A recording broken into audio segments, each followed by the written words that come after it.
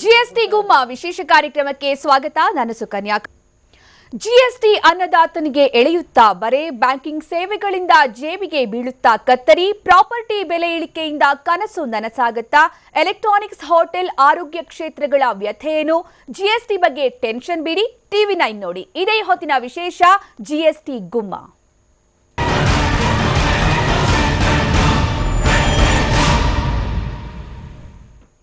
Note ನಿಷೇಧದ ಬಳಿಕ ದೇಶದಲ್ಲಿ ಹೆಚ್ಚು ಚರ್ಚೆಗೆ ಗ್ರಾಸವಾಗಿರೋದು ಹೊಸ ತೆರಿಗೆ ಪದ್ಧತಿ ಜಿಎಸ್ಟಿ. ಇದೇ ಜುಲೈ 1ರಿಂದ ಜಾರಿಯಾಗ್ತಾ ಇರುವಂತಹ ಜಿಎಸ್ಟಿಯ ಬಗ್ಗೆ ಬಹುತೇಕರು ಭಯಗೊಂಡಿದ್ದಾರೆ, ಹಾಗೆ ಗೊಂದಲದಲ್ಲಿ ಕೂಡ ಇದ್ದಾರೆ.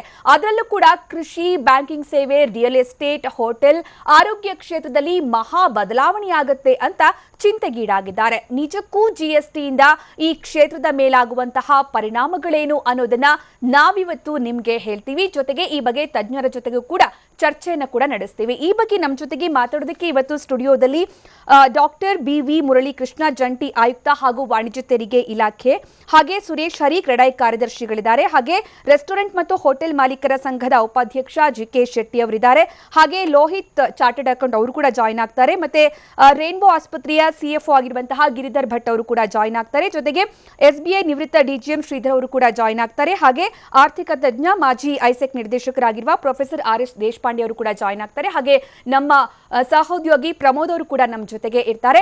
ಒಟ್ಟಾರೆ ಜಿಎಸ್ಟಿಯಿಂದ ಆಗುವಂತಹ ಬದಲಾವಣೆಗಳೇನು ಅನ್ನುವಂಥದ್ದೀಗ ಎಲ್ಲರನ್ನ ಕಾಡ್ತಾ ಇರುವಂತಹ ಪ್ರಶ್ನೆ. ಯಾವ್ಯಾವ ಕ್ಷೇತ್ರದಲ್ಲಿ ಯಾವ್ಯಾವ ರೀತಿಯ ಬದಲಾವಣೆ ಆಗಬಹುದು, ಯಾವ್ದರ ರೇಟ್ ಜಾಸ್ತಿ ಆಗಬಹುದು, ಯಾವ್ದರ ರೇಟ್ ಕಡಿಮೆ ಆಗಬಹುದು, ಅದರಲ್ಲೂ ಕೂಡ ಜನಸಾಮಾನ್ಯರಿಗೆ ನಮ್ಮ ದಿನನಿತ್ಯದ ಲೈಫ್ ಸ್ಟೈಲ್ ಮೇಲೆ ಯಾವ ರೀತಿಯ ಪರಿಣಾಮ ಬೀರಬಹುದು, ನಮ್ಮಲ್ಲಿ ಇನ್ನಷ್ಟು ಹಣ ಉಳಿತಾಯ ಆಗತ್ತಾ ಅಥವಾ ಇನ್ನಷ್ಟು ಖರ್ಚು ಮಾಡಬೇಕಾದಂತಹ ಪರಿಸ್ಥಿತಿ ಎದುರಾಗತ್ತಾ ಅನ್ನುವಂತಹ ಪ್ರಶ್ನೆಗಳು ಸಾಮಾನ್ಯವಾಗಿ ಜನರನ್ನ ಕಾಡೋದು. ಹೀಗಾಗಿ ಎಲ್ಲಾ ಕ್ಷೇತ್ರಗಳಲ್ಲೂ ಕೂಡ ನಾವು ವಿವರವಾಗಿ ನಿಮಗೆ ತಿಳಿಸ್ತಾ ಹೋಗ್ತೀವಿ. ಮುಂದಿನ 2 ಗಂಟೆಗಳ ಕಾಲ ಈ ಜಿಎಸ್ಟಿಯಿಂದ ಬೇರೆ ಬೇರೆ ಕ್ಷೇತ್ರಗಳಲ್ಲಿ ಆಗುವಂತಹ ಬದಲಾವಣೆಗಳು ಏನೇನಿರಬಹುದು, ಲಾಭ ಆಗತ್ತಾ, ನಷ್ಟ ಆಗತ್ತಾ, ಎಷ್ಟು % ಲಾಭ ಆಗಬಹುದು, ಎಲ್ಲದರ ಬಗ್ಗೆ ಕೂಡ ಸಂಪೂರ್ಣವಾಗಿ ಡಿಟೇಲ್ ಆಗಿ ನಾವು ಮಾತಾಡ್ತೀವಿ. ತಜ್ಞರ ಜೊತೆಗೆ ಈ ಬಗ್ಗೆ ಚರ್ಚೆಯನ್ನು ನಡೆಸ್ತೀವಿ. ಮೊದಲಿಗೆ ನಾವೀಗ ಅನ್ನದಾತರು ಎಲ್ಲದಕ್ಕೂ ಕೂಡ ಪ್ರಮುಖ, ಎಲ್ಲಕ್ಕಿಂತ ಮುಖ್ಯವಾಗಿ ಅನ್ನದಾತರ ಮೇಲೆ ಏನ್ ಪರಿಣಾಮ ಆಗತ್ತೆ, ರೈತರು ಇದರಿಂದ ಚಿಂತೆಗೀಡಾಗಿದ್ದಾರೆ. ಸೊ ಚಿಂತೆ ಮಾಡಬೇಕಾದಂತಹ ಅವಶ್ಯಕತೆ ಇದೆಯಾ ಅಥವಾ ರೈತರಿಗೆ ಇದರಿಂದ ಲಾಭ ಆಗತ್ತಾ, ಈ ವಿಚಾರವಾಗಿ ನೋಡೋದಾದ್ರೆ ಒಂದಷ್ಟು ಪಾಯಿಂಟ್ಸ್ಗಳನ್ನ ನೋಡೋದಾದ್ರೆ, ಅನ್ನದಾತರ ವಿಚಾರವಾಗಿ ಜಿಎಸ್ಟಿ ಜಾರಿಯಿಂದ ದೇಶದ ರೈತರಿಗೆ ಹೊರೆಯಾಗುವಂತಹ ಸಾಧ್ಯತೆ ಸ್ವಲ್ಪ ಮಟ್ಟಿಗೆ ಕಂಡು ಬರ್ತಾ ಇದೆ. ಈ ವಿಚಾರವಾಗಿ ಜಿಎಸ್ಟಿ ಏಕರೂಪ ತೆರಿಗೆ ಪದ್ಧತಿ ಜಾರಿಯಿಂದ ದೇಶದ ರೈತರಿಗೆ, ಅದರಲ್ಲೂ ಕೂಡ ರೈತರಿಗೆ ಅಗತ್ಯವಿರುವಂತಹ ರಸಗೊಬ್ಬರ ಮತ್ತೆ ಕ್ರಿಮಿನಾಶಕಗಳ ಬೆಲೆ ಏರಿಕೆಯಾಗುವಂತಹ ಸಾಧ್ಯತೆ ಹೆಚ್ಚಾಗಿ ಕಂಡು ಬರ್ತಾ ಇದೆ. ಜುಲೈ 1ರ ನಂತರ ಏನು ಜಿಎಸ್ಟಿ ಜಾರಿಗೆ ಆಗುತ್ತೆ, ಜುಲೈ 1ರ ನಂತರ ಖರೀದಿ ಮಾಡಿದ್ರೆ ರಸಗೊಬ್ಬರ ಮತ್ತೆ ಕ್ರಿಮಿನಾಶಕಗಳ ಬೆಲೆ ಹೆಚ್ಚಳವಾಗುವಂತಹ ಸಾಧ್ಯತೆ. ಹಾಗೆ ಪ್ರಸ್ತುತ ಈಗ ಅಂದ್ರೆ ರಸಗೊಬ್ಬರಗಳ ಮೇಲೆ ಯಾವುದೇ ರೀತಿಯ ತೆರಿಗೆ ಇಲ್ಲ ಸದ್ಯಕ್ಕೆ ರಸಗೊಬ್ಬರಗಳ ಮೇಲೆ. ಆದ್ರೆ ಜಿಎಸ್ಟಿ ಜಾರಿ ಆದ ನಂತರ ಏನಾಗಬಹುದು ಅನ್ನೋದನ್ನ ಲೆಕ್ಕಾಚಾರ ಹಾಕೋದಾದ್ರೆ, ಆಗ ತೆರಿಗೆ ಜಾರಿ ಆದ್ರೆ ರೈತರ ಪರಿಸ್ಥಿತಿ ಏನು, ರೈತರಿಗೆ ಇನ್ನಷ್ಟು ಬರೆ ಎಳೆದಂತೆ ಆಗಬಹುದಾ? ಜಿಎಸ್ಟಿ ಜಾರಿ ಆದ ನಂತರ ರಸಗೊಬ್ಬರಗಳ ಮೇಲೆ 12% ತೆರಿಗೆ ವಿಧಿಸುವಂತಹ ಸಾಧ್ಯತೆ ಇದ್ದು, ಇದು ರೈತರ ಜೀವನದ ಮೇಲೆ ಯಾವ ರೀತಿಯ ಎಫೆಕ್ಟ್ ಆಗಬಹುದು? ಹಾಗೆ ಕ್ರಿಮಿನಾಶಕಗಳ ಮೇಲೆ ಜಿಎಸ್ಟಿ ತೆರಿಗೆ 18% ಕ್ರಿಮಿನಾಶಕಗಳ ಮೇಲೆ ಜಿಎಸ್ಟಿ ತೆರಿಗೆಯನ್ನು ವಿಧಿಸಲಾಗಿದೆ. ಆದ್ರೆ ಈಗ ಇರುವಂತದ್ದು ಏನು ಕಡಿಮೆ ಇದೆ ಕ್ರಿಮಿನಾಶಕಗಳ ಮೇಲೆ ಜಿಎಸ್ಟಿ ತೆರಿಗೆ. ಆದ್ರೆ ಈಗ ಪ್ರಸ್ತುತ 12.5% ಅಬಕಾರಿ ಸುಂಕ ಇರೋದು ಕ್ರಿಮಿನಾಶಕಗಳ ಮೇಲೆ. ಜಿಎಸ್ಟಿ ಜಾರಿ ಆದ್ರ ಮೇಲೆ ಕ್ರಿಮಿನಾಶಕಗಳ ಮೇಲೆ ಜಿಎಸ್ಟಿ ತೆರಿಗೆ 18% ಹೆಚ್ಚಳ ಆಗತ್ತೆ. ಸೊ ಇದು ಯಾವ ರೀತಿಯ ಒಂದು ಬದಲಾವಣೆ ಮಾಡಬಹುದು ಅಂತ. ಹಾಗೆ ಈಗ ಯೂರಿಯಾ ಬೆಲೆ, ಗೊಬ್ಬರ ಬೆಲೆ, ಯೂರಿಯಾ ಬೆಲೆ 50 kg, ಪ್ರಸ್ತುತ 50 kg ಯೂರಿಯಾ ಬೆಲೆ 284 ರೂಪಾಯಿ ಇದೆ. ಎಕ್ಸಾಂಪಲ್ ಈಗ ನೋಡೋದಾದ್ರೆ, ಪ್ರಸ್ತುತ 50 kg ಯೂರಿಯಾ ಬೆಲೆ 284 ರೂಪಾಯಿ ಇದೆ. ಆದ್ರೆ ಜಿಎಸ್ಟಿ ಜಾರಿ ಆದ ನಂತರ 12% ತೆರಿಗೆ ವಿಧಿಸಿದ್ರೆ 35 ರೂಪಾಯಿ ಏರಿಕೆ ಆಗುವಂತಹ ಸಾಧ್ಯತೆ ಇದೆ. ರೈತರ ಪಾಲಿಗೆ ನಿಜಕ್ಕೂ ಕೂಡ ಈ 35 ರೂಪಾಯಿ ತುಂಬಾ ದುಬಾರಿ ಆಗಬಹುದು. ಪ್ರತಿ 50 kgಗೆ 35 ರೂಪಾಯಿ ಎಕ್ಸ್ಟ್ರಾ ಅವರು ಪೇ ಮಾಡಬೇಕಾಗತ್ತೆ. ಇನ್ನು ಪ್ರಸ್ತುತ DAPಯ ಬೆಲೆ 1020 ರೂಪಾಯಿ ಇದೆ. ಆದ್ರೆ ಜಿಎಸ್ಟಿ ಜಾರಿ ಆದ ನಂತರ DAPಯ ಬೆಲೆ 123 ರೂಪಾಯಿ ಏರಿಕೆಯಾಗುವಂತಹ ಸಂಭವ ಕಂಡು ಬರ್ತಾ ಇದೆ. ಹಾಗಾಗಿ ಇದು ಕೂಡ ರೈತರ ಪಾಲಿಗೆ ದೊಡ್ಡ ಹೊರೆಯಾಗೋದ್ರಲ್ಲಿ ಯಾವುದೇ ಸಂಶಯ ಇಲ್ಲ. ಜುಲೈ 1ರ ನಂತರ ಈ ಎಲ್ಲ ಬದಲಾವಣೆಗಳನ್ನ ನಿರೀಕ್ಷೆ ಮಾಡಬಹುದು. ಡಿಎಪಿಯ ಬೆಲೆ ಕೂಡ 123 ರೂಪಾಯಿ ಏರಿಕೆ ಆಗೋದು. ಇನ್ನು ಈಗಾಗಲೇ ಅನ್ನದಾತರು ಬರಗಾಲದಿಂದ ತುಂಬಾ ತತ್ತರಿಸಿ ಹೋಗಿದ್ದಾರೆ. ಬೆಳೆ ಇಲ್ಲ, ಮಳೆ ಇಲ್ಲ, ಕಂಗೆಟ್ಟು ಹೋಗಿದ್ದಾರೆ. ಬೆಳೆದ ಬೆಲೆಯನ್ನ ಮಾರೋದಕ್ಕೂ ಕೂಡ ಸಾಧ್ಯ ಆಗದೇ ಇರುವಂತಹ ಪರಿಸ್ಥಿತಿ ಈಗ ರೈತರದ್ದು. ಆದ್ರೆ ಈ GST ಜಾರಿ ಆದ ನಂತರ GST ಗುಮ್ಮ ರೈತರ ಮೇಲೆ ಯಾವ ರೀತಿಯ ಒಂದು ಪರಿಣಾಮ ಬೀರಬಹುದು ಅಂತ ನಾವು ಹಂತ ಹಂತವಾಗಿ ನೋಡ್ತಾ ಹೋಗೋದಾದ್ರೆ, GST ಜಾರಿ ನಂತರ ರಸಗೊಬ್ಬರ ಮತ್ತು ಕ್ರಿಮಿನಾಶಕಗಳ ಖರೀದಿ ತುಂಬಾ ದುಬಾರಿ ಆಗಬಹುದು. ಈಗಾಗಲೇ ಹೇಳ್ದಂಗೆ ಜುಲೈ 1ರಿಂದ GST ಜಾರಿ ಆದ ನಂತರ ಇನ್ನು ಟ್ರ್ಯಾಕ್ಟರ್ ಬೆಲೆ ಏರಿಕೆ ಸಾಧ್ಯತೆ ಕೂಡ ಇದೆ. ಮಧ್ಯಮ ವರ್ಗದ ಹಾಗೆ ಮೇಲ್ವರ್ಗದ ರೈತರ ಮೇಲೂ ಕೂಡ GST ಬರೆ ಇಳಿಯುವಂತಹ ಸಾಧ್ಯತೆ ಇದರಲ್ಲಿ ಕಂಡು ಬರ್ತಾ ಇದ್ದು, ಹೊಸ ಪದ್ಧತಿಯಲ್ಲಿ ಟ್ರ್ಯಾಕ್ಟರ್ ಬಿಡಿ ಭಾಗಗಳ ಮೇಲೆ ಹೆಚ್ಚು ತೆರಿಗೆಯನ್ನ ವಿಧಿಸಲಾಗ್ತಾ ಇದೆ. ಟ್ರ್ಯಾಕ್ಟರ್ ಬಿಡಿ ಭಾಗಗಳ ಮೇಲೆ ಹೆಚ್ಚು ತೆರಿಗೆಯನ್ನ ವಿಧಿಸಿರೋದು ಅಂದ್ರೆ ಎಂಜಿನ್ ಆಗಿರಬಹುದು, ಆಕ್ಸಲ್ ಆಗಿರಬಹುದು, ಫ್ರಂಟ್ ರೇರ್ ಟೈರ್ ಆಗಿರಬಹುದು, ಟ್ಯೂಬ್ಗಳ ತೆರಿಗೆಯನ್ನ ಏರಿಕೆ ಮಾಡಲಾಗಿದೆ. ಇದು ರೈತರಿಗೆ ದೊಡ್ಡ ಹೊರೆ ಆಗಬಹುದು. ಯಾಕಂದ್ರೆ ಟ್ರ್ಯಾಕ್ಟರ್ನ ಬಿಡಿ ಭಾಗಗಳ ಮೇಲೆ GST ತೆರಿಗೆ 28% ವಿಧಿಸಿರುವ ಕಾರಣಕ್ಕಾಗಿ ಇದನ್ನು ಕಡಿಮೆ ಮಾಡಬೇಕು ಅನ್ನುವಂತಹ ಒತ್ತಾಯ ಈಗ ಟ್ರ್ಯಾಕ್ಟರ್ ಉತ್ಪಾದಕರಿಂದ ಕೇಳಿ ಬರ್ತಾ ಇದೆ. GST ತೆರಿಗೆ 18% ಇಳಿಸಬೇಕು ಅನ್ನುವಂತಹ ಒತ್ತಾಯ ಟ್ರ್ಯಾಕ್ಟರ್ ಉತ್ಪಾದಕರಿಂದ ಕೇಳಿ ಬರ್ತಾ ಇದೆ. ಇದು ರೈತರಿಗೆ ಸ್ವಲ್ಪ ಹೊರೆ ಆಗಬಹುದು ಅನ್ನೋದೇ ಈಗ ರೈತರ ಯೋಚನೆಯಾಗಿದೆ.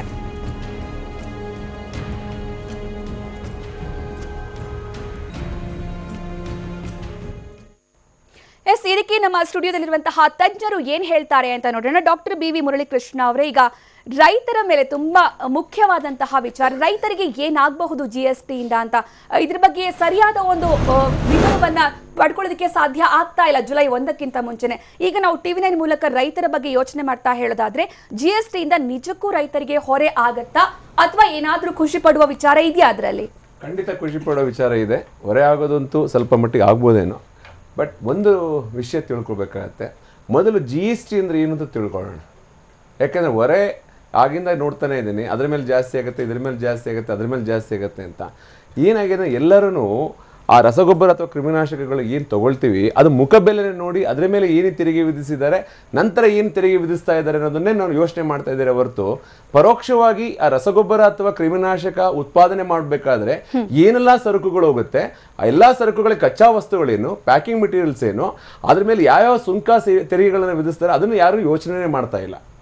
ಹಾಗಾಗಿ ಏನಾಗುತ್ತೆ, ಇವತ್ತು 14 ನಾಳೆ 18 ಆಗಿಬಿಟ್ಟಿದೆ, 5 ಇದ್ದಿದ್ದು 18 12 ಆಗಿಬಿಟ್ಟಿದೆ, ಇಷ್ಟು ಜಾಸ್ತಿ ಆಗಿಬಿಟ್ರೆ ನಿಮ್ಗೆ ಜಾಸ್ತಿ ಆಗಲ್ಲ ಅನ್ನೋ ರೀತಿಯಲ್ಲೇ ನೀವು ಇಷ್ಟೊತ್ತು ಹೇಳ್ತಾ ಇದ್ದೀರಾ.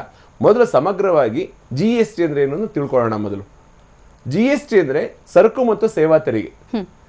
ಸರಕುಗಳ ಮೇಲೆ ಸೆಂಟ್ರಲ್ ಎಕ್ಸೈಸ್ನವರು ತೆರಿಗೆ ವಿಧಿಸ್ತಾ ಇದ್ರು, ಆಮೇಲೆ ನಾವು ಮೌಲ್ಯ ವರ್ಧಿತ ತೆರಿಗೆಗಳು ತೆರಿಗೆ ವಿಧಿಸ್ತಾ ಇದ್ರು ಬೇರೆ ಬೇರೆ ರೂಪಗಳಲ್ಲಿ. ಅವರೊಂದು 12% ಎಕ್ಸೈಸ್ ಡ್ಯೂಟಿ ಹಾಕಿದ್ರೆ ನಾವು ಒಂದು 5.25 14 ಯಾವ ವಸ್ತುಗಳಿರುತ್ತೋ ಆ ಹೊತ್ತ ತೆರಿಗೆ ವಿಧಿಸ್ತಾ ಇದ್ದು.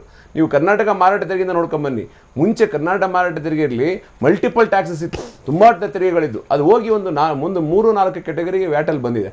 ಅದ್ರಲ್ಲಿ ಮೇಜರ್ 5.25 14 ಅವೆರಡೇ ತೆರಿಗೆ ಪದ್ಧತಿ ಇರೋದು.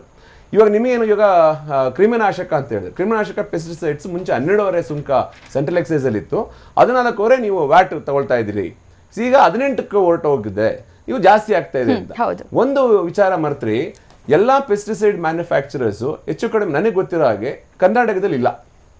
ಹೊರಗಡೆ ಕ್ರಿಮಿನಾಶಕಗಳು ಪೆಸ್ಟಿಸೈಡ್ಸ್ ಹೊರಗಡೆ ಇದ್ದಾರೆ.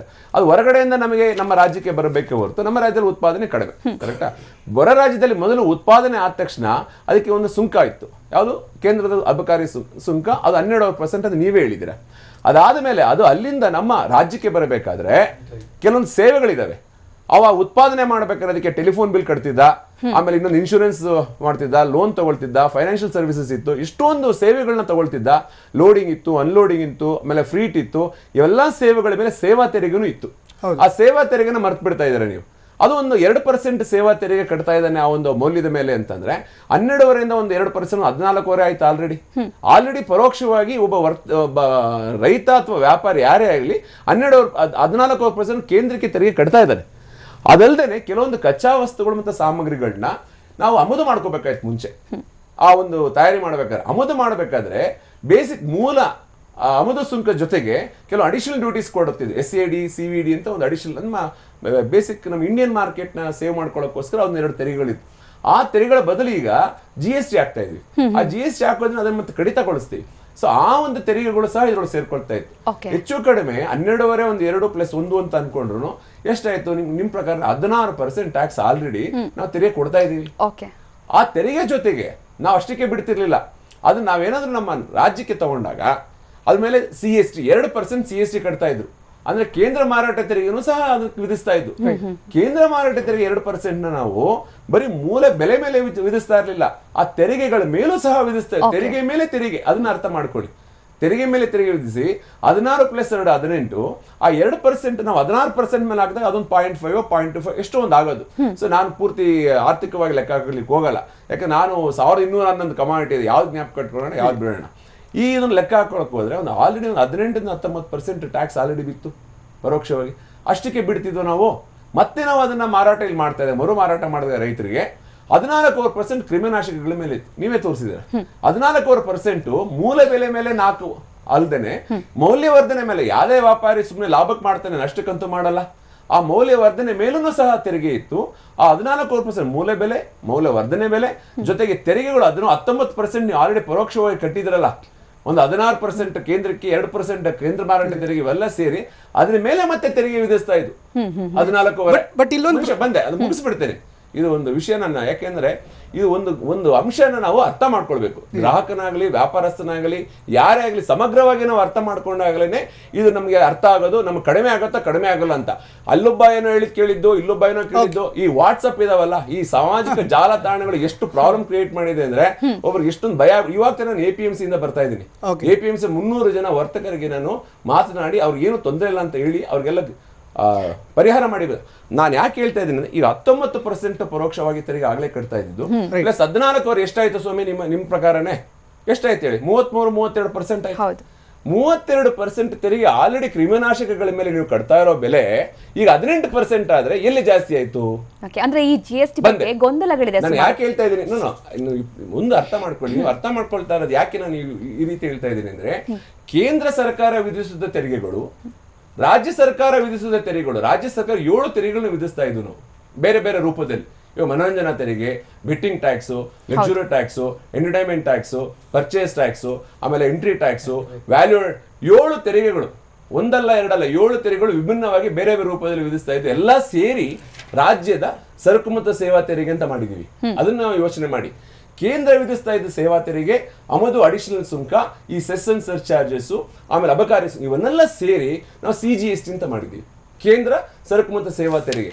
ಇದು ಮುಖ್ಯವಾದ ಇಂಪಾರ್ಟೆಂಟ್ ವಿಷಯ ತಿಳ್ಕೋಬೇಕು. ಈಗ ಮುಂದೆ ನಮ್ಮ ಸರಕು ಮತ್ತು ಸೇವಾ ತೆರಿಗೆ ಏನಾಗುತ್ತೆ ಅಂದ್ರೆ, ಇಷ್ಟು ತೆರಿಗೆ ಹೊರೆ ಬೀಳ್ತಿತ್ತಲ್ಲ, ಮುಂದೆ ಏನಾಗುತ್ತೆ ಅಂತ ಅರ್ಥ ಮಾಡ್ಕೊಳ್ಳಿ. 1 ಲಕ್ಷದ ಮೌಲ್ಯದ ಪೆಸ್ಟಿಸೈಡ್ಸ್ ನಾವು ಖರೀದಿ ಮಾಡಿದ್ರೆ 18% ಮೂಲತಃ ಕಟ್ತಾರೆ ಯಾರು? ಉತ್ಪಾದಕ.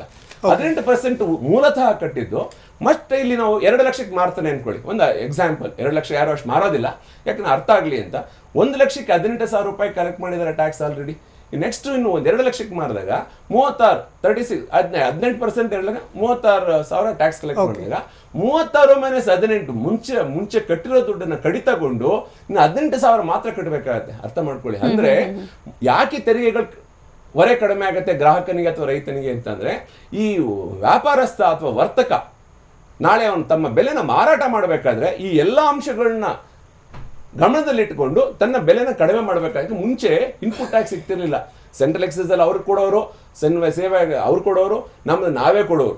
ಹೀಗೆ ಬೇರೆ ಬೇರೆ ಅಂದ್ರೆ ಒಂಥರ ಅವಿಭಕ್ತ ಕುಟುಂಬ. ಇದು ಒಂದು ಪ್ರಶ್ನೆ ಇದೆ. ಈಗ ಪ್ರಮುಖವಾಗಿ ಈಗ ಟ್ರೇಡರ್ಸ್ಗಳ ಬಗ್ಗೆ ಮಾತಾಡೋಣ. ಈಗ ಮ್ಯಾನುಫ್ಯಾಕ್ಚರ್ ಪೆಸ್ಟಿಸೈಡ್ಸ್ ಬಗ್ಗೆ ಮಾತಾಡಿದ್ರಿ, ಅದೇ ರೀತಿ ಬೇರೆ ಬೇರೆ ಔಷಧಿಗಳ ಬಗ್ಗೆ ಕೂಡ ಮಾತಾಡಿದ್ರೆ, ಅಂದರೆ ರೈತಾಪಿ ಉಪಯೋಗ ಪಡುವಂಥ ಔಷಧಿಗಳ ಬಗ್ಗೆ. ಬಟ್ ಇವತ್ತಿಗೂ ಕೂಡ ಟ್ರೇಡರ್ಸ್ ಮೂಲ ಟ್ಯಾಕ್ಸ್ ಇಟ್ಕೊಳ್ಳಿ, GSTನೂ ಬೇಕು ಅಂತ ಹಠ ಹಿಡಿತಾ ಇದ್ದಾರೆ. ಇದಕ್ಕೆ ಸಂಬಂಧಪಟ್ಟಂತೆ ಹೇಗೆ ಬ್ಯಾಲೆನ್ಸ್ ಮಾಡುತ್ತೀರಾ? ಒಳ್ಳೆ ಪ್ರಶ್ನೆಗಳು. ಅದಕ್ಕೆ ನಾನು ಪೂರ್ತಿ ಸಮಗ್ರವಾಗಿ ಹೇಳಿಕೊಟ್ಟಿದ್ದೆ. ನಿಮ್ಮ ಮಧ್ಯ ಪ್ರಶ್ನೆ ಕೇಳಿದ್ರಿ. ಈ ಒಂದು ಬೆಲೆ ಏರಿಕೆ ಇಳಿತ ಒಂದು ವಿಧದಲ್ಲಿ ನೋಡಿದ್ರಿ. ಈಗ ಮುಂದೆ ಸ್ಥಿತ್ಯಂತರ ಕಾಲ ಅಂತಿದೆ. ಅಂದ್ರೆ ನಾವು ಈಗ ಮೌಲ್ಯವರ್ಧಿತ ತೆರಿಗೆಯಿಂದ ನೆಕ್ಸ್ಟ್ ನಾವು GST ಸರಕು ಮತ್ತು ಸೇವೆ 1/7/2018 ಈ ಹೋಗೋದ್ರಿಂದ ಆಲ್ರೆಡಿ ದಾಸ್ತಾನು ಆಗಿರುವಂತ ವಸ್ತುಗಳ ಮೇಲೆ ತೆರಿಗೆ ಹೊರೆ ಬಿದ್ದಿದೆ. ಆ ತೆರಿಗೆ ಹೊರೆನ ನಾವು ಕಡಿಮೆ ಮಾಡ್ತೀವಿ ಅವನಿಗೆ. ಹೇಗೆ ಅಂತಂದ್ರೆ, ಸ್ಥಿತ್ಯಂತರ ಕಾಲಕ್ಕೆ ನೀವು ಹೋಗ್ಬೇಕಾದ್ರೆ ನೀನ್ ಏನೇನು ತೆರಿಗೆಗಳು ವಿಧಿಸಿದೀವೋ ಆ ತೆರಿಗೆಗಳನ್ನ ನಿಮಗೆ ಮನ್ನಾ ಮಾಡ್ತೀವಿ, ಕಡಿತಗೊಳಿಸ್ತೀವಿ. ಮುಂದೆ ನೀವು ಸರಕು ಮತ್ತು ಸೇವಾ ತೆರಿಗೆನ ಕಲೆಕ್ಟ್ ಮಾಡಿ ಕಟ್ಟಬೇಕಾದ್ರೆ ಅದ್ರೊಳಗೆ ಮೈನಸ್ ಮಾಡಿ ಕಟ್ಟಬೇಕು. ವ್ಯಾಲ್ಯೂ ಅಡಿಷನ್ ಮೇಲೆ ಕಟ್ಟಬೇಕು, ಮೈನಸ್ ಮಾಡಿ ಕೊಡ್ತೀವಿ. ಅದು ಕೇಂದ್ರ ಸುಂಕ ಇರ್ಬೋದು, ನಮ್ದು ವ್ಯಾಲ್ಯೂ ಟ್ಯಾಕ್ಸ್ ಇರ್ಬೋದು. ನೀವೇನು ಇಟ್ಕೊಂಡಿರಬೇಕು, ದಾಸ್ತಾನು ಒಂದು 12 ತಿಂಗಳಲ್ಲಿ ಏನು ಖರೀದಿ ಮಾಡಿದ್ರೆ ದಾಸ್ತಾನು ನಿಮ್ಮಲ್ಲಿ ಇರಬೇಕು. ಆ ದಾಸ್ತಾನಿಗೆ ಆ ಬಿಲ್ಗಳು, ಇನ್ವಾಯ್ಸ್ಗಳು ಇರಬೇಕು. ಆ ಇನ್ವಾಯ್ಸ್ ಮೇಲೆ ಟ್ಯಾಕ್ಸ್ ನೀವು ಕೊಟ್ಟಿರೋದನ್ನ ನಮೂದಿಸಿರ್ಬೇಕು. ಈ ಎಲ್ಲ ಒಂದು ಕೆಲವೊಂದು ಕಂಡೀಷನ್ಸ್ ಇದಾವೆ. ಆಮೇಲೆ ರಿಟರ್ನ್ಸ್ ಕರೆಕ್ಟಾಗಿ ಫೈಲ್ ಮಾಡಿರಬೇಕು. Okay okay okay. ಈ ಅನ್ನದಾತರಿಗೆ ಯಾವ ರೀತಿಯ ಟ್ರಬಲ್ ಆಗಬಹುದು ಅಂತ ಲೆಕ್ಕಾಚಾರ, ಯಾಕಂದ್ರೆ ಸಾಕಷ್ಟು ಗೊಂದಲಗಳಿದೆ ಈ ವಿಚಾರ GST ಬಗ್ಗೆ. ಜನಗಳಿಗೆ ಇದ್ರ ಬಗ್ಗೆ ಸರಿಯಾಗಿ ರೀಚ್ ಆಗಿರಲ್ಲ ಎಷ್ಟೊಂದು ಜನರಿಗೆ. ಸೊ ಹಾಗಾಗಿ ರೈತರ ಒಂದು ವರ್ಷನ್ ಇರುತ್ತೆ, ಹಾಗೆ ಜನರ ಒಂದು ವರ್ಷನ್ ಇರುತ್ತೆ. ಇದ್ರ ನಡುವೆ ನೀವು ಹೇಳಿದ್ರಿ ಸಾಕಷ್ಟು ಗೊಂದಲಗಳು, ಪ್ರಶ್ನೆಗಳು ಅಲ್ಲಲ್ಲಿ ಹರಿದಾಡ್ತಾ ಇರುತ್ತೆ. ಸೊ ಇವೆಲ್ಲ ಕೂಡ ತೆರೆ ಎಳೆಯುವಂತಹ ಪ್ರಯತ್ನ ಈ ಕಾರ್ಯಕ್ರಮ.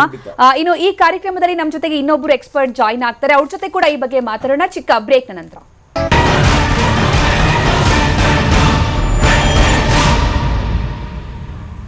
ಬ್ರೇಕ್ ನಂತರ ಮತ್ತೆ ವಿಶೇಷ ಕಾರ್ಯಕ್ರಮಕ್ಕೆ ಸ್ವಾಗತ. GST ಗುಮ್ಮದ ಬಗ್ಗೆ ಮಾತಾಡ್ತಾ ಇದ್ವಿ. ಈ GST ಇಂದಾಗಿ ರೈತರಿಗೆ ಹೊರೆ ಆಗುತ್ತಾ ಅಥವಾ ರೈತರಿಗೆ ಲಾಭ ಆಗುತ್ತಾ ಅಂತ ಈಗಾಗಲೇ ಒಬ್ರು ಎಕ್ಸ್ಪರ್ಟ್ ಮಾತಾಡಿರೋ ಪ್ರಕಾರ ರೈತರಿಗೆ ಇದರಿಂದ ಇನ್ನಷ್ಟು ಒಳ್ಳೇದಾಗುತ್ತೆ, ಲಾಭ ಆಗುತ್ತೆ, ಯಾವುದೇ ರೀತಿ ತೊಂದರೆ ಆಗೋದಿಲ್ಲ ಅಂತ ಹೇಳ್ತಾ ಇದ್ದಾರೆ. ಈ ಬಗ್ಗೆ ಇನ್ನಷ್ಟು ಮಾತಾಡೋದಕ್ಕೆ ಆರ್ಥಿಕ ತಜ್ಞ ಪ್ರೊಫೆಸರ್ RS ದೇಶಪಾಂಡೆ ಅವರು ನಮ್ಮ ಜೊತೆಗೆ ನೇರ ಸಂಪರ್ಕದಲ್ಲಿದ್ದಾರೆ. ಪ್ರೊಫೆಸರ್ RS ದೇಶಪಾಂಡೆ ಅವರೇ, ಈಗ GST ಇಂದ ಕೃಷಿ ಕ್ಷೇತ್ರದಲ್ಲಿ ಏನ್ ಬದಲಾವಣೆ ಆಗಬಹುದು? ರೈತರಿಗೆ GST ಹೊರೆ ಆಗಬಹುದಾ ಅಥವಾ ರೈತರಿಗೆ ಇನ್ನಷ್ಟು ಲಾಭ ಆಗಬಹುದಾ? ಅವರು ಆರಾಮಾಗಿ ಲೈಫ್ ಲೀಡ್ ಮಾಡಬಹುದಾ ರೈತರು ಈ GST ಇಂದಾಗಿ? ನೋಡಿ, ಇದನ್ ಮೇಲೆ ರೈತರಿಗೆ ಲಾಭ ಅಂದ್ರೆ ರೈತರಿಗೆ ಒಂದು ತೊಂದರೆ ಆಗಬಾರ್ದು ಅಂತ ನಾನು ಅನ್ಕೊಳ್ತೀನಿ. ಲಾಭ ಆಗೋದು ಅಂತ ಒಂದು ಸ್ವಲ್ಪ ದೂರನೇ ಇದೆ. ಯಾಕಂದ್ರೆ ರೈತ ಯಾವಾಗಲೂ ಮಾರುಕಟ್ಟೆಗೆ ಹೋಗ್ತಾನೆ, ಅದು ಮಧ್ಯ ಒಂದು ಅಡ್ತ್ಯ ಇರ್ತಾನೆ, ಒಂದು ಮಾರ್ಕೆಟ್ ಫಂಕ್ಷನರೀಸ್ ಇರ್ತವೆ, ಮಧ್ಯಸ್ಥರು ಇರ್ತವೆ. ಇವ್ರು ಎಲ್ಲ ರೈತರಿಗೆ ಆ ಲಾಭ ತಲುಪಕ್ಕೆ ಬಿಡೋದಿಲ್ಲ. ಯಾಕಂದ್ರೆ ಇವತ್ತುವರೆಗೂ ಆ ಸೆಸ್ ಟ್ಯಾಕ್ಸು, ಇದರದ್ದು ಸೆಸ್ಸು, ಅದರದ್ದು ಸೆಸ್ಸು, ಮಾರ್ಕೆಟ್ ಸೆಸ್ಸು, ಆ ಅಡ್ತ್ಯ ಫೀಸು, ಇದೆಲ್ಲ ಕಲೆಕ್ಟ್ ಮಾಡ್ತಾ ಇದ್ರು. ತಕ್ಷಣ ಅದು ನಿಂತೋಗುತ್ತೆ ಅಂದರೆ ಅವ್ರದ್ದು ಒಂದು ದುಡ್ಡು ಹೋಗುತ್ತಲ್ಲ ಅವ್ರ ಪಾಕೆಟಿಂದ. ಅದಕ್ಕೆ ರೈತರಿಗೆ ಅದರದ್ದು ಲಾಭ ತಲುಪೋದು ಅಂತ ಕಷ್ಟ ಆಗೇ ಆಗತ್ತೆ. ನಮ್ಮಲ್ಲಿ ಏನಾಗಿದೆ ಅಂದರೆ GST ಇಂದ ಯಾವುದು ರೈತರಿಗೆ ಹೆಚ್ಚು ಕಡಿಮೆ ಆಗೋದಿಲ್ಲ.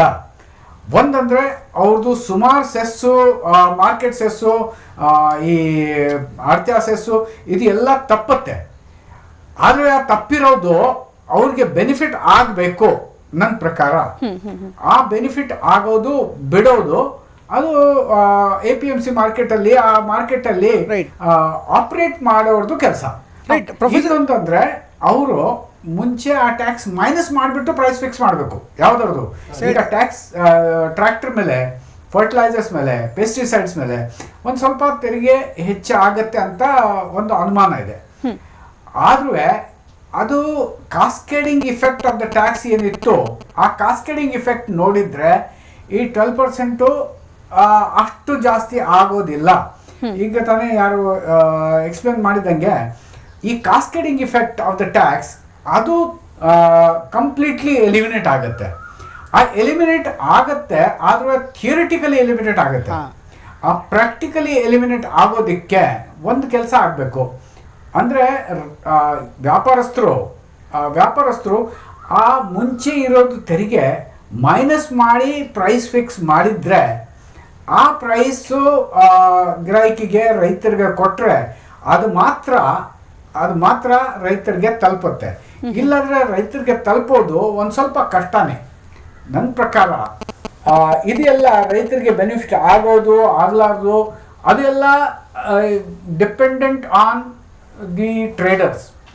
ಇನ್ನು ನಮ್ಮಲ್ಲಿ ಏನಾಗಿದೆ ಅಂದರೆ ಈ ಒಂದು ಟ್ರೇಡರ್ ಗ್ರೂಪ್ ತುಂಬ ಸ್ಟ್ರಾಂಗ್ ಆಗಿದೆ. ನಿಮಗೆ ಈಗ ಗೊತ್ತಿರಬೇಕು, ಸುಮಾರು ಸಿಟೀಸಲ್ಲಿ ಟ್ರೇಡರ್ಸ್ ಲಾಬಿ ಅದ್ರ ಬಗ್ಗೆ ಸಂರಕ್ಷಣೆ ಮಾಡಿದ್ದಾರೆ, ಅಂದರೆ ವಿರೋಧ ಮಾಡಿದ್ದಾರೆ. ಯಾಕೆ ವಿರೋಧ ಮಾಡಿದ್ದಾರೆ ಅಂದರೆ ಅವರು ಫಸ್ಟ್ ಪ್ರೈಸ್ ರೆಡ್ಯೂಸ್ ಮಾಡಬೇಕು, ಟ್ಯಾಕ್ಸ್ ಕಟ್ ಮಾಡಿಬಿಟ್ಟು ಪ್ರೈಸ್ ರೆಡ್ಯೂಸ್ ಮಾಡಬೇಕು, ಆಮೇಲೆ GST ಹಾಕ್ಬಿಟ್ಟು ಆದರೆ ಒಂದು ಸ್ವಲ್ಪ ಕಡಿಮೆನೇ ಆಗಬೇಕು ಪ್ರೈಸು. ಅದು ಅವ್ರಿಗೆ ಸರಿ ಹೋಗಲ್ಲ. ಇದ್ರ ಪ್ರಕಾರ ನಾನು ಯೋಚನೆ ಮಾಡಿದರೆ ರೈತರಿಗೆ ಪ್ರತ್ಯಕ್ಷವಾಗಿ ಯಾವುದೂ ತೊಂದರೆ ಆಗಂಗಿಲ್ಲ. ಆದರೆ ಈ ತೊಂದರೆ ಕೊಡೋದು ಕೊಡಬಾರ್ದು ಅದು ಎಲ್ಲ ಇರೋದು ನಮ್ಮ ಆರ್ಥಿಕರ ಕೈಲಿ. ರೈಟ್. ರೈಟ್ ನಾನು ಒಂದು ಪ್ರಶ್ನೆ ಇದೆ. Yes, ನಾನು ಒಂದು ಪ್ರಶ್ನೆ ಯಾವುದು ಬರೋದು ಬೆನಿಫಿಟ್ ಅವ್ರಿಗೆ ಸಿಕ್ಕಬಾರ್ದು, ಹೆಂಗ್ ಸಿಕ್ಕಬಾರ್ದು ಅಂತ ನೋಡ್ಕೊಳ್ತಾರೆ. ಇದು ನಮ್ಮ ದೇಶದ ಪರಿಸ್ಥಿತಿ. ನಾವು ಏನು ಹೇಳಕ್ಕಾಗತ್ತಾ? ರೈಟ್ ಪ್ರೊಫೆಸರ್ ದೇಶಪಾಂಡೆ ಅವರು ನಿಮ್ಮ ಹತ್ರ ಮಾತಾಡ್ತೀನಿ ಸರ್. ಈಗ ಮುರಳೀಕೃಷ್ಣ ಅವರಿಗೆ ಒಂದು ಪ್ರಶ್ನೆ ಕೇಳಿದ್ರು. ಒಂದು ಥಿಯರಿಟಿಕಲ್ ಆಸ್ಪೆಕ್ಟ್, ಥಿಯರಿಟಿಕಲಿ ಎಲ್ಲ ಕಡಿಮೆ ಆಗುತ್ತೆ. ಈಗ ಓವರ್ ಆಲ್ ಅಗ್ರಿಕಲ್ಚರ್ ಪ್ರಾಡಕ್ಟ್ ತೊಗೊಂಡ್ರೆ 27% ಇದೆ, that will come down to almost 11% in an average ಆಗಿ, ಹೌದಾ? ಈಗ ಉಪಕರಣಗಳು, ಈಗ ಟ್ರ್ಯಾಕ್ಟರ್ ಇರ್ಬೋದು, ಟಿಲ್ಟರ್ ಇರ್ಬೋದು, ಅಥವಾ ಬೇರೆ ಬೇರೆ ಉಪಕರಣಗಳಿರ್ಬೋದು, ಬಟ್ ಅವ್ರು ಯಾರು ಕೂಡ ಟ್ಯಾಕ್ಸ್ ಕಡಿಮೆ ಆದರೂ ಕೂಡ ದರ ಕಡಿಮೆ ಮಾಡ್ತಾ ಇಲ್ಲ. ಹೀಗಾಗಿ ಥಿಯರಿಟಿಕಲಿ ಇಟ್ ಇಸ್ ಇಂಪ್ಲಿಮೆಂಟಬಲ್, ಆದರೆ ಪ್ರಾಕ್ಟಿಕಲಿ ಆಗಲ್ಲ ಆನ್ ಗ್ರೌಂಡ್ ಅಂತ ಹೇಳೋದು. ನೀವು ಹೇಳಿದ್ದು ಒಂದೊಳ್ಳೆ ಕರೆಕ್ಟ್ ಆಗಿದೆ. ದೇಶಪಾಂಡೆ ಅವರು ಒಮ್ಮತನ ಸರಿ ಇದೆ. ಪ್ರಾಕ್ಟಿಕಲ್ ಕಡಿಮೆ ಆಗೋದಕ್ಕೆ ಆಲ್ರೆಡಿ ಈ GST ಆಕ್ಟ್ ಅಲ್ಲಿ ಒಂದು ಸೆಕ್ಷನ್ 171 ಅಂತ ಇದೆ, ಆಂಟಿ ಪ್ರಾಫಿಟಿಂಗ್ ಅಂತ. All national anti profiting authority ಅಂತ ಒಂದು ಕಾನ್ಸ್ಟಿಟ್ಯೂಟ್ ಮಾಡಬೇಕು ಅಂತ ನಿರ್ಧಾರ ತಗೊಂಡಿದೆ. ಅದರೊಳಗೆ ರಿಟೈರ್ಡ್ ಹೈಕೋರ್ಟ್ ಜಡ್ಜ್ ಅಥವಾ ಆ ಲೆವೆಲ್ ಅಲ್ಲಿರೋ ರ್ಯಾಂಕ್ ಅಲ್ಲಿರೋ ಜಡ್ಜ್, ಆಮೇಲೆ ಬೇರೆ ಮೆಂಬರ್ಸ್ ಇರ್ತಾರೆ, ಯಾರು ಫೈನಾನ್ಸ್ ಇಂದ ಇರ್ಬೋದು, ಆಮೇಲೆ ಆರ್ಥಿಕ, ಆಮೇಲೆ ಇನ್ನೊಂದು ಸೇಫ್ ಗಾರ್ಡ್ ಡೈರೆಕ್ಟರೇಟ್ ಅಂತ ಒಂದು ಅಂಗಸಂಸ್ಥೆ ಮಾಡ್ತಾ ಇದ್ದಾರೆ. ಆ ಅಂಗಸಂಸ್ಥೆಗೆ ಯಾರೇ ಬೇಕಾದ್ರೂ ಅದಕ್ಕೆ ಒಂದು ಕಂಪ್ಲೇಂಟ್ ಕೊಡಬಹುದು. ಅದನ್ನ ಇನ್ವೆಸ್ಟಿಗೇಷನ್ ಮಾಡ್ತಾರೆ. 3 ತಿಂಗಳಲ್ಲಿ ಅದನ್ನ ಡಿಸೈಡ್ ಮಾಡಿ ಯಾರು ಕಂಪನಿಯವರು ಇದನ್ನ ಬೆಲೆ ಇಳಿಕೆನ ಪಾಸನ್ ಮಾಡಿಲ್ವೋ ಅವರ ಬಗ್ಗೆ ಕ್ರಮ ತೆಗೆದುಕೊಳ್ಳುತ್ತೆ. ಅವ್ರಿಗೆ ಕೊಟ್ಟ ರೀಫಂಡ್ ನ ಮುಟ್ಟುಗೋಲು ಹಾಕೊಳ್ಳುತ್ತೆ. ಅವ್ರಿಗೆ ದಂಡ ಪ್ರಕ್ರಿಯೆ ಇದೆ, ಇವೆಲ್ಲ ಇದೆ. ಈ ಒಂದು ಅಂದ್ರೆ ಸೇಫ್ ಗಾರ್ಡ್ ಮೆಕ್ಯಾನಿಸಮ್ ಇದೆ. ಈ ಸೇಫ್ ಗಾರ್ಡ್ ಮೆಕ್ಯಾನಿಸಮ್ ಇರೋದ್ರಿಂದ ನೀವು ಥಿಯರಿಟಿಕಲಿ ನಾವು ಏನು ಎಕ್ಸ್ಪ್ಲೈನ್ ಮಾಡಿದೆ ಪ್ರಾಕ್ಟಿಕಲ್ ಸಹ ಆಗುತ್ತೆ. ರೈಟ್, ಬಟ್ ಇಲ್ಲೊಂದು ಪ್ರಶ್ನೆ ಅಂದ್ರೆ, ಈಗ ಇದರಿಂದ ಉಪಕರಣಗಳ ಬೆಲೆ ಕಡಿಮೆ ಆಗತ್ತೆ ನಿಜವಾಗ್ಲೂ, ವಿಲ್ ದೇ ಕಮ್ ಡೌನ್ ಅಂತ? ಈಗ ಟ್ರ್ಯಾಕ್ಟರ್ಸ್ಗಳು ಮೊದಲೆಲ್ಲ 20-22% ಇತ್ತು, ಈಗ 11% ಬರೋದಾದ್ರೆ ಅಥವಾ 12% ಬರೋದಾದ್ರೆ ಕಡಿಮೆ ಆಗತ್ತಾ ಅಂತ ಅವ್ರಿಗಂತ ಓಲ್ಡ್ ಸ್ಟಾಕ್ ಬಗ್ಗೆ ಮೆನ್ಷನ್ ಮಾಡ್ತಾರೆ, ಹಳೆ ಸ್ಟಾಕ್ಸ್ಗಳು ಮೆನ್ಷನ್ ಮಾಡ್ತಾರೆ, 10% ಡಿಫ್ರೆನ್ಸ್ ತೋರಿಸ್ತಾರೆ. ಅದು ದರ ಹೇಗೆ ಕಡಿಮೆ ಆಗುತ್ತೆ? ಎಂಡ್ ಆಫ್ ದ ಡೇ ರೈತನಿಗೆ ಬೆಳೆ ಬಂದ್ಮೇಲೆ ಸಾರ್ವಜನಿಕರಿಗೆ ಬೆಲೆ ಕಡಿಮೆ ಆಗುವಂತ ಸಾಧ್ಯತೆ ಉಪಯೋಗ ಆಗುತ್ತಾ? ಅದನ್ನೇ ಹೇಳಿದ್ದು. ಇವಾಗ ನೀವು ಎಲ್ಲ ಸಮಗ್ರವಾಗಿ ಥಿಯರಿಟಿಕಲ್ ಪ್ರಾಕ್ಟಿಕಲ್ ಆಗಿ ಎರಡು ನಾವು ಎಕ್ಸ್ಪ್ಲನೇಷನ್ ಮಾಡಿರೋದು ನೋಡಿದ್ರೆ, ಇದು market forces will drive everything. The market forces drive ಮಾಡೇ ಮಾಡುತ್ತೆ. ಗ್ರಾಹಕ ಎತ್ತೆಚ್ಕೊಂಡಾಗ ಯಾರು ಒಳ್ಳೆ ಕ್ವಾಲಿಟಿ ಕೊಡ್ತಾರೆ, ಯಾರು ಸರ್ವಿಸ್ ಕೊಡ್ತಾರೆ, ಅವನ ಹತ್ರ ಜನ ಹೋಗ್ಲಿಕ್ಕೆ ಶುರು ಮಾಡ್ತಾರೆ ಅವಾಗ. ಯಾಕಂದ್ರೆ ಇಡೀ ರಾಜ್ಯದಲ್ಲಿ ಅಲ್ಲ, ಇಡೀ ದೇಶದಲ್ಲಿ ತೆರಿಗೆ ಒಂದೇ. ನೀವೆಲ್ಲೇ ಪರ್ಚೇಸ್ ಮಾಡಿ, ನೀವು ಪಾಂಡಿಚೇರಿಗೆ ಹೋಗಿ, ಮುಂಚೆ ಪಾಂಡಿಚೇರಿಯಲ್ಲಿ ಟ್ಯಾಕ್ಸ್ ಇಲ್ಲ ಅಂತ ಹೋಗ್ತಿರ್ಲಿಲ್ವ ನೀವು? ಪಾಂಡಿಚೇರಿ ಹೋಗಿ ಟ್ಯಾಕ್ಸ್ ಇಲ್ಲ, ರೋಡ್ ಟ್ಯಾಕ್ಸ್ ಇಲ್ಲ ಅಂತ ಹೋಗ್ತಿದ್ರಲ್ವಾ? ಆಮೇಲೆ ನನ್ನ ಎಕ್ಸಾಂಪಲ್ ಹೇಳಬೇಕು ಅಂದ್ರೆ, ನಾನು ಒಂದು 30-40 ವರ್ಷ ಹಿಂದ್ಗಡೆ ನಮ್ಮಲ್ಲಿ ಸ್ಟೇಟ್ ಅಲ್ಲಿ ಟ್ಯಾಕ್ಸ್ ಜಾಸ್ತಿ ಇದ್ದು, ಆಂಧ್ರದಲ್ಲಿ ಟ್ಯಾಕ್ಸ್ ಕಡಿಮೆ ಇದೆ ಅಂದ್ಬಿಟ್ಟು ನಮಗೆ ಗೊತ್ತಿರಲಿಲ್ಲ. ಅವಾಗ ನಾವು ಓದ್ತಾ ಇದ್ವು ಆ ಟೈಮಲ್ಲಿ. ನಾವು ಆಂಧ್ರದಲ್ಲಿ ಹೋಗ್ಬಿಟ್ಟು ವೆಹಿಕಲ್ ತಗೊಂಡ್ಬರ್ತಾ ಇದ್ವು. ಅದೆಲ್ಲ ಹೊರಟೋಗತ್ತೆ ಈಗ. ಇಡೀ ದೇಶದಲ್ಲಿ ಒಂದೇ ತೆರಿಗೆ ಪದ್ಧತಿ. ರೈಟ್ ರೈಟ್ ಓಕೆ, ಸೊ ಇದರಿಂದ ಥಿಯರಿಟಿಕಲಿ ಬರ್ಬೋದು, ಪ್ರಾಕ್ಟಿಕಲಿ ಬರೋದಕ್ಕೆ ಸ್ವಲ್ಪ ಕಷ್ಟ ಆಗ್ಬೋದು ಅಂತ ದೇಶಪಾಂಡೆ ಅವರು ಹೇಳ್ತಾ ಇದ್ರು. ಎಲ್ಲವೂ ಕೂಡ ಇಂಪ್ಲಿಮೆಂಟ್ ಮಾಡೋರ್ ಕೈಯಲ್ಲಿ ಇರುತ್ತೆ ಅಂತ. ಖಂಡಿತ. ಸೊ ಹಾಗಾದ್ರೆ ಇದ್ರ ಬಗ್ಗೆ ರೈತರು ಯಾರು ಕೂಡ ಹೆದರ್ಬೇಕಾಗಿಲ್ಲ, ಹೆದರ್ಬೇಕಾಗಿಲ್ಲ, ಗ್ರಾಹಕರು ಹೆದರ್ಬೇಕಾಗಿಲ್ಲ, ಜೊತೆಗೆ ವರ್ತಕರು ಹೆದರ್ಬೇಕಾಗಿಲ್ಲ. ಓಕೆ, ಈಗ ಮಧ್ಯಮ ಮೇಲ್ವರ್ಗದ ರೈತರಿಗೆ ಟ್ರ್ಯಾಕ್ಟರ್ ವಿಚಾರವಾಗಿ ಆಗ್ಲಿ ಅಥವಾ ಮೊದಲು ಸಾಮಾಜಿಕ ಜಾಲತಾಣದಲ್ಲಿ ಫೇಸ್ಬುಕ್ ಅಲ್ಲಿ ಹರಿದಾಡೋ ತರ ಒಂದು ವಿಷಯಗಳನ್ನ ಪಕ್ಕಕ್ಕೆ ಇಟ್ಬಿಟ್ಟು ಸಮಗ್ರವಾಗಿ ಯೋಚನೆ ಮಾಡೋದನ್ನ ಕಲ್ತ್ಕೋಬೇಕು ಅಷ್ಟೇ. ಓಕೆ, ಸೊ ಯಾರಿಗೂ ಏನೋ ಎಫೆಕ್ಟ್ ಆಗೋದಿಲ್ಲ GST ಇಂದಾಗಿ, ಅಂದ್ರೆ ನಷ್ಟ ಅಂತೂ ಆಗೋದಿಲ್ಲ. ಹಾಗಾಗಿ ಯಾರು ಕೂಡ ಚಿಂತೆ ಮಾಡ್ಕೋಬೇಕಾಗಿಲ್ಲ ರೈತರು ಅನ್ನುವಂತಹ ಪಾಯಿಂಟ್. ಹಾಗೆ ಇನ್ನು ನೆಕ್ಸ್ಟ್ ಬರುವಂತದ್ದು ಜನಸಾಮಾನ್ಯರ ಜೀವನದ ವಿಚಾರದಲ್ಲಿ ಆಹಾರ ಪದ್ಧತಿ ತುಂಬಾ ಮುಖ್ಯ. ಅದರಲ್ಲೂ ಕೂಡ ಆಹಾರಕ್ಕೆ ಅಂತ ಹಣ ಖರ್ಚು ಮಾಡೋರಿಗೆ ಏನು ಕಡಿಮೆ ಇಲ್ಲ. ಆದ್ರೆ ಈ GST ಇಂದಾಗಿ ಆಹಾರ ಪದ್ಧತಿ ಮೇಲೆ ಯಾವ ರೀತಿ ವ್ಯತ್ಯಾಸ ಆಗಬಹುದು, ಅದರಲ್ಲೂ ಕೂಡ ಹೋಟೆಲ್ ಉದ್ಯಮದ ಮೇಲೆ ಯಾವ ರೀತಿಯ ಪರಿಣಾಮ ಬೀರಬಹುದು, ಜನ ಹೋಟೆಲ್ಗೆ ಇನ್ನಷ್ಟು ಜಾಸ್ತಿ ಹೋಗಬಹುದಾ ಅಥವಾ ಹೋಗೋರ ಸಂಖ್ಯೆ ಕಡಿಮೆ ಆಗಬಹುದಾ, ಪಾಸಿಟಿವ್ ಮತ್ತೆ ನೆಗೆಟಿವ್ ಎರಡರ ಬಗ್ಗೆ ಕೂಡ ಡೀಟೇಲ್ ಆಗಿ ಚರ್ಚೆ ಮಾಡ್ತೀವಿ ಚಿಕ್ಕ ಬ್ರೇಕ್ ನಂತರ.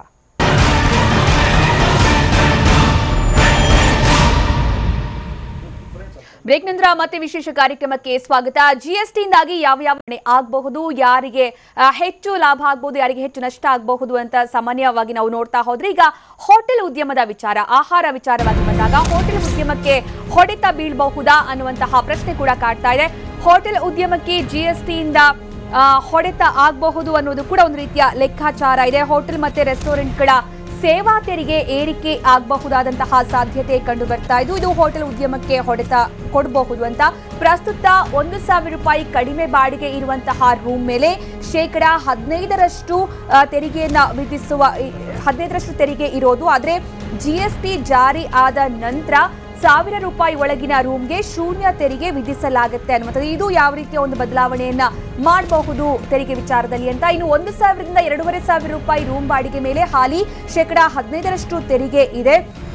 ಜಿಎಸ್ಟಿ ಜಾರಿ ಆದ ನಂತರ 1,000 ರಿಂದ 2,500 ರೂಪಾಯಿ ರೂಮ್ಗೆ ಜಿಎಸ್ಟಿ ಜಾರಿಯ ನಂತರ 12% ತೆರಿಗೆಯನ್ನ ವಿಧಿಸಲಾಗುತ್ತೆ. ಅಂದ್ರೆ 3% ತೆರಿಗೆಯಲ್ಲಿ ಕಡಿಮೆ ಬರುತ್ತೆ. ಇನ್ನು 2,500 ರೂಪಾಯಿನ 5,000 ರೂಪಾಯಿವರೆಗಿನ ರೂಮ್ಗೆ ಬಾಡಿಗೆ ಮೇಲೆ ಪ್ರಸ್ತುತ 15% ತೆರಿಗೆಯನ್ನ ವಿಧಿಸಲಾಗ್ತಾ ಇದೆ. 2,500 ರಿಂದ 5,000ವರೆಗೆ. ಆದ್ರೆ ಜಿಎಸ್ಟಿ ಜಾರಿಯ ನಂತರ 18% ತೆರಿಗೆ ಕಟ್ಟೋದು ಅನಿವಾರ್ಯ ಆಗಿದೆ. ಅಂದ್ರೆ 3% ತೆರಿಗೆ ಕಟ್ಟೋದು ಅನಿವಾರ್ಯ ಆಗಿದೆ ಅಂತ. ಇದು ಲಕ್ಸುರಿ ಹೋಟೆಲ್ ರೂಮ್ಗಳ ಮೇಲೆ ಪ್ರಸ್ತುತ ಇರುವಂತಹ ತೆರಿಗೆ 15%. ಆದರೆ ಜಿಎಸ್ಟಿ ಜಾರಿ ಆದ ನಂತರ ಲಕ್ಸುರಿ ಹೋಟೆಲ್ ರೂಮ್ಗಳ ಜಿಎಸ್ಟಿ 28% ತೆರಿಗೆ ಜಾಸ್ತಿ ಆಗಬಹುದು ಅನ್ನುವಂತಹ ಲೆಕ್ಕಾಚಾರ. ಇನ್ನು 50 ಲಕ್ಷಕ್ಕಿಂತ ಕಡಿಮೆ ರೆಸ್ಟೋರೆಂಟ್ಗಳ ಮೇಲೆ ಪ್ರಸ್ತುತ 15% ತೆರಿಗೆ ಇದೆ. ಜಿಎಸ್ಟಿ ಜಾರಿಯ ನಂತರ ಈ ರೆಸ್ಟೋರೆಂಟ್ಗಳ ಮೇಲೆ 5% ತೆರಿಗೆ ವಿಧಿಸುವಂತಹ ಸಾಧ್ಯತೆ ಇದೆ ಅನ್ನುವಂಥದ್ದು. ಅಂದ್ರೆ ಎಸಿ ರಹಿತ ರೆಸ್ಟೋರೆಂಟ್ಗಳ ಮೇಲೆ ಪ್ರಸ್ತುತ 15% ತೆರಿಗೆ ಇರೋದೀಗ ಸದ್ಯದ ಮಟ್ಟಿನಲ್ಲಿ. ಆದ್ರೆ ಜಿಎಸ್ಟಿ ಜಾರಿಯ ನಂತರ ಎಸಿ ರಹಿತ ನಾನ್ ಎಸಿ ರೆಸ್ಟೋರೆಂಟ್ಗಳ ಮೇಲೆ 12% ತೆರಿಗೆ ವಿಧಿಸುವಂತಹ ಸಾಧ್ಯತೆ ವಿಧಿಸುತ್ತಾರೆ. ನಂತರ ಎಸಿ ಮತ್ತೆ ಲಿಕ್ಕರ್ ಲೈಸೆನ್ಸ್ ರೆಸ್ಟೋರೆಂಟ್ಗಳ ಮೇಲೆ 20% ತೆರಿಗೆ ಈಗ ಪ್ರಸ್ತುತ ಇರೋದು. ಆದ್ರೆ ಜಿಎಸ್ಟಿ ಜಾರಿ ಆದ ನಂತರ ಎಸಿ ಮತ್ತೆ ಲಿಕ್ಕರ್ ಲೈಸೆನ್ಸ್ ರೆಸ್ಟೋರೆಂಟ್ಗಳ ಮೇಲೆ 18% ತೆರಿಗೆ ಇಳಿಕೆ ಆಗುತ್ತೆ. ಇದು ಜಿಎಸ್ಟಿಯ ಪರಿಣಾಮ ಹೋಟೆಲ್ಗಳ ಮೇಲೆ. ಇನ್ನು 5 ಸ್ಟಾರ್ ಹೋಟೆಲ್ಗಳ ಕತೆ ನೋಡಿದ್ರೆ 5 ಸ್ಟಾರ್ ಹೋಟೆಲ್ಗಳ ಮೇಲೆ ಪ್ರಸ್ತುತ 18% ತೆರಿಗೆ ವಿಧಿಸಲಾಗ್ತಾ ಇದೆ. ಆದ್ರೆ ಜಿಎಸ್ಟಿ ತೆರಿಗೆ 28% ವಿಧಿಸುವಂತಹ ಸಾಧ್ಯತೆ ಇದೆ. ಅಂದ್ರೆ 5 ಸ್ಟಾರ್ ಹೋಟೆಲ್ಗಳಿಗೆ ಇದು ಗುಮ್ಮ ಆಗಬಹುದೇನು ಅಂತ. ಜುಲೈ 1ರಿಂದ ದರ್ಶಿನಿ ಹೋಟೆಲ್ಗಳ ಆಹಾರ ಕಾಸ್ಟ್ಲಿ ಆಗೋದು ನಿಜಕ್ಕೂ ಕೂಡ ಸ್ವಲ್ಪ ಮಟ್ಟಿಗೆ ಬೇಸರದ ಸಂಗತಿ. ಪ್ರಸ್ತುತ ದರ್ಶಿನಿ ಹೋಟೆಲ್ಗಳ ಮೇಲೆ 4% ತೆರಿಗೆ ಇದೆ. ಆದರೆ ಜಿಎಸ್ಟಿ ಜಾರಿ ಆದ ನಂತರ ದರ್ಶಿನಿ ಹೋಟೆಲ್ಗಳ ಮೇಲೆ ಪ್ರಸ್ತುತ 12% ತೆರಿಗೆ ಜಾರಿಯಾಗುವಂತಹ ಪಾಸಿಬಿಲಿಟಿ ಇದೆ. ಹೀಗಾಗಿ 75 ಲಕ್ಷಕ್ಕೂ ಹೆಚ್ಚು ವಹಿವಾಟು ಮಾಡುವಂತಹ ಹೋಟೆಲ್ಗೆ ಜಿಎಸ್ಟಿ 5% ತೆರಿಗೆ. ಇದು ಈಗ ಪ್ರಸ್ತುತ ಇರುವಂತಹ ರೇಟ್. 75 ಲಕ್ಷಕ್ಕೂ ಹೆಚ್ಚು ವಹಿವಾಟು ಮಾಡುವ ಹೋಟೆಲ್ಗೆ ಜಿಎಸ್ಟಿ ತೆರಿಗೆ 5%. ಆದರೆ 75 ಲಕ್ಷಕ್ಕೂ ಹೆಚ್ಚು ವಹಿವಾಟು ಮಾಡುವ ಹೋಟೆಲ್ಗೆ ಜಿಎಸ್ಟಿ ತೆರಿಗೆ 12% ವಿಧಿಸುವಂತಹ ಸಾಧ್ಯತೆ ಇದೆ ಅಂತ. ಜಿಕೆ ಶೆಟ್ಟಿ ಅವರೇ, ಈಗ ಹೋಟೆಲ್ ವಿಚಾರಕ್ಕೆ ಬಂದಾಗ ಹೋಟೆಲ್ ಅಸೋಸಿಯೇಷನ್ ಒಂದು ರೀತಿಯಲ್ಲಿ ಜಿಎಸ್ಟಿಯಿಂದಾಗಿ ಸ್ವಲ್ಪ ಆತಂಕಗೊಂಡಿದ್ದಾರೆ ಅನ್ನುವಂತಹ ಮಾತು ಕೂಡ ಕೇಳಿ ಬರ್ತಾ ಇದೆ. ಒಂದು ರೀತಿಯಲ್ಲಿ ಈಗ ಜಿಎಸ್ಟಿಯಿಂದಾಗಿ ಏಕರೂಪದ ತೆರಿಗೆ ಬಂದರೂ ಕೂಡ ಈ ತೆರೆಮರೆಯ ಟ್ಯಾಕ್ಸ್ಗಳು, ಲಕ್ಸುರಿ ಟ್ಯಾಕ್ಸ್, ಸೇವಾ ಟ್ಯಾಕ್ಸ್, ಏನೇನು ಟ್ಯಾಕ್ಸ್ಗಳೆಲ್ಲ ಸೇರಿ ಗ್ರಾಹಕರಿಗೆ ಒಂಥರ ಶಾಕ್ ಆಗ್ತಾ ಇತ್ತಲ್ಲ. ಹೋಟೆಲ್ಗೆ ಹೋದಾಗ ನಾವು ಬಿಲ್ ನೋಡಿದ್ರೆ ಇಷ್ಟ ಇದೆ, ಆದರೆ ಬಿಲ್ ಕೈಗೆ ಬಂದಾಗ ಇಷ್ಟು ದುಡ್ಡು ಕಟ್ಟಬೇಕಾ ಅಂತ. ಈ ರೀತಿ ಆತಂಕ ದೂರ ಆಗಬಹುದಾ ಗ್ರಾಹಕರಿಗೆ? ಈಗ ಇಲ್ಲಿ ತನಕ ಏನು ಕೇಳಿದ್ರೆ ದರ್ಶಿನಿ ಹೋಟ್ಲುಗಳು ಅಥವಾ ಸಾಧಾರಣ ಹೋಟ್ಲುಗಳೆಲ್ಲ ಕಾಂಪೋಸಿಷನ್ ಟ್ಯಾಕ್ಸ್ಗಳಿದ್ದಾವೆ. ಹೌದು, ಅವ್ರು ಯಾರು ನಾವು ತೆರಿಗೆಯನ್ನು ಗ್ರಾಹಕರಿಂದ ಸಂಗ್ರಹಿಸುವುದಿಲ್ಲ ಇತ್ತು. 4% ತಾವೇನು ಹೇಳಿದ್ದೀರಿ ಅದು ನಮಗೆ ಸರ್ಕಾರದಿಂದ ಅಥವಾ ಇಲಾಖೆಯಿಂದ ಕಾಂಪೋಸಿಷನಲ್ಲಿ ಮಾಡಿರೋ ವ್ಯಾಪಾರದಲ್ಲಿ 4% ಕೊಟ್ಟು ಅವಕಾಶ ಇತ್ತು. ಗ್ರಾಹಕರ ಮೇಲೆ ಹೊರೆ ಇರಲಿಲ್ಲ. ಆದ್ದರಿಂದ ಕೂಡ ನಾವು ಸಂಘ ಸಂಸ್ಥೆಯಿಂದ ಭಾಳ ಸಾರಿ ಒತ್ತಡವನ್ನು ಹೇರಿದ್ದೀವಿ, ಬೇಡಿಕೆ ಇಟ್ಟಿದ್ದೇವೆ. ಯಾಕೆ ನಮಗೆ 5% ಮಾಡಿಕೊಡಿ ಅಂತ. ಈಗ 5% ಮಾಡಿದ್ದಾರೆ 75 ಲಕ್ಷ ವಹಿವಾಟು ತನಕ. ತದನಂತರ 12% ಇದೆ. ಅದರಲ್ಲೂ ಎ ಸಿ ಇದ್ದರೆ 18% ಇದೆ. ಈ 18% ತೆರಿಗೆ ಅಂತ ಹೇಳ್ತಿರೋದು ಒಂದು ಸಾಧಾರಣ ಹೋಟ್ಲ್ನಲ್ಲಿ, ಒಂದು ರೆಸ್ಟೋರೆಂಟ್ನಲ್ಲಿ ಎ ಸಿ ಇದ್ದರೆ ಅದಕ್ಕೆ ಕೂಡ 18%, ಅಥವಾ 3 ಸ್ಟಾರ್ ಹೋಟ್ಲ್ನಲ್ಲಿ ಎ ಸಿ ಇದ್ದರೂ ಕೂಡ 18%. ಇದಕ್ಕಿಂತ ಹೆಚ್ಚಾಗಿ ನಮಗೆ ಸಮಸ್ಯೆ ಇರೋದು ಇಲ್ಲಿ ತನಕ ಒಂದು ಸಾಧಾರಣ ಒಂದು ಒಳ್ಳೆಯ ದರ್ಶನಿಗಳು ಕೂಡ ಇವತ್ತು ಏನು 75 ಲಕ್ಷದ ಒಂದು ಲಿಮಿಟೇಷನ್ ಇದೆ, ಅದಕ್ಕಿಂತ ಜಾಸ್ತಿ ಅವರು ವ್ಯವಹಾರ ಮಾಡುವಂಥ ಸ್ಥಿತಿ ಇದೆ. ಅಲ್ಲಿ ಏಕಾಏಕಿ 12% ತೆರಿಗೆನ ನಾವು ಸಂಗ್ರಹಿಸಿದರೆ ಆ ಗ್ರಾಹಕರು ತಕ್ಷಣ ನಮ್ಮಲ್ಲಿ ಸಾಕಷ್ಟು ವ್ಯವಸ್ಥೆ ಇದೆ, ನಮಗೆ ಗೊತ್ತಿದೆ. ಸಣ್ಣ ಸಣ್ಣ ಔಟ್ಲೆಟ್ಗಳು, ಗಾಡಿ ವ್ಯಾಪಾರ, ವ್ಯಾನ್ ವ್ಯಾಪಾರ, ಹಾಗೆ ಸಣ್ಣ ಸಣ್ಣ ಅಂಗಡಿಗಳಲ್ಲಿ ಅವರು ರಿಜಿಸ್ಟರ್ಡ್ ಅಲ್ಲ. ಆಮೇಲೆ ಅಲ್ಲಿ ಒಂದು ಊಟ ತಿಂಡಿ ವ್ಯವಸ್ಥೆ, ಕೆಲವರಿಗೆ ತಕ್ಷಣ ತಿನ್ನೋಕೆ ಅದು ರುಚಿಯಾಗಿರುತ್ತೆ, ಅದಲ್ಲಿ ಹೈಜೆನಿಕ್ ವ್ಯವಸ್ಥೆ ಇಲ್ಲ. ನಾವು ನಮ್ಮ ಸಂಘದಿಂದ ಪ್ರಾರಂಭದಿಂದ ಹೋರಾಟ ಮಾಡಿದ ಉದ್ದೇಶ ಅಷ್ಟೇ. ಏನಕ್ಕೆ ಹೇಳಿದ್ರೆ ಈ ತೆರಿಗೆ ಬಂದಾಗ ಜನ ಏನು ತಿಳ್ಕೊಂಡ್ರು ಹೋಟ್ಲವ್ರಿಗೆ ಭಾರ ಆಗುತ್ತೆ ಅಂತ. ಇಲ್ಲಿ ತನಕ ಹೋಟ್ಲ್ನವರು 4% ತಮ್ಮ ವ್ಯಾಪಾರದಲ್ಲಿ ಕಟ್ತಾಯಿದ್ರು. ಈ GST ಬಂದರೆ ಗ್ರಾಹಕರಿಂದ ಸಂಗ್ರಹಿಸಿ ನಾವು ಕಟ್ಟುವಂಥದ್ದು ಭಾರ ನಮ್ಗೆ ಅದಲ್ಲ. ಈಗ ಜುಲೈ 1ರ ನಂತರ ಪರಿಸ್ಥಿತಿ ಹೇಗೆ ಅಂತಂದ್ರೆ ಈಗ ಒಂದ್ ಕಡೆ ನೀವು ಮನವಿ ಮಾಡ್ಕೊಂಡಿದ್ರೆ 5ಕ್ಕೆ ನಿಲ್ಲಿಸಿ ಅಂತ, ಬಟ್ ಈಗ 12% ತನಕ ಬರುತ್ತೆ, ಅದರಲ್ಲೂ ಎ ಸಿ 18%ಗೆ. ಮುಂದೆ ದರ ಏನು ಮಾಡ್ತೀರಿ ನೀವು? ಅದನ್ನು ಹೆಚ್ಚಳ ಮಾಡುವಂಥ ಅನಿವಾರ್ಯತೆ ಇದೆ, ಅದನ್ನು ವರ್ಕೌಟ್ ಮಾಡುವಂಥ ಅಂದರೆ ಬ್ಯಾಲೆನ್ಸ್ ಮಾಡುವಂಥದ್ದು ಅನ್ನೋ ಸಾಧ್ಯತೆ ಇದೆಯಾ? ದರವನ್ನು ಹೆಚ್ಚಿಗೆ ಮಾಡೋದು ಇಲ್ಲ, ಹಾಗೆ ಕಡಿಮೆ ಮಾಡೋಕ್ಕೂ ಆಗೋದಿಲ್ಲ. ಆದರೆ ಈಗ ಏನು ತೆರಿಗೆಯನ್ನು ಬರುತ್ತೆ ಅದನ್ನು ನಾವು ಗ್ರಾಹಕರನ್ನು ಸಂಗ್ರಹಿಸಬೇಕು. ಅದಕ್ಕೆ ನಾನು ಹೇಳೋದಕ್ಕೆ ಹೋದೆ, ಏನಾಗುತ್ತೆ ನಮಗೆ ವ್ಯಾಪಾರ ಕಮ್ಮಿ ಆಗುತ್ತೆ. ನಮ್ಮಲ್ಲಿ ಬರುವವರು ಇವತ್ತು 100 ರೂಪಾಯಿ ಕೊಡ್ತೀನೋ ನಾಳೆಯಿಂದ 112 ಕೊಡಬೇಕು. ಅವ್ರೇನ್ ಮಾಡ್ತಾರೆ, ಅನ್ಹೈಜೆನಿಕ್ ಎಲ್ಲಿದೆ, ಎಲ್ಲಿ ತೆರಿಗೆ ಇಲ್ಲದೆ ಕೊಡ್ತಾರೆ ಅಲ್ಲಿ ಹೋಗ್ತಾರೆ. ಇದನ್ನ ವ್ಯಾಪಾರ ಕಮ್ಮಿ ಆಗುತ್ತೆ ನಮ್ಮ ಸ್ವಾರ್ಥ. ಸೊ ಅಂದ್ರೆ ಹೋಟೆಲ್ಗಳನ್ನ ಬಿಟ್ಟು ರೋಡ್ ಸೈಡ್ ಫುಡ್ ಗಳಿಗೆ ಜನ ಹೋಗುವಂತ ಅವಕಾಶ ಜಾಸ್ತಿ ಇದೆ. ಆರೋಗ್ಯದ ಮೇಲೆ ಪರಿಣಾಮ ಬೀರ್ತದೆ.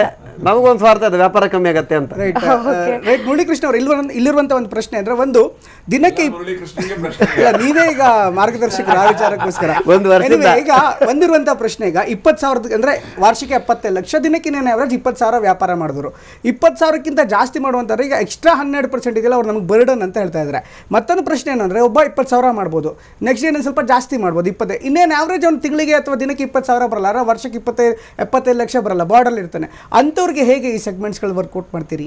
ಹೇಗೆ ಅಂತಂದ್ರೆ, ಕೆಲವೊಂದು ಕಡೆ ಈಗ ಅವರ ಶೆಟ್ರ್ ಹೇಳ್ದಂಗೆ ನಮ್ಮ ಪ್ರೆಸೆಂಟ್ ಟ್ಯಾಕ್ಸೇಷನ್ ಸಿಸ್ಟಮ್ ಅಲ್ಲಿ ಇವಾಗ ಮೌಲ್ಯವರ್ಧಿತ ತೆರಿಗೆಯಲ್ಲಿ 4% ಕಾಂಪೋಸಿಷನ್ ರಾಜ್ಯ ತೆರಿಗೆ ಇತ್ತು, irrespective of the turnover, plus 6% service ಬೇರೆ, irrespective of the turnover. Okay. ಆಮೇಲೆ 6% ಅಬೇಟ್ಮೆಂಟ್, ರೈಟ್, ಅಬೇಟ್ಮೆಂಟ್ ಅದು ಇದಿದ್ರೆ ಏನು AC ಇದ್ರೆ, ಇಲ್ಲ ಅಂದ್ರೆ ಅದು ಇರ್ಲಿಲ್ಲ. ಇಫ್ ಐ ಕ್ಯಾನ್ ರಿಮೆಂಬರ್, ಯಾಕಂದ್ರೆ ನಾನು ಅಷ್ಟು ಬಗ್ಗೆ ಸರ್ವಿಸ್ ಟ್ಯಾಕ್ಸ್ 6% ಅದರಲ್ಲಿ ಇಟ್ಕೊಳ್ಳೋಣ. ಅಂದ್ರೆ 6, 4, 10% ಟ್ಯಾಕ್ಸ್. ಅಂದ್ರೆ ಇವ್ರು 4% ನಾವು ಗ್ರಾಹಕರನ್ನ ತಗೊಳ್ತಾ ಇರಲಿಲ್ಲ. ಅಂದ್ರೆ it was part of the value. ಯಾರೂ ಜೋಬಿಂದ ಕೊಡುವುದಿಲ್ಲ, ಗ್ರಾಹಕನೇ ಕೊಡೋದು ದುಡ್ಡು, ಹೌದಲ್ಲ? ಗ್ರಾಹಕನ ಕೊಟ್ಟ ದುಡ್ಡಲ್ಲೇ ತೆರಿಗೆನೂ ಇರುತ್ತೆ, ಅವ್ರದ ಮೌಲ್ಯನೂ ಇರುತ್ತೆ. ಅದನ್ನ ಅರ್ಥ ಮಾಡ್ಕೊಳ್ಳಿ. ಎಲ್ಲರೂ ಏನ್ ಅನ್ಕೊಂಡ್ಬಿಡ್ತಾರೆ, ಎಲ್ಲ ಅವ್ರ ಕೈಯಿಂದನೇ ಕೊಡ್ತಾರೆ. ವ್ಯಾಪಾರಸ್ಥರು ಇರೋದು ತೆರಿಗೆನ ಕಲೆಕ್ಟ್ ಮಾಡಿ ಸರ್ಕಾರಕ್ಕೆ ಸಂದಾಯ ಮಾಡಿ ಅಂತ, ಮೀಡಿಯೇಟರ್ ಮಾತ್ರ ಅಷ್ಟೇ. Is only an agent, is not paying any taxes from his pocket. ಅದೊಂದು ಅರ್ಥ ಮಾಡ್ಕೊಳ್ಳಿ ಎಲ್ಲರೂ. Basics of the tenets of taxation ಬರ್ತೀನಿ. ಯಾಕೆ ಹೇಳ್ತಾ ಇದ್ದೀನಿ ಅಂದ್ರೆ, ಮುಂಚೆ ಒಂದು ಉದ್ದಿಮೆಗೆ ನಾನೇ ಹೋಗಿ ಅವೇರ್ನೆಸ್ ಕ್ರಿಯೇಟ್ ಮಾಡಿದ್ದೀನಿ. ಜಯನಗರದಲ್ಲಿ ಒಂದು ಪಾಠ ಹಿಡಿದು ಒಂದು 300 ಜನ ಸೇರಿದ್ರು. ಆವಾಗ ಡ್ರಾಫ್ಟ್ ಆ ಟೈಮಲ್ಲಿ ಅವ್ರಿಗೆ ರಾಜಿ ತೆರಿಗೆನೇ ಇರಲಿಲ್ಲ. ರೆಸ್ಟೋರೆಂಟ್ ಸರ್ವಿಸ್ ಸೆಕ್ಟರ್ಗೆ ರಾಜಿ ತೆರಿಗೆ ಅನ್ನೋದು ಇರಲಿಲ್ಲ. ಅವರೆಲ್ಲ ಓಡಾಡಿ ಮಾಡಿ ಕಡೆಗೆ ನಮ್ಮ ಕರ್ನಾಟಕದ ಕೊಡುಗೆ ಅಂತ ಹೇಳ್ಬೇಕು, ಇಡೀ ರಾಷ್ಟ್ರಕ್ಕೆ ನಮ್ಮ ಕರ್ನಾಟಕದ ಕೊಡುಗೆ ಅಟ್ಲೀಸ್ಟ್ ರಾಜಿ ತೆರಿಗೆನೂ ತಂದಿದ್ದಾರೆ. ಕೃಷ್ಣ ಬೈರೇಗೌಡರು ಆ ಮಂಡಳಿಯಲ್ಲಿ ಮಾತಾಡಿ ಸಿದ್ದರಾಮಯ್ಯ ಸಾಹೇಬರಿಗೆಲ್ಲ ರಿಕ್ವೆಸ್ಟ್ ಮಾಡಿ ಎಲ್ಲ ಮಾಡಿದ್ದಕ್ಕೆ ಆ ಮಟ್ಟಿಗೆ ಬಂದಿದೆ. 75 ಲಕ್ಷ ವಹಿವಾಟು ಇರೋರಿಗೆ 5% ನೀವು ರಾಜ್ಯ ತೆರಿಗೆ ಕಟ್ಟಬಹುದು. ಆ 5% 2.5% ಕೇಂದ್ರಕ್ಕೆ ಹೋಗ್ಬೇಕು, 2.5% ಸರ್ಕಾರಕ್ಕೆ ಬರ್ಬೇಕು, ರಾಜ್ಯ ಸರ್ಕಾರಕ್ಕೆ. ಅದನ್ನ ಅರ್ಥ ಮಾಡ್ಕೋಬೇಕು. ಅವ್ರು ಕಟ್ಟಬೇಕಾದ್ರೆ ಟ್ಯಾಕ್ಸು 2.5% ಕೇಂದ್ರಕ್ಕೆ, 2% ನಮಗೆ. ಅದೊಂದು. ಆಮೇಲೆ ಇನ್ನೊಂದು, ನಮ್ಮ ಮೊನ್ನೆ ಟೌನ್ ಹಾಲ್ ಮೀಟಿಂಗ್ ಅಲ್ಲಿ 30ನೇ ತಾರೀಕು ಅವತ್ತು ಅವರು ಸ್ಟ್ರೈಕು ಇಟ್ಕೊಂಡಿದ್ರು. ನಂಗೆ ಚೆನ್ನಾಗಿ ಜ್ಞಾಪಕ ಇದೆ. ಅವರ ಅಧ್ಯಕ್ಷರು PC ರಾವ್ ಅವರೇ ಮೊದಲ ಪ್ರಶ್ನೆ ಕೇಳಿದ್ದು, ಇಡೀ ಸಭಾಂಗಣದಲ್ಲಿ ಮೊದಲ ಪ್ರಶ್ನೆ ಕೇಳಿದ್ದೆ ಅವರು ನಮ್ಮ ರೆವಿನ್ಯೂ ಸೆಕ್ರೆಟರಿ ಹಶ್ಮುಖ್ ಆದಿಯಾ ಸಾಹೇಬರಿಗೆ. ಆ ಕೃಷ್ಣ ಬೈರೇಗೌಡರು ತಮ್ಮ ಉತ್ತರದಲ್ಲಿ ಅವರು ಫೇಸ್ಬುಕ್ ಅಲ್ಲಿ ಹಾಕಿದ್ದಾರೆ, ಯಾರು ಬೇಕಾದ್ರೂ ನೋಡ್ಬೋದು. ಸಮಂಜಸವಾಗಿ ಉತ್ತರ ಕೊಟ್ಟಿದ್ದಾರೆ. ಎಷ್ಟು ಜನ ರಾಜ್ಯ ತೆರಿಗೆಗಳು ಇದ್ರು, ಎಷ್ಟು ರಾಜ್ಯ ತೆರಿಗೆಯಿಂದ ಹೊರಗಡೆ ಇದ್ರು, ಹೇಗೆ ನಾವು ಅನುಕೂಲ ಮಾಡಿದ್ದೀವಿ ಅನ್ನೋದನ್ನು ಹೇಳಿದ್ದಾರೆ. ಹೆಚ್ಚು ಕಡಿಮೆ ಆರ್ಥಿಕ ಅಂದರೆ ಅವ್ರು ಏನು ರಿಟರ್ನ್ಸ್ ಕೊಡ್ತಾ ಇದ್ರು, ಏನು ರಿಟರ್ನ್ಸ್ ಫೈಲ್ ಮಾಡಿ ಅದನ್ನೆಲ್ಲ ವಿಶ್ಲೇಷಣೆ ಮಾಡಿ ಅಟ್ಲೀಸ್ಟ್ 75 ಲಕ್ಷದ ವಹಿವಾಟವರೆಗೂ ತೊಗೊಂಡೋಗಿದ್ದೀವಿ ರಾಜ್ಯ ತೆರಿಗೆನ. ಅಂದರೆ ಒಂದು 14,000 15,000 ಜನ ಹೋಟೆಲ್ ಇಂಡಸ್ಟ್ರಿ ಇದ್ರೆ 13,000 14,000 ಜನ ದೇವರ್ ಅಂಡರ್ ದಿ ಕಾಂಪಿಟೇಷನ್. ಬಟ್ ನಾನು ಇಲ್ಲಿ ಹೇಳ್ತಾ ಇರುವಂತದ್ದು ಏನು ಅಂದ್ರೆ, ಈಗ ಎಂಡ್ ಆಫ್ ದ ಡೇ ಈಗ 4% ಇತ್ತು, ಅವರೆಲ್ಲ ಕಟ್ತಾ ಇದ್ರು, ಆ ತೆರಿಗೆ ಮೌಲ್ಯದ ಒಳಗಡೆ ಬರ್ತಾ ಇದ್ರು. 4%ಗೆ ಸೀಮಿತವಾಗಿತ್ತು, 4%ಗಿಂತ ಜಾಸ್ತಿ ಇಲ್ಲ. ಈಗ ಎಕ್ಸ್ಟ್ರಾ 8% ಏನು ಬರುತ್ತೆ, 12% ಮಾಡಿದ್ದಾರೆ. ಈಗ ಎಕ್ಸ್ಟ್ರಾ 8% ಕೂಡ ಒಂದು ನಿಮಿಷ ಹೇಳ್ಬಿಡ್ತೀನಿ, ಅದ್ರಲ್ಲಿ ಎರಡು ಸೆಗ್ಮೆಂಟ್ ಇದೆ, ನಾನು ಹೇಳ್ಬಿಡ್ತೀನಿ, ಪ್ರಶ್ನೆ ಕೇಳ್ಬಿಡ್ತೀನಿ. ಆ 4% ಜೊತೆಗೆ ಈಗ ಅಂದ್ರೆ ಎಕ್ಸ್ಟ್ರಾ 8% ಜೊತೆಗೆ ಈಗ ಕೆಳಗಡೆ ದರ್ಶಿನಿ ಇರುತ್ತೆ, ಮೇಲ್ಗಡೆ AC ಹಾಕಿರ್ತಾನೆ ಅಷ್ಟೇ ಅವನು, ಅದೇ ಸರ್ವಿಸು ಅದೇ ಫುಡ್ಡು, ಅಲ್ಲಿ ಎಕ್ಸ್ಟ್ರಾ 18% ಆಗುತ್ತೆ, ಅಲ್ಲಿ ಮತ್ತೆ 6% ಡಿವಿಯೇಷನ್ಸ್. ಸೊ ಅದನ್ನ ಒಬ್ಬ ಹೋಟೆಲ್ ಮಾಲೀಕ ಇರ್ಬೋದು, ಗ್ರಾಹಕ ಇರ್ಬೋದು, ಹೇಗೆ ನೋಡ್ಬೇಕು ಅದನ್ನ? ಕೆಳಗಡೆ ಊಟ ಮಾಡ್ರೆ 12% ಬೀಳುತ್ತೆ, ಮೇಲ್ಗಡೆ ಊಟ ಮಾಡ್ರೆ 18%. ತಣ್ಣಗೆ ಹೋಗಿ ಊಟ ಮಾಡಬೇಕು, ಜಾಸ್ತಿ ದುಡ್ಡು ಕೊಡಲ್ಲ. ಬಟ್ ತಣ್ಣಗೆ ಊಟ ಮಾಡೋದು ಬೇಡ, ಕಡಿಮೆ ದುಡ್ಡು. ಮಾಲೀಕರಿಗೆ ಯಾವ ರೀತಿ ಎಫೆಕ್ಟ್ ಅಂತಂದ್ರೆ, ನಾನು ಮತ್ತೆ ಅದೇ ಹೇಳ್ತಾ ಇದ್ದೀನಿ, ಮಾಲೀಕ ಗ್ರಾಹಕರಿಂದ ಕಲೆಕ್ಟ್ ಮಾಡಿ ಕೊಡ್ತಾನೆ ಹೊರತು ಮಾಲೀಕ ಕೈಯಿಂದ ಕೊಡೋದಿಲ್ಲ. ಅದನ್ನ ಅರ್ಥ ಮಾಡ್ಕೊಳ್ಳಿ. ಈಗ ಸಮಸ್ಯೆ ಅವ್ರಿಗೆ ಏನಿರೋದು ಅಂತಂದ್ರೆ, ನಾನು ಹೇಳ್ತೀನಿ, ಅವ್ರ ಸಮಸ್ಯೆ ನಮ್ಗೆ ಅರ್ಥ ಆಗುತ್ತೆ. ಅದರಿಂದ ನಮಗೆ ಹೊಡೆತ ಬೀಳುತ್ತೆ. ನಮ್ಮ ಗ್ರಾಹಕರೆಲ್ಲ ಬೇರೆ ಕಡೆ ಹೋಗ್ತಾರೆ, ಅದನ್ನು ಒಪ್ಕೊಳ್ತೀವಿ, ಇಲ್ಲ ಅಂತ. ಮತ್ತೊಂದು ಅಂದ್ರೆ ಸರ್, ಈಗ ಇವರಿಗೂ ಒಂದು 18%, ಅಂದರೆ ಈಗ ಮೇಲ್ಗಡೆ ದರ್ಶಿನಿ ಮೇಲ್ಗಡೆ ಯಾರು AC ಹಾಕಿರ್ತಾರೆ ಅವರಿಗೂ 18%, ಈಗ 3 ಸ್ಟಾರ್ ಹೋಟೆಲ್ಸ್ ಇರುತ್ತೆ ಅವರಿಗೂ 18%. ಅಂದರೆ don't compare us with 3 stars ಅಂತ ಹೇಳ್ತಾರೆ. ಇವಾಗ ಚರ್ಚೆ ನಡೆದಾಗ ಮಂಡಳಿಯವರು ನಮ್ಮ ಸರಕು ಮತ್ತು ಸೇವಾ ತೆರಿಗೆ ಮಂಡಳಿಯವರು ಒಂದು ಚರ್ಚೆ ಮಾಡಿ ಒಂದು ನಿರ್ಧಾರ ಮಾಡಿದ್ದಾರೆ. ಇವತ್ತಿನ ಒಂದು ನೋಟಿಫಿಕೇಶನ್ ಇವ್ರಿಗೂ ಸುರೇಶ್ ಹರಿ ಅವ್ರಿಗೂ ನಾನು ಫಾರ್ವರ್ಡ್ ಮಾಡಿದ್ದೀನಿ. ಆ ವರ್ಕ್ಸ್ ಕಾಮಗಾರಿಕಾರರಲ್ಲಿ ಒಂದು ಸ್ವಲ್ಪ ನ್ಯೂನತೆ ಇತ್ತು, ಅದನ್ನ ಸರಿ ಮಾಡಿದ್ದಾರೆ. ಇವತ್ತು ಇಮಿಡಿಯೇಟ್ ಆಗಿ ಮಾಡ್ಬೋದು. ಇವತ್ತು ನಾಳೆ ಒಂದು ಚರ್ಚೆ ಇದೆ, ನಾಳೆ ಒಂದು ಕೌನ್ಸಿಲ್ ಮೀಟಿಂಗ್ ಇದೆ. ಈ ಚರ್ಚೆನೇ ಮಾಡ್ದೇನೆ ಇವ್ ಚರ್ಚೆ ಮಾಡಿದಕ್ಕೆ ಒಂದು ಹಂತಕ್ಕೆ ಬಂದಿದೆ, ಮುಂದೆ ಆಗ್ಬೋದೇನೋ ಅದಕ್ಕೆ ಕಾದ್ ನೋಡೋಣ. ಕೆಲವೊಂದು ಸ್ವಲ್ಪ ತೊಂದರೆ ಇರ್ಬೋದು, ಇಲ್ಲ ಅಂತ ಹೇಳಿಲ್ಲ. ರೈಟ್ ಜೆ.ಕೆ. ಶೆಟ್ಟಿ ಅವರೀಗ ನೀವು ಏನು ಅವ್ರ ಹತ್ರ ಮನವಿ ಮಾಡ್ಕೋತೀರ ಅಂದರೆ ಈಗ 4% 12% ಹೋಗಿದೆ, ನಿಮ್ಮ ಸ್ಟ್ಯಾಂಡ್ ಬೈ ಎಲ್ಲಿ ನಿಂತ್ಕೋಬೇಕು ಅಂತಂದ್ರೆ 5% 6% ಏನು ಹೇಳೋದಕ್ಕೆ ಬೇಕಿಲ್ಲ. ಗ್ರಾಹಕರ ಮೇಲೆ ಈ ಹೊರೆ ಬೀಳಿಸದೆ ಇದು ಮಾಡೋದಕ್ಕೆ ಸಾಧ್ಯನಾ? ಈಗ 5%ನ್ನು 75 ಎಲೆಕ್ಷನ್ಗೆ ಏನು ಕೊಟ್ಟಿದ್ದಾರೆ, ಮಿಕ್ಕಿದ್ದು 12 ನಾವು ಮುಂಚೆನೇ ಕೇಳಿದೆ. ಯಾಕಂದ್ರೆ ಎಲ್ಲೊಂದು 5% ಕೊಟ್ಟರೆ ನಾವು ಕೂಡ ಸರ್ಕಾರಕ್ಕೆ ತೆರಿಗೆ ಕೊಡಬೇಕಾದ್ರೆ ನಮಗೆಲ್ಲ ಒಂದು ಕರ್ತವ್ಯ ಅಂತ ಒಂದು ಕರ್ತವ್ಯ ಪ್ರಜ್ಞೆ ಇರುತ್ತೆ. ಅದ್ರ ಜೊತೆಗೆ ಈ 5, 12, 18ಗಿನ್ನ 5 ಒಂದು ರಿಯಾಯಿತಿ ದರ, ಇನ್ನೊಂದು ನಮಗೆ ಒಂದೇ ತೆರಿಗೆ 12 ಮಾಡಿಕೊಟ್ಟಿದ್ರೆ AC ಇರಲಿ ನಾನ್ AC ಇರಲಿ. ತಮಗೆ ಗೊತ್ತಿರುತ್ತೆ, ಇವತ್ತು ಒಂದು ರೆಸ್ಟೋರೆಂಟ್ನಲ್ಲಿ 100 ಸೀಟ್ ಇದೆ ಅಂದರೆ 30 ಸೀಟ್ AC ಇರುತ್ತೆ, 70 ಸೀಟು ನಾನ್ AC ಇರುತ್ತೆ. ಹೌದಾ?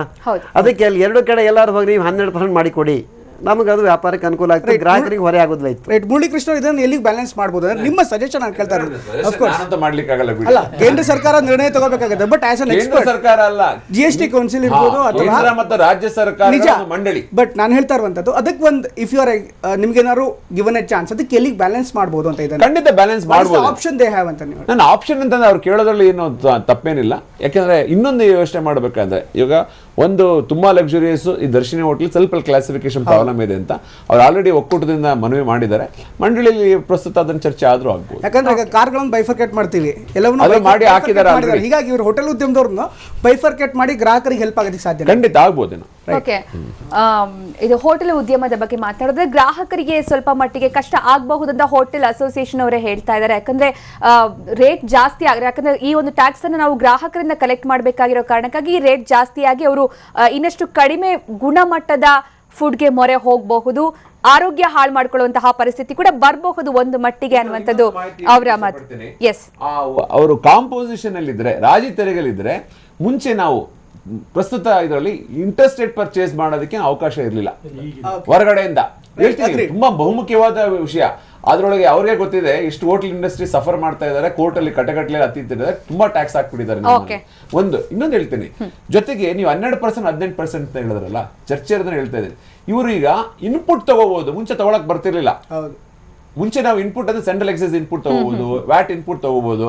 ಏನೋ ಯೋಚನೆ ಮಾಡಿ ಎಲ್ಲರನ್ನೂ ಒಟ್ಟುಗೂಡಿ ಕೂತ್ಕೊಂಡು ಏನೋ ಯೋಚನೆ ಮಾಡಿ ಒಂದು ತೆರಿಗೆ ಪದ್ಧತಿ. ಒಂದು ಪ್ರಶ್ನೆ ಇದೆ, ಚಿಕ್ಕದಾಗಿ ಉತ್ತರ ಕೊಡಿ. ಈಗ ಈ ಒಂದು ವಿಚಾರದಲ್ಲಿ ಹೋಟೆಲ್ ಉದ್ಯಮದಲ್ಲಿ ಇನ್ಪುಟ್ ಟ್ಯಾಕ್ಸ್ ಕ್ರೆಡಿಟ್ ಯಾರಿಗೂ ಹೋಗುತ್ತೆ ಅಂದ್ರೆ ಗ್ರಾಹಕರು ಸಿಗತ್ತಾ? ಖಂಡಿತ. ಎಂಡ್ ಆಫ್ ದಿ ಡೇ ಎಲ್ಲಾ ಸ್ತರಗಳಲ್ಲೂ ಸಹ ಕಡೆಗೆ ಕೊಡೋನು ತೆರಿಗೆ ಗ್ರಾಹಕನೇ. ಅವ್ನಿಗೆ ಹೇಗೆ ಲಾಭ ಆಗುತ್ತೆ? ಯಾಕೆಂದ್ರೆ ಇವ್ರ ಇನ್ಪುಟ್ ನ ಫಾರ್ ಎಕ್ಸಾಂಪಲ್ ಇವಾಗ ನನಗೆ ಗೊತ್ತಿರೋ ಮಟ್ಟಿಗೆ ಇನ್ಪುಟ್ ಅಂದ್ರೆ ಕ್ಯಾಪಿಟಲ್ ಗೂಡ್ಸ್ ಇರುತ್ತೆ.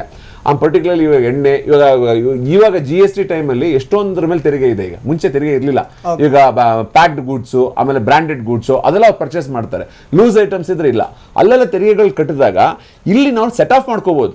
ಈ 5% ತೆರಿಗೆ ಏನ್ ಮುಂಚೆ ಕಟ್ಟಿರ್ತಾರೆ, 12% ಏನ್ ಕಟ್ಟಿರ್ತಾರೆ. ಎಕ್ಸಾಂಪಲ್ ಕೊಡ್ತೀನಿ ಸರ್. ಈಗ 100 ರೂಪೀಸ್ ವರ್ತ್ ಪ್ರಾಡಕ್ಟ್ ತಗೊಂಡಿರ್ತಾರೆ, ಅದಕ್ಕೆ 12% GST ಅವ್ರು ಕಟ್ಟಿ, ಪ್ಲಸ್ ಅವರ ಪ್ರಾಡಕ್ಟ್ನ ಅಡುಗೆ ಮಾಡಿ ಅವರು ಬಡಿಸಿದಾಗ ಅದಕ್ಕೆ 200 ರೂಪೀಸ್ ತಗೊಂಡಿರ್ತಾರೆ ಅಂತ ಇಟ್ಕೊಳ್ಳಿ.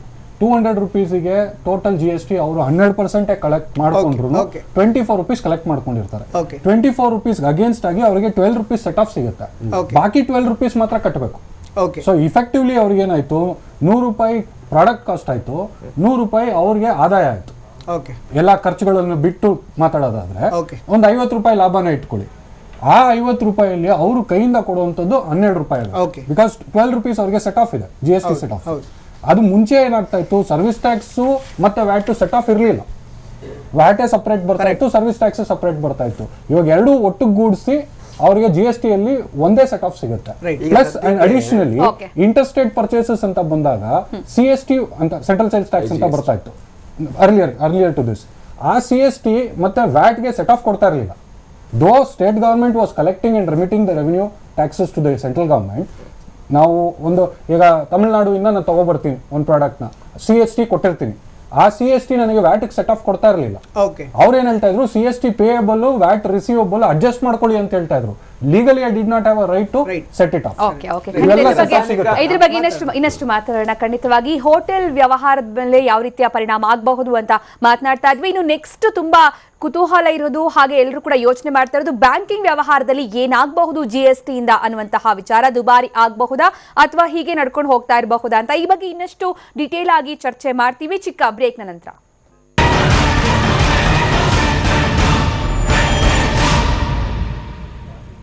ಬ್ರೇಕ್ ನಂತರ ಮತ್ತೆ ವಿಶೇಷ ಕಾರ್ಯಕ್ರಮಕ್ಕೆ ಸ್ವಾಗತ. GST ಗುಮ್ಮ ಯಾವ್ಯಾವ ಕ್ಷೇತ್ರದಲ್ಲಿ ಯಾವ್ಯಾವ ರೀತಿಯ ಪರಿಣಾಮ ಉಂಟು ಮಾಡಬಹುದು ಅಂತ ತಜ್ಞರು ನಮಗೆ ಮಾಹಿತಿಯನ್ನ ಕೊಡ್ತಾ ಇದ್ದಾರೆ. ಈಗ ನಾವು ಹೋಟೆಲ್ ವ್ಯವಹಾರ ನೋಡಿದ್ವಿ, ಹಾಗೆ ಅನ್ನದಾತರ ಬಗ್ಗೆ ನೋಡಿದ್ವಿ. ನೆಕ್ಸ್ಟ್ ಬ್ಯಾಂಕಿಂಗ್ ಸೇವೆ ದುಬಾರಿ ಆಗಬಹುದಾ ಅನ್ನೋದನ್ನ ನೋಡೋದಾದ್ರೆ GST ಜಾರಿ ನಂತರ ಬ್ಯಾಂಕಿಂಗ್ ಸೇವೆಗಳು ದುಬಾರಿ ಆಗಲಿವೆ ಅನ್ನುವಂತಹ ಮಾತೆ ಹೆಚ್ಚಾಗಿ ಕೇಳಿ ಬರ್ತಾ ಇರೋದು. ಯಾಕಂದ್ರೆ GSTಯ 18% ತೆರಿಗೆ ಸ್ಲ್ಯಾಬ್ಗೆ ಹಣಕಾಸು ಸೇವೆಗಳು ಒಳಪಡಲಿರುವ ಕಾರಣಕ್ಕಾಗಿ GST ಜಾರಿ ನಂತರ ಬ್ಯಾಂಕಿಂಗ್ ಸೇವೆಗಳು ಸ್ವಲ್ಪ ದುಬಾರಿ ಆಗಬಹುದು ಅಂತ. ಪ್ರಸ್ತುತ ಬ್ಯಾಂಕ್ ಗ್ರಾಹಕರು ಹಣಕಾಸು ಸೇವೆಗೆ ಕಟ್ತಾ ಇರುವಂತಹ ತೆರಿಗೆ 15%, ಆದ್ರೆ GST ಜಾರಿ ಆದ ನಂತರ 3% ತೆರಿಗೆ ಏರಿಕೆ ಆಗಲಿದೆ. ಹೀಗಾಗಿ ಗ್ರಾಹಕರು ಹಣಕಾಸು ಸೇವೆಗೆ ಕಟ್ತಾ ಇರುವಂತಹ ತೆರಿಗೆ ಹೆಚ್ಚಾಗಬಹುದೇನೋ ಅಂತ. ಇನ್ನು ಡೆಬಿಟ್ ಕಾರ್ಡ್ ಮತ್ತು ಕ್ರೆಡಿಟ್ ಕಾರ್ಡ್ ವ್ಯವಹಾರಕ್ಕೆ ಸಂಬಂಧಪಟ್ಟಂತೆ ಕೂಡ ಹೆಚ್ಚಾಗಬಹುದು ಅನ್ನುವಂತಹ ಮಾತು. ಹಾಗೆ ಇನ್ಶೂರೆನ್ಸ್ ಪ್ರೀಮಿಯಂ ಮತ್ತೆ EMI ಸೇರಿದಂತೆ ಹಲವು ಸೇವೆಗಳು ದುಬಾರಿ ಆದ್ರೆ ಗ್ರಾಹಕರಿಗೆ ನಿಜಕ್ಕೂ ಕೂಡ ತುಂಬಾ ಹೊರೆ ಆಗುವಂತಹ ಸಾಧ್ಯತೆ ಹೆಚ್ಚು. ಇನ್ನು ಎಲ್ಲಾ ಬ್ಯಾಂಕ್ಗಳ ಗ್ರಾಹಕರ ಜೇಬಿಗೂ ಕೂಡ ಕತ್ತರಿ ಬೀಳೋದು ಗ್ಯಾರಂಟಿ ಅನ್ನುವಂತಹ ಒಂದು ವಿಚಾರ. ಎಸ್ ಶ್ರೀಧರ್ ಅವರೇ, ಈಗ ಬ್ಯಾಂಕಿಂಗ್ ವಿಚಾರಕ್ಕೆ ಬಂದ್ರೆ ಈಗಾಗಲೇ ನೋಟ್ ಬ್ಯಾನ್ ಡಿಮಾನಿಟೈಸೇಷನ್ ನಂತರ ಗ್ರಾಹಕರಿಗೆ ಒಂದು ರೀತಿಯಲ್ಲಿ ಸ್ವಲ್ಪ ಮಟ್ಟಿಗೆ ಕಷ್ಟ ಆಗಿದೆ. ಒಂದಷ್ಟು ರಿಸ್ಟ್ರಿಕ್ಷನ್ಸ್ ಕೂಡ ಇದೆ, ಟ್ರಾನ್ಸಾಕ್ಷನ್ಗಾಗಿರಬಹುದು ಅಥವಾ ATMಗಳಿಗೆ ಹೋದ್ರೆ ಕ್ಯಾಶ್ ಇಲ್ಲ, ಹೀಗೆ ನಾನಾ ರೀತಿ ಪ್ರಾಬ್ಲಮ್ ಆಗ್ತಾ ಇದೆ. ಈಗ GST ಬಂದ್ರೆ ಯಾವ ರೀತಿ ಎಫೆಕ್ಟ್ ಆಗಬಹುದು ಜನಸಾಮಾನ್ಯರಿಗೆ ಅಂತ? ಬ್ಯಾಂಕಿಂಗ್ ಅಥವಾ ಫೈನಾನ್ಷಿಯಲ್ ಸರ್ವಿಸ್ನಲ್ಲಿ ಯಾವುದೇ ಕಾಂಪ್ಲಿಕೇಶನ್ ಇಲ್ಲ. 15% ಇದ್ದಿದ್ದು 18%ಗೆ ಹೋಗಿದೆ. ಇದಕ್ಕೆ ಬಹುಶಃ ಕಾರಣ ಏನಾಯಿತು ಅಂದರೆ ಅಲ್ಲಿ ಯಾವುದೇ ಬ್ಯಾಂಕ್ ಅವರೆಲ್ಲ ಮೆಸೇಜ್ ಕಳಿಸ್ತಾ ಇದ್ದಾರೆ, ಅದು ಅವೇರ್ನೆಸ್ ಆಗುತ್ತೆ. ಮತ್ತು ಇನ್ನೂ ಹಿಂದಿನ ಸ್ಟಾಕ್ ಇಟ್ಕೊಂಡಿರೋದಾಗಲಿ ಈ ಥರದ ಯಾವುದೇ ಕಾಂಪ್ಲಿಕೇಶನ್ ಇಲ್ಲ. 1ನೇ ತಾರೀಕಿಂದ ನಮ್ಮ ಸಾಫ್ಟ್ವೇರ್ ಚೇಂಜ್ ಆಗಿರುತ್ತೆ. 15% ಬದಲಿಗೆ 18% ಹಾಗೆ ಹೋಗುತ್ತೆ. ಬಟ್ ಈಗ ಅದೇ ಒಂದು ಪ್ರಶ್ನೆ, ಈಗ ಎಲ್ಲ ಬ್ಯಾಂಕ್ಗಳಲ್ಲೂ ಕೂಡ ಸಾಫ್ಟ್ವೇರ್ ರೆಡಿ ಇದೆಯಾ ಅಂತ? ಆಗಿರುತ್ತೆ, ಸಾಧಾರಣವಾಗಿ ಆಗಿರುತ್ತೆ. ಇದೆಲ್ಲ ತುಂಬ ರೈಟ್. ಲೋಹಿತ್ ಅವರ ನಾವು ಲಾಸ್ಟ್ ಟೈಮ್ ಮಾತಾಡ್ತಿರ್ಬೇಕಾದ್ರೆ ಇದೇ ಒಂದು ಪ್ರಶ್ನೆ ಇರೋದು, ಬ್ಯಾಂಕಿಂಗ್ ಚಾರ್ಜಸ್ಗಳಿರುತ್ತೆ, ಬೇರೆ ಬೇರೆ ಥರದ್ದು ಇರುತ್ತೆ. ಅಂದರೆ ಅವ್ರು ಹೇಳ್ತಾರೆ ಒಂದು ಬರೀ ಸರ್ವಿಸ್ಗೆ ಮಾತ್ರ GST ಅಪ್ಲೈ ಆಗುತ್ತೆ, ಬೇರೆ ಬೇರೆ ಪೆನಾಲ್ಟಿಗಳಿರುತ್ತೆ, ಅದಕ್ಕೆ ಈ GST ಅಪ್ಲೈ ಆಗಲ್ಲ, ದಟ್ ವಿಲ್ ಕಂಟಿನ್ಯೂ ಅಂತ. ಇದರಲ್ಲಿ ಏನಾದ್ರು ಡೌಟ್ಸ್ಗಳೇನಾದ್ರು ಇದ್ರೆ ಅನ್ನೋನ್ ಝೋನ್ ಅನ್ನೋದ್ರ ಏನಂತ ನೋಡ್ತೀರಾ ಸರ್? ಇದನ್ನ ಎರಡು ರೀತಿ ನೋಡಬೇಕಾಗುತ್ತೆ. Whether the additional 3% earlier to this what used to happen, ನಮಗೆ ಬ್ಯಾಂಕಿಂಗ್ ಚಾರ್ಜಸ್ ಮೇಲೆ ಸರ್ವಿಸ್ ಟ್ಯಾಕ್ಸ್ ಹಾಕೋದು ಅದೆಲ್ಲ ನಮಗೆ can we claim that as an expenditure. For example BCTT ಅಂತ ಇಂಟ್ರೊಡ್ಯೂಸ್ ಮಾಡಿದ್ರು, ಬ್ಯಾಂಕಿಂಗ್ ಕ್ಯಾಶ್ ಟ್ರಾನ್ಸಾಕ್ಷನ್ ಟ್ಯಾಕ್ಸ್ ಅಂತ. ಅದು ನಮಗೆ ಇನ್ಕಮ್ ಟ್ಯಾಕ್ಸ್ ಅಡಿಯಲ್ಲಿ ಸೆಕ್ಷನ್ 36(1)(14) ನಮಗೆ ಎಕ್ಸ್ಪೆಂಡಿಚರ್ ಕ್ಲೇಮ್ ಕೊಡ್ತಾ ಇದ್ರು. Now this GST what is going to be added to the expenditure, ಅದು ಸೇರಿಸಿ ನಮಗೆ ಎಕ್ಸ್ಪೆಂಡಿಚರ್ ಕೊಡ್ತಾರಾ ಅಥವಾ ಬರೀ ಎಕ್ಸ್ಪೆಂಡಿಚರ್ ಮಾತ್ರನ GST ಅಲ್ಲದೆ ಬರೀ ಎಕ್ಸ್ಪೆಂಡಿಚರ್ ಮಾತ್ರ ಕೊಡ್ತಾರಾ ಅಂತ. ಅಂದರೆ ಈಗ ₹100 ನಂದು ಎಕ್ಸ್ಪೆಂಡಿಚರ್ ಆಯಿತು, ಅದ್ರ ಮೇಲೆ GST 18% ಹಾಕಿದ್ರು ಅಂತ ಇಟ್ಕೊಳ್ಳಿ. ಇದು ₹118 ಸಿಗುತ್ತಾ ನನಗೆ ಎಕ್ಸ್ಪೆಂಡಿಚರು, ಅಥವಾ ಬರೀ ₹100 ಸಿಗುತ್ತಾ? ನನ್ನ ಪ್ರಾಫಿಟ್ ಅಂಡ್ ಲಾಸ್ ಅಕೌಂಟ್ ನಾನು ಡಿಸೈನ್ ಮಾಡಿದಾಗ 118 ಹಾಕಿದ್ರೆ ನನಗೆ ಆ ₹18 ಮೇಲೆ ಟ್ಯಾಕ್ಸ್ ಬೆನಿಫಿಟ್ ಸಿಗುತ್ತೆ ಮತ್ತೆ. ಸೊ ಈ ಎರಡು ಪ್ರಶ್ನೆ ನನಗೆ ತುಂಬಾ ಕುತೂಹಲ ಕಾಯ್ತಾ ಇದ್ದೀನಿ. Whether including GST they give the expenditure benefit are only expenditure. ಇದು ಇವ್ರು ಹೇಳಬೇಕಾಗತ್ತೆ. ಬಹುಶಃ ನನಗೆ ಇನ್ಪುಟ್ ಟ್ಯಾಕ್ಸ್ ಕ್ರೆಡಿಟ್ ನಲ್ಲಿ ಇದನ್ನ ಅಪ್ಲೈ ಮಾಡ್ಕೋಬಹುದು ಅಂತ ನಾನು ಎಲ್ಲೋ ಓದಿದ್ದ ನೆನಪು. ಇದು ನಮಗಷ್ಟು ಇದಾಗಲ್ಲ ಮೋಸ್ಟ್ಲಿ. ಬಟ್ ನನಗೆ ಗೊತ್ತಿರೋ ಮಟ್ಟಿಗೆ ನೀವು ಏನಿ ಟ್ಯಾಕ್ಸ್ ಸ್ಟ್ಯಾಚ್ಯೂಟರಿ ಲೆವೀಸ್ ಕೊಟ್ರೆ ಅದನ್ನ ಕ್ರೆಡಿಟ್ ಕೊಟ್ಟೆ ಕೊಡ್ತಾರೆ. ನಾವು ಯೂಶುವಲಿ ಅಲ್ಲ ಹಂಗ್ ಲೆಕ್ಕ ಬಂದಾಗ ಅಲ್ಲಿ ಡಬಲ್ ಟ್ಯಾಕ್ಸೇಷನ್ ಆಗುತ್ತೆ. ಅಲ್ಲ, ಒಂದು ನಿಮಿಷ, ಕ್ರೆಡಿಟ್ ಕೊಡ್ತಾರೆ ಅಂತಂದ್ರೆ ಈಗ ನಾವು ಅಸೆಸ್ಮೆಂಟ್ಸ್ ಅಲ್ಲಿ ವರ್ಕ್ಸ್ ಕೌಂಟರ್ ಟ್ಯಾಕ್ಸಸ್ ತುಂಬಾ ಮಾಡ್ತಾ ಇದೀವಿ. ಅಲ್ಲಿ ಮಾಡ್ಬೇಕಾದ್ರೆ ನಾವು ಸ್ಟ್ಯಾಚ್ಯೂಟರಿ ಲೆವೀಸ್ ಏನೇ ಇದ್ರು ಅದನ್ನ ಡಿಡಕ್ಷನ್ಸ್ ಕೊಡ್ತೀವಿ, ಎಕ್ಸೆಪ್ಟ್ ಇನ್ಕಮ್ ಟ್ಯಾಕ್ಸ್. ಅದನ್ನ ಪಾರ್ಟ್ ಆಫ್ ದಿ ವ್ಯಾಲ್ಯೂ ಆಗ್ತಿದೆ.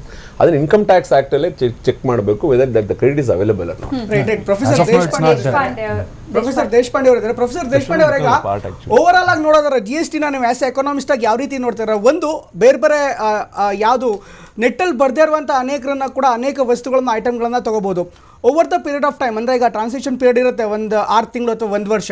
ಸೊ 1 ವರ್ಷದ ನಂತರವೂ ಕೂಡ GST ಸಂಪೂರ್ಣವಾಗಿ ಸ್ಟ್ಯಾಂಡ್ ಆಫ್ ಆಗತ್ತೆ ಅನ್ಸುತ್ತಾ, ಅಥವಾ ಇನ್ನೂ ಗೊಂದಲಗಳ ಬಗ್ಗೆ ಏನಾದ್ರು ಎನಿ ಪರ್ಟಿಕ್ಯುಲರ್ ಗೊಂದಲಗಳು ಅಥವಾ ಅನ್ನೋನ್ ಝೋನ್ ಅಂತ ಏನಿದ್ದೀವಿ ಅದ್ರ ಬಗ್ಗೆ ನೀವೇನಾದ್ರು ಉಲ್ಲೇಖ ಮಾಡೋದಕ್ಕೆ ಬಯಸ್ತೀರಾ? ಐ ಡೋಂಟ್ ಥಿಂಕ್, ನನಗೆ ಅನಿಸಲ್ಲ ಯಾವುದಾದ್ರೂ ಅನ್ನೋನ್ ಝೋನ್ ಇರುತ್ತೆ ಅಂತ. ಓಕೆ, ಏನಂದರೆ 3 ತಿಂಗಳು 4 ತಿಂಗಳು ಇದು ಅಡ್ಜಸ್ಟ್ಮೆಂಟ್ ಪ್ರೊಸೆಸ್ಸು. ರೈಟ್. ಈ ಅಡ್ಜಸ್ಟ್ಮೆಂಟ್ ಪ್ರೊಸೆಸ್ ಆಗೋವರೆಗೂ ಯಾವುದು ತೊಂದರೆ ಆಗಿದ್ದರೆ ಅದರಲ್ಲೇ ಆಗೋಗುತ್ತೆ. ಮತ್ತು ಒಂದು ಟ್ರಿಬ್ಯುನಲ್ ಥರ ಆವಾಗ ಹೇಳಿದ್ರಲ್ಲ, ಒಂದು ಜಡ್ಜ್ ಕೈ ಕೆಳಗಡೆ ಒಂದು ಟ್ರಿಬ್ಯುನಲ್ ಥರ ಕಂಪ್ಲೇಂಟ್ಸ್ ಎಂಟರ್ಟೈನ್ ಮಾಡೋಕ್ಕೆ, ಅದು ಏನಾದರೂ ಆಪ್ರೇಟಿವ್ ಆದರೆ, ನನಗೆ ಅನಿಸುತ್ತೆ ಆಪ್ರೇಟಿವ್ ಆಗಬೇಕು ಅಂತ, ಆಪ್ರೇಟಿವ್ ಆದರೆ ಇದು ಎಲ್ಲ ಸರಳವಾಗಿ ಆಗೋದು ಅಂತ. ಇನ್ನೊಂದು, ನಮ್ಮ ದೇಶದಲ್ಲಿ ಕೆಲವು ಆನ್ಲೈನ್ ಕರೆಕ್ಷನ್ಸ್ ಇದ್ದೇ ಇರ್ತವೆ. ಇದು ಇನ್ಕಮ್ ಟ್ಯಾಕ್ಸಲ್ಲಿ ಇದ್ದಾವೆ, ಇದು ಸೇಲ್ಸ್ ಟ್ಯಾಕ್ಸಲ್ಲಿ ಇತ್ತು, ಇದು ವ್ಯಾಟಲ್ಲಿ ಇತ್ತು, ಇದು ಎಲ್ಲ ಟ್ಯಾಕ್ಸಸ್ಸು ಯಾವುದು ಸಿಸ್ಟಮಲ್ಲಿ ಪೂರ್ತಿಯಾಗಿ, ಯಾಕಂದರೆ ಒಂದಂದರೆ ನಮ್ಮ ದೇಶದ್ದು ವಿಸ್ತೀರ್ಣವಾಗಿ ಕನ್ಸ್ಯೂಮರ್ಸು, ಮಾರ್ಕೆಟು ಮತ್ತು ವಿಸ್ತೀರ್ಣವಾಗಿ ವಸ್ತುಗಳು, ಇನ್ನೊಂದು ಸುಮಾರು ಇಂಪರ್ಫೆಕ್ಷನ್ಸ್ ಅಂತೀವಿ ನಾನು, ಮಾರ್ಕೆಟ್ ಇಂಪರ್ಫೆಕ್ಷನ್ಸು. ಈ ಮಾರ್ಕೆಟ್ ಇಂಪರ್ಫೆಕ್ಷನ್ಸ್ ಕೊಟ್ಟಂಗೆ ಲಾರ್ಜ್ ನಂಬರ್ ಆಫ್ ಅಡ್ಜಸ್ಟ್ಮೆಂಟ್ಸ್ ಅದು ಆನ್ಲೈನ್ ಕರೆಕ್ಷನ್ಸಲ್ಲಿ ಆಗ್ಬೋದು. ಆದರೆ ಈ ಬರೋದು 3-4 ತಿಂಗಳಲ್ಲಿ ಒಂದು ಸ್ವಲ್ಪ ಒತ್ತಡ ಬರ್ಬೋದು ಅನ್ಸತ್ತಂತ. ಓಕೆ, ದೇಶಪಾಂಡೆ ಅವರೀಗ ಸಾಮಾನ್ಯ ಎಂಡೋಮೆಂಟ್ ಪಾಲಿಸಿಗಳ ಮೇಲಿನ ಈಗಿನ 3.77 ಏನು ತೆರಿಗೆ ಪ್ರಮಾಣ ಇದೆ, ಅದು 4.50ಗೆ ಏರಿಕೆ ಆಗಿದೆ. ಹೀಗಾಗಿ ವಿಮಾ ಪಾಲಿಸಿಗಳ ವಿಚಾರದಲ್ಲಿ GST ಇಂದಾಗಿ ಗ್ರಾಹಕರಿಗೆ ಹೊರೆ ಆಗಬಹುದಾ ಅಂತ?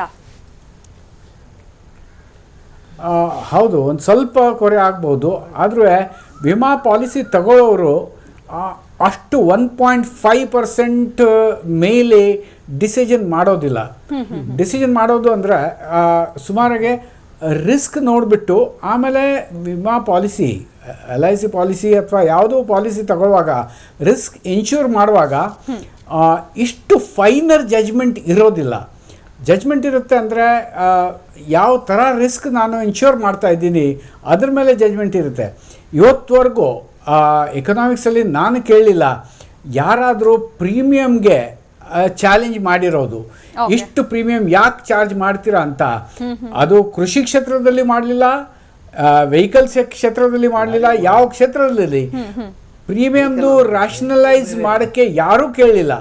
ಪ್ರೀಮಿಯಮ್ ಎಷ್ಟು ಚಾರ್ಜ್ ಮಾಡ್ತಾರೆ ಅಷ್ಟು ಕೊಟ್ಬಿಡ್ತಾರೆ. ಅದಕ್ಕೆ 1.5%ಇಂದ ಅದಕ್ಕೆ ಒತ್ತಡ ಆಗುತ್ತೆ ಅಂತ ನನಗೆ ಅನಿಸಲ್ಲ. ಡಿಸಿಷನ್ ಮೇಕಿಂಗ್ಗೆ ಒಂದು ಸ್ವಲ್ಪ ಮಾರ್ಜಿನ್ ಬೇಕಾಗತ್ತೆ. 5%, 10% ಆ ಮಾರ್ಜಿನಲ್ಲಿ ಡಿಸಿಷನ್ ಚೇಂಜ್ ಆಗಬಹುದು. ಆದರೆ 1.5%, 3%, 5%ವರೆಗೂ ಡಿಸಿಷನ್ ಚೇಂಜ್ ಮಾಡೋಕ್ಕೂ ಕಷ್ಟ. ಇನ್ನೊಂದು ಅಂದರೆ ಬೇಸಿಯಲ್ಲಿ ಇದೆ ಈ ಎಲ್ಲ ಇನ್ಶೂರೆನ್ಸ್ದು, ಬ್ಯಾಂಕಿಂಗ್ದು base is middle class. Middle class has an elasticity to accommodate with the market. ಈ elasticity of accommodation is slightly higher for the middle class as compared to the lower class. ಆವಾಗ ಈ ಹೋಟೆಲ್ ಉದ್ಯಮ ಬಗ್ಗೆ ಹೇಳ್ತಾ ಇರೋರು ಸಾಮಾನ್ಯವಾಗಿ 3 star ಹೋಟೆಲಲ್ಲಿ ಹೋಗೋರು ಅಲ್ಲೇ ಹೋಗ್ತಾರೆ. ಅವ್ರೇನು ರೋಡಲ್ಲಿ ಬಂದು ತಿನ್ನಲ್ಲ, ಏನಾದ್ರೂ ತಿನ್ನಲ್ಲ. ಅದು 5% ಇರಲಿ 10% ಇರಲಿ, ಅವ್ರ ರೋಡು ಅಲ್ಲಿ ಬಂದು ತಿನ್ನೋದಿಲ್ಲ. ಹಾಗೆ ಮಿಡಲ್ ಕ್ಲಾಸ್ಗೆ ಒಂದು ರೆಸಿಲಿಯನ್ಸ್ ಇರ್ತದೆ. ಎಕನಾಮಿಕ್ ರೆಸಿಲಿಯನ್ಸ್ ಕ್ಯಾಲ್ಕುಲೇಟ್ ಮಾಡಿದ್ರೆ ಅದು 5 to 10% ಇರುತ್ತೆ. ಖಂಡಿತ ಈ ಬಗ್ಗೆ ಇನ್ನಷ್ಟು ಮಾತಾಡ್ತೀನಿ, ನಿಮ್ ಜೊತೆ ಕೂಡ ಇನ್ನಷ್ಟು ಈ ಬಗ್ಗೆ ಡಿಟೇಲ್ ಆಗಿ ಚರ್ಚೆಯನ್ನ ಮಾಡೋಣ. ಅದಕ್ಕೂ ಮುಂಚೆ ಚಿಕ್ಕ ಬ್ರೇಕ್.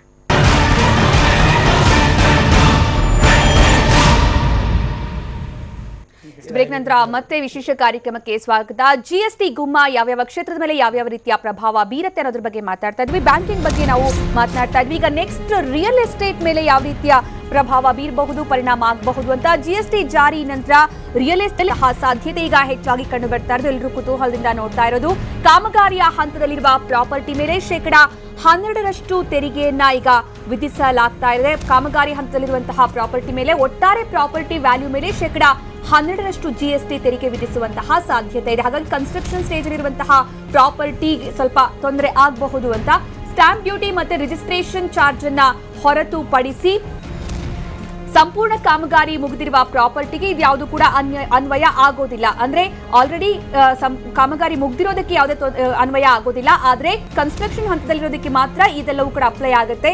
GST ಇಂದ ಡೆವಲಪರ್ಸ್ಗೆ ಹೆಚ್ಚಿನ ಅನುಕೂಲ ಆಗುವಂತಹ ಸಾಧ್ಯತೆ ಇದೆ. ಆಟೋಮೆಟಿಕ್ಲಿ ಡೆವಲಪರ್ಸ್ಗೆ ಹೆಚ್ಚಿನ ಅನುಕೂಲ ಆದ್ರೆ ಗ್ರಾಹಕರಿಗೆ ಹೊರೆ ಆಗುವಂತದ್ದು ಕಂಡು ಬರುವಂತಹ ವಿಚಾರ. GSTಯ ನಂತರ ಡೆವಲಪರ್ಸ್ಗೆ ಇನ್ಪುಟ್ ಟ್ಯಾಕ್ಸ್ ಕ್ರೆಡಿಟ್ ಸಿಗುವಂತಹ ಸಾಧ್ಯತೆ ಇದೆ. ಇದು ಅವರಿಗೆ ಒಂದು ರೀತಿಯಲ್ಲಿ ಯಾವ ರೀತಿಯ ಪ್ರಭಾವ ಬೀರಬಹುದು ಅಂದ್ರೆ ರಾ ಮೆಟೀರಿಯಲ್ಸ್ ಅನ್ನ ಅದಕ್ಕೆ ಕಟ್ಟುವಂತಹ ಟ್ಯಾಕ್ಸ್ ವ್ಯತ್ಯಾಸ ಬರುತ್ತೆ ಅನ್ನುವಂತಹ ವಿಚಾರ. ಕಾಮಗಾರಿ ಹಂತದ ಪ್ರಾಪರ್ಟಿ ಮೇಲೆ ಇನ್ಪುಟ್ ಟ್ಯಾಕ್ಸ್ ಕ್ರೆಡಿಟ್ ಲಭ್ಯ ಆಗತ್ತೆ, ಆದ್ರೆ ಕಾಮಗಾರಿ ಮುಗಿದಿರುವ ಪ್ರಾಪರ್ಟಿಗೆ ಇನ್ಪುಟ್ ಟ್ಯಾಕ್ಸ್ ಕ್ರೆಡಿಟ್ ಅಲಭ್ಯ ಆಗತ್ತೆ. ಇದು ಯಾವ ರೀತಿಯ ಒಂದು ಚೇಂಜಸ್ ಅನ್ನ ಮಾಡಬಹುದು ಅನ್ನುವಂತಹ ವಿಚಾರ. ಇನ್ನು GST ನಂತರ ಕಟ್ಟಡ ಸಾಮಗ್ರಿಗಳ ಬೆಲೆ ಹೆಚ್ಚು ಏರಿಕೆ ಆಗೋದಿಲ್ಲ ಅಂತ ತಜ್ಞರು ಹೇಳ್ತಾ ಇದ್ದಾರೆ. ಇದು ಯಾವ ಒಂದು ಆಧಾರದ ಮೇಲೆ ಅಂತ ಗೊತ್ತಾಗ್ತಾ ಇಲ್ಲ. ಆದ್ರೆ ಇದರಿಂದ ಡೆವಲಪರ್ಸ್ಗೆ ಅನುಕೂಲ ಆಗುವಂತಹ ಸಾಧ್ಯತೆ ಒಟ್ಟಾರೆ ಈ ವಿಚಾರದಲ್ಲಿ ಹೆಚ್ಚಾಗಿ ಕಂಡು ಬರ್ತಾ ಇರೋದು. ಇನ್ನು ಟ್ರಾನ್ಸ್ಪೋರ್ಟೇಷನ್ ಮತ್ತೆ ಲಾಜಿಸ್ಟಿಕ್ ವೆಚ್ಚದಲ್ಲಿ ಕೂಡ ಕಡಿತ ಆಗುವಂತಹ ಸಾಧ್ಯತೆ ಇದೆ GST ಇಂದಾಗಿ. ಇನ್ನು ಒಂದೇ ತೆರಿಗೆ ಪದ್ಧತಿಯಿಂದ ಸಾಗಣೆ ವೆಚ್ಚದಲ್ಲಿ ಟ್ರಾನ್ಸ್ಪೋರ್ಟೇಷನ್ ವಿಚಾರದಲ್ಲೂ ಕೂಡ ಇಳಿಕೆ ಆಗುವಂತಹ ಸಾಧ್ಯತೆ ಕಂಡು ಬರ್ತಾ ಇದೆ. ಇಳಿಕೆ ಆಗತ್ತೆ ಅಂತ. ಇನ್ನು ಡೆವಲಪರ್ಸ್ ಒಟ್ಟಾರೆ ಖರ್ಚು ವೆಚ್ಚದಲ್ಲಿ ಇಳಿಕೆ ಆಗತ್ತೆ. ಇದರಿಂದ ಡೆವಲಪರ್ಸ್ಗೆ ಖಂಡಿತವಾಗಿ ಕೂಡ ಅನುಕೂಲ ಆಗಬಹುದು. ಇನ್ನು ಡೆವಲಪರ್ಸ್ಗೆ ಆಗುವಂತಹ ಲಾಭವನ್ನ ಒಂದು ವೇಳೆ ವರ್ಗಾಯಿಸಿದ್ರೆ ಗ್ರಾಹಕರಿಗೂ ಲಾಭ ಆಗಬಹುದು ಅನ್ನುವಂತಹ ವಿಚಾರ.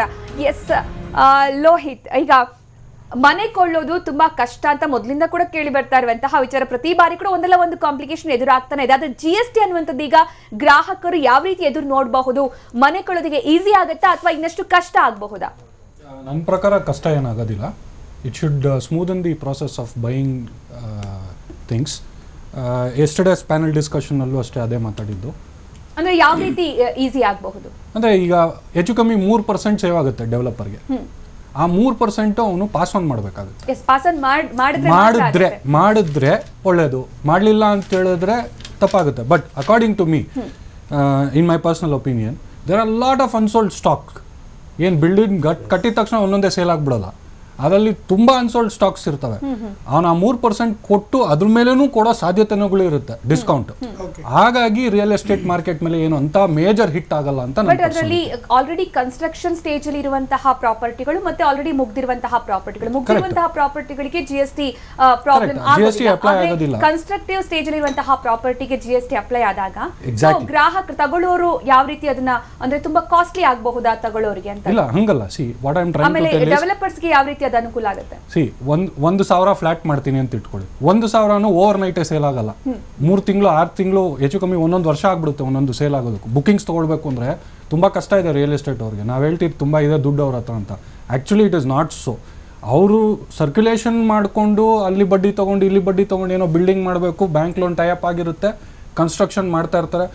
1,000 ಅಪಾರ್ಟ್ಮೆಂಟಲ್ಲಿ 800 ಅಪಾರ್ಟ್ಮೆಂಟ್ ಬುಕ್ಕಿಂಗ್ ಆಗಿ ಲೋನ್ ಸ್ಯಾಂಕ್ಷನ್ ಆದರೆ 200 ಅಪಾರ್ಟ್ಮೆಂಟ್ ನಾನು ಕನ್ಸ್ಟ್ರಕ್ಟ್ ಮಾಡೋಕ್ಕಾಗಲ್ಲ ಅಂತ ಹೇಳಕ್ ಬರೋದಿಲ್ಲ ಅವರು. ಅದು ಕನ್ಸ್ಟ್ರಕ್ಟ್ ಮಾಡಲೇಬೇಕು. ಸೊ ಈ has to dispose of that 200 by giving lesser prices and discount. This I think should be capitalised by the buyers. I hope I am right. Suresh ಅವರು ಮಾತಾಡೋದಕ್ಕೆ ಬಯಸ್ತೀನಿ. ಯಾಕಂದರೆ ಆ್ಯಸ್ ಎ ರಿಯಲ್ ಎಸ್ಟೇಟ್ ಉದ್ಯಮಿಯಾಗಿ ನೀವು ಇದನ್ನು ಯಾವ ರೀತಿ ನೋಡ್ತಾರೆ? ತುಂಬ ಪ್ರಶ್ನೆಗಳಿದೆ. ಅಂದರೆ ಅಂಡರ್ ಕನ್ಸ್ಟ್ರಕ್ಷನ್ ಇರುವಂಥದ್ದಕ್ಕೆ ಜಾಸ್ತಿ ಪ್ರೈಸ್ ಆಗುತ್ತೆ ಆ ಥರ ಮನೆಗಳನ್ನು ಬೈ ಮಾಡಿದ್ರೆ.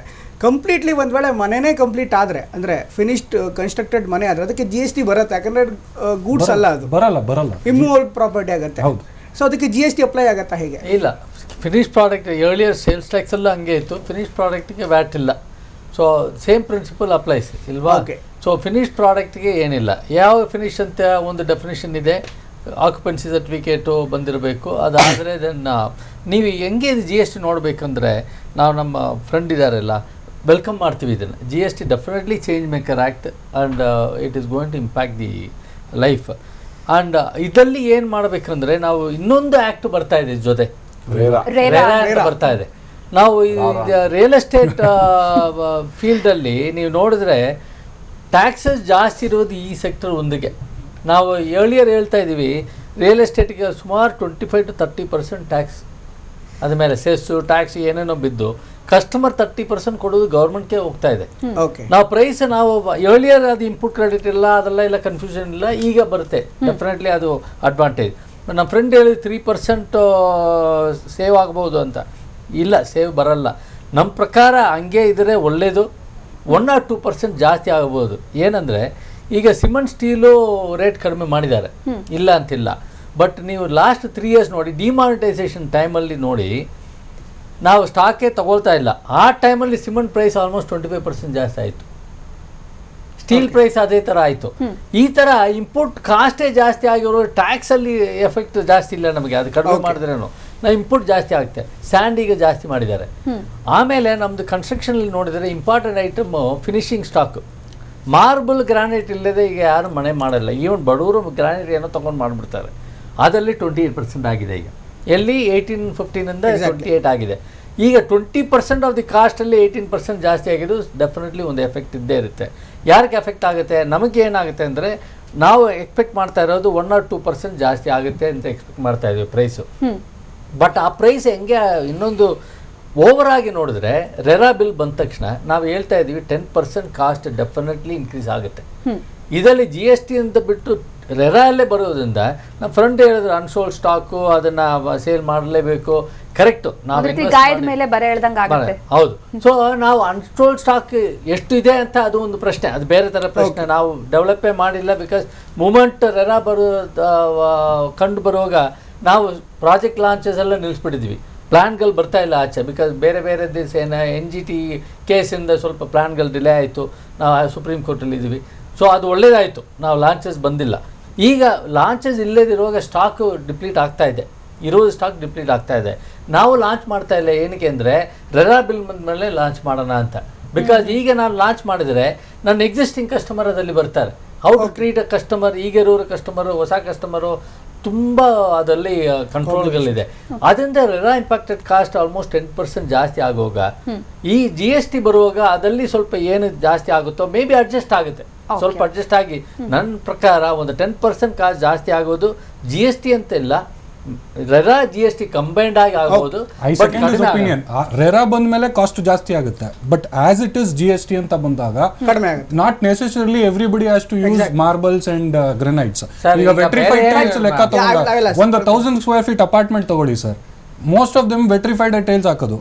ಅದು ನಾನು ಹೇಳ್ತೀನಿ, ಅಫೋರ್ಡಬಲ್ ಹೋಮ್ಸ್ಗೆ ತಾವು ಹೇಳ್ತಾ ಇರೋದು. ಅಫೋರ್ಡಬಲ್ ಹೋಮ್ಗೆ ಈಗಲೇ 33% ಇನ್ಕಮ್ ಟ್ಯಾಕ್ಸ್ ಬೆನಿಫಿಟ್ ಇದೆ, ಇಲ್ಲ ಅಂತ. ಬಟ್ ಏನ್ ಗೊತ್ತಾ, ಅದಲ್ಲಿ ಇರೋದು ಅಫೋರ್ಡಬಲ್ ಹೋಮ್ ಬಂದ ತಕ್ಷಣ ನಾನು ಕಸ್ಟಮರ್ಗೆ GST ಚಾರ್ಜ್ ಮಾಡಂಗಿಲ್ಲ. I have to observe that. ಎಲ್ಲಿ ಹೋಯ್ತಾ ದುಡ್ಡು? ಸೊ ನಾನೇ ಕಟ್ಟಬೇಕು. Demand supply. So that's a problem. ನೀವು ಅಫೋರ್ಡಬಲ್ ಹೋಮಲ್ಲೇ ಈ ಸೆರಾಮಿಕ್ ಟೈಲ್ ಎಲ್ಲ ಹಾಕ್ತಿವಿ, ಯಾರು ಸರ್ ತಗೊಳ್ತಾರೆ ನಾವು? ರೈಟ್. ಈಗ ಇಲ್ಲಿ ಇನ್ನೊಂದು ಪ್ರಮುಖವಾದಂಥ ಪ್ರಶ್ನೆ ಅಂದ್ರೆ, ಈಗ ಫಿನಿಶ್ಡ್ ಮನೆಗಳು ಅಥವಾ ಕನ್ಸ್ಟ್ರಕ್ಷನ್ ಮುಗಿದಿರುವಂತಹ ಮನೆಗಳನ್ನು ಪರ್ಚೇಸ್ ಮಾಡೋದು GST ಇಲ್ಲ. ಬಟ್ ಈಗ ಪ್ರೀ ಬುಕಿಂಗ್ ಬರುತ್ತಲ್ಲ, ಅದು ಇನ್ನೂ ಕನ್ಸ್ಟ್ರಕ್ಷನ್ ಆಗ್ತಾ ಇರುತ್ತೆ. ನಮ್ಮ ಜನಗಳಿಂದ ಹಣವನ್ನ ಪಡೆದು ಕನ್ಸ್ಟ್ರಕ್ಷನ್ ಮಾಡ್ತಿರ್ತಾರೆ. ಅಂತ ಸಂದರ್ಭದಲ್ಲಿ GST ಹೇಗೆ ಪಾಸ್ ಓವರ್ ಆಗುತ್ತೆ, ಅವ್ರ ಮೇಲೆ ಬೀಳುತ್ತೆ, ಅಂತದನ್ನ ಹೇಗೆ ಟ್ರೀಟ್ ಮಾಡ್ತೀರಿ ನೀವು? ಇಲ್ಲ ಇಲ್ಲ, ರೆಗ್ಯುಲರ್ ವ್ಯಾಟ್ ಹೆಂಗೆ ಕಟ್ತಾ ಇದೀವೋ, ಸರ್ವಿಸ್ ಟ್ಯಾಕ್ಸ್ ಕಟ್ತಾ ಇದೀವಿ, ಅದಕ್ಕೂ GST. ಈಗ EMI ಗಳು ಬಂದಾಗ EMI ಗಳ ಬಗ್ಗೆ GST ನ ಯಾವ ರೀತಿ ನೋಡ್ಬೇಕಾಗುತ್ತೆ ನಾವೀಗ? ಈಗ ಆಲ್ರೆಡಿ ನಾನು 10 ಇನ್ಸ್ಟಾಲ್ಮೆಂಟ್ ಕಟ್ಬಿಡೀನಿ ಈಗಾಗಲೇ, ಅದನ್ನ ಮೊದಲ ವ್ಯಾಟಲ್ ಕಟ್ಟಿದೀಗ ಅದಕ್ಕೆ GST ಹೇಗೆ ಅಪ್ಲೈ ಆಗುತ್ತೆ? ಅದೇ ಹೇಳಿದ್ರಲ್ಲ ನಮ್ಮ ಸಾಹೇಬರು, ಅದಕ್ಕೆ ಕ್ರೆಡಿಟ್ ಕೊಟ್ಟು ಬ್ಯಾಲೆನ್ಸೇ ಕಟ್ಟಬೇಕು. ಈಗ ಅದು ಆಗಿರೋದು ಜೂನ್ ಎರ್ಲಿಯರ್ ಆಗಿರೋದು ಪ್ರೋಗ್ರೆಸ್. L&T ಜಡ್ಜ್ಮೆಂಟ್ ನಮ್ಮ ಫ್ರೆಂಡ್ ಒಪ್ಕೊಳ್ತಾರೆ, ಅದರಲ್ಲಿ ಪ್ರೋಗ್ರೆಸ್ ಮೇಲೆ ಕಟ್ಟಬೇಕು ಅಂತ. ಪ್ರೋಗ್ರೆಸ್ ಎಷ್ಟಾಗಿದೆ ಅದ ಮೇಲೆ ಚಾರ್ಜ್ ಮಾಡಿ ಅಂತ. ಸೊ ಆ ಪ್ರಿನ್ಸಿಪಲ್ ಅಪ್ಲೈ ಮಾಡಿದ್ರೆ ಆಗಿರೋದು ಇದಕ್ಕೆ ಹಳೆ ರೇಟು ಆಗಿರುತ್ತೆ, ನೀವು ಹೊಸದಾಗಿರೋದಕ್ಕೆ ನೀವು ಬ್ಯಾಲೆನ್ಸ್ ಕಟ್ಟಬೇಕು. ಒಂದು ಪ್ರಶ್ನೆ ಇದೆ, ಒಂದೇ ನಿಮಗೆ ಪ್ರಶ್ನೆ ಇರುವಂತದ್ದು. ಈಗ ಅದರಲ್ಲಿ ವಿತ್ ಲ್ಯಾಂಡ್ ವಿತೌಟ್ ಲ್ಯಾಂಡ್ ಅಂತ ಒಂದು ಮಾಡಿದೆ. 12% ಇವತ್ತು ಇದು ಫೈನಾನ್ಸ್ ಮಿನಿಸ್ಟರ್ ಕ್ಲಾರಿಫಿಕೇಶನ್ ಇವತ್ತು ಐ ನಾಟ್ ಸೀನ್ ನೋಡಿ, ಬಟ್ ವಾಟ್ಸ್ಆಪ್ ಮೆಸೇಜ್ ಅಲ್ಲಿ 12 ಇದೆ, 18 ಆಗಿದೆ. ಇವು ಎರಡೂ 18% ಸ್ಲ್ಯಾಬ್ ಅಲ್ಲಿ ಇರುತ್ತೆ ಈಗ. Land composition together land and building 12%. That's it. That clarification ಇಲ್ಲ, ಅದು ಇನ್ನೊಂದು ಜೊತೆಗೆ ವಿತ್ ಲ್ಯಾಂಡ್ ಅಂದ್ರೆ 12%, ವಿತೌಟ್ ಲ್ಯಾಂಡ್ ಅಂದ್ರೆ 18%. ಎಕ್ಸಾಕ್ಟ್ಲಿ. ವಿತ್ ಫುಲ್ ITC ಕೊಡೋದು, ವಿತೌಟ್ ITC ಕೊಡೋದಿದೆ. ಸಮಗ್ರವಾಗಿ ನೋಡಬೇಕು, ಒಂದೇ ನಿಮಿಷದಲ್ಲಿ ಹೇಳಬೇಕು ಅಂದ್ರೆ, ಕಾಮಗಾರಿಕರರು, ಡೆವಲಪರ್ಸ್, ವರ್ಕ್ಸ್ ಕಾಂಟ್ರಾಕ್ಟರ್ ನಮ್ಮ ಇಲಾಖೆ ಜೊತೆ ಸುಪ್ರೀಂ ಕೋರ್ಟ್ ಜೊತೆ, ಹೈಕೋರ್ಟ್ ಜೊತೆ ಜಗಳ ಮಾಡಿರುವಷ್ಟು, ವಾಗ್ವಾದ ಮಾಡಿರುವಷ್ಟು ಬೇರೆ ಯಾವ ಒಂದು ವರ್ಗನೂ ಇಲ್ಲ. 1948ರಿಂದ ಹಿಡಿದು 2015ಕ್ಕೆ ಒಂದು ಜಜ್ಮೆಂಟ್ ಫೈನಲೈಸ್ ಆಗಿದೆ, ಕಾನ್ಸ್ಟಿಟ್ಯೂಷನಲ್ ಅಮೆಂಡ್ ಆಗಿದೆ. ಇವೆಲ್ಲಾನು ಹೋಗಿ ಈಗ ಜಗಳನೇ ಇರೋದಿಲ್ಲ ಅನ್ಸುತ್ತೆ ಮುಂದೆ ನಿಮ್ಮ goods and service tax. Simple question ಒಂದು, ಈಗ ನಾನೊಂದು ಮನೆ ಕಟ್ಟಬೇಕು, ಅದಕ್ಕೆ ಸಿಮೆಂಟು ಕಬ್ಬಿಣ ಏನೇನ್ ಬೇಕು ಜಲ್ಲಿ ಎಲ್ಲ ಬೇಕು, ಅದೆಲ್ಲವನ್ನು ತಗೊಂಡ್ಬಂದು ನಾನು ಕಟ್ಟಬೇಕು. ಈಗ ನಾನು ಮನೆ ಕಟ್ಟೋದಾದ್ರೆ GST ಅಪ್ಲೈ ಆಗೋಕ್ಕಿಂತ ಮುಂಚೆ ನನಗೆ ಕಡಿಮೆ ಕಾಸ್ಟ್ ಆಗ್ತಿತ್ತಾ, GST ಅಪ್ಲೈ ಆದ್ಮೇಲೆ ಜಾಸ್ತಿ ಆಗುತ್ತಾ? ನಿಮ್ಮ ಸ್ವಂತ ಮನೆ ನೀವು ಸ್ವಂತ ಮನೆ ನಾವು ಕಟ್ಟಬೇಕಾದ್ರೆ ಜಾಸ್ತಿ ಆಗುತ್ತೆ. ಯಾಕೆಂದ್ರೆ ನಿಮಗೆ ಊಡುವಳಿ ತೆರಿಗೆ ಇನ್ಪುಟ್ ಬರೋದಿಲ್ಲ, ಇನ್ಪುಟ್ ಕ್ರೆಡಿಟ್ ಸಿಗಲ್ಲ. ಅಂದ್ರೆ ಜನಸಾಮಾನ್ಯರಿಗೆ ನಾನು ಒಂದು ಮನೆ ಕಟ್ಟಬೇಕು, ದುಡ್ಡು ಜಾಸ್ತಿ ಆಗತ್ತಾ ಕಡಿಮೆ ಆಗತ್ತಾ ಅನ್ನೋದು ನೇರವಾಗಿ ಅಲ್ಲಿ ಇನ್ನೊಂದು ಯೋಚನೆ ಮಾಡಬೇಕು, ಸ್ವಲ್ಪ ಕಡಿಮೆ ಆಗ್ಲೂಬಹುದು. ಯಾಕೆ ಅಂತಂದ್ರೆ ಸಿಮೆಂಟ್ ಮಾರಾಟ ಮಾಡ್ತಾ ಇರ್ತಾನಲ್ಲ, ಇವಾಗ LNT ಸಿಮೆಂಟ್ ತಗೊಳ್ತಾ ಇದೀವಿ, LNT ಸಿಮೆಂಟ್ ಮೇಲೆ 28% ಇದ್ರೆ ಅವ್ನು ಊಡುವಳಿ ತೆರಿಗೆ ಮುಂಚೆ ಎಕ್ಸೈಸ್ ಡ್ಯೂಟಿ ಆ ಬೆನಿಫಿಟ್ಸ್ ಎಲ್ಲ ಸ್ವಲ್ಪ ಪಾಸ್ ಆನ್ ಮಾಡಿದ್ರೆ ಸ್ವಲ್ಪ ಕಡಿಮೆ ಆಗ್ಬೋದು, ಸ್ವಲ್ಪನೂ ಹೊರೆ ಆಗ್ಬೋದು. ಬಟ್ ಯಾಕೆ ನಾವು ಆ ಒಂದು ವರ್ಗದ ಬಗ್ಗೆ ಯೋಚನೆ ಮಾಡಕ್ ಹೋಗಿ, ಯಾಕೆ ನಾವು ಮನೆ ಕಟ್ಟದ್ದು ನಮ್ಗೆ ಏನಾದ್ರು ತೊಂದರೆ ಆಗತ್ತಾ ಅನ್ನೋ ರೀತಿಲಿ, ಬಟ್ ಸ್ವಲ್ಪ ಮಟ್ಟಿಗೆ ತೊಂದರೆ ಆಗ್ಬೋದು. ಸಿಮೆಂಟ್ ಒಂದು ಕ್ಲಾರಿಫೈ ಮಾಡ್ತೀನಿ, ಸಿಮೆಂಟ್ ಅವರು ಪಾಸಾನೆ ಮಾಡಲ್ಲ. ನಾವು 2 ಸಾರಿ ಅವ್ರನ್ನ ನ್ಯಾಷನಲ್ ಟ್ರಿಬ್ಯುನಲ್ ಹೋಗಿದ್ವಿ. ದಟ್ ಇಸ್ ಮೊನೋಪಲಿ ರೆಸ್ಟ್ರಿಕ್ಟೆಡ್ ಪ್ರಾಕ್ಟೀಸ್ ತರ ಇನ್ನೊಂದು ಆಕ್ಟ್ ಇದೆ, ಅದರಲ್ಲಿ ಅಪ್ಲೈ ಮಾಡಿ 6,000 crore ಪೆನಲ್ಟಿ ಹಾಕಿದ್ದಾರೆ. ಅವ್ರು ಎಷ್ಟೇ ಆದ್ರೇನು ಪ್ರೈಸ್ ಇನ್ಕ್ರೀಸ್ ಮಾಡ್ತಾ ಇದ್ದಾರೆ. ಓಕೆ, ಖಂಡಿತ ಇದ್ರ ಬಗ್ಗೆ ಇನ್ನಷ್ಟು ಡೀಟೇಲ್ ಆಗಿ ಮಾತಾಡೋಣ. ಈಗ ಬ್ಯಾಂಕಿಂಗ್ ಕ್ಷೇತ್ರ ಆಯ್ತು, ರಿಯಲ್ ಎಸ್ಟೇಟ್ ಕ್ಷೇತ್ರ ಆಯ್ತು, ಇನ್ನು ಮುಂದೆ ಬೇರೆ ಯಾವ ಕ್ಷೇತ್ರಗಳ ಮೇಲೆ ಯಾವ ರೀತಿಯ ಪರಿಣಾಮ ಬೀರಬಹುದು ಅನ್ನೋದ್ರ ಬಗ್ಗೆ ನೋಡೋಣ ಚಿಕ್ಕ ಬ್ರೇಕ್ ನಂತರ.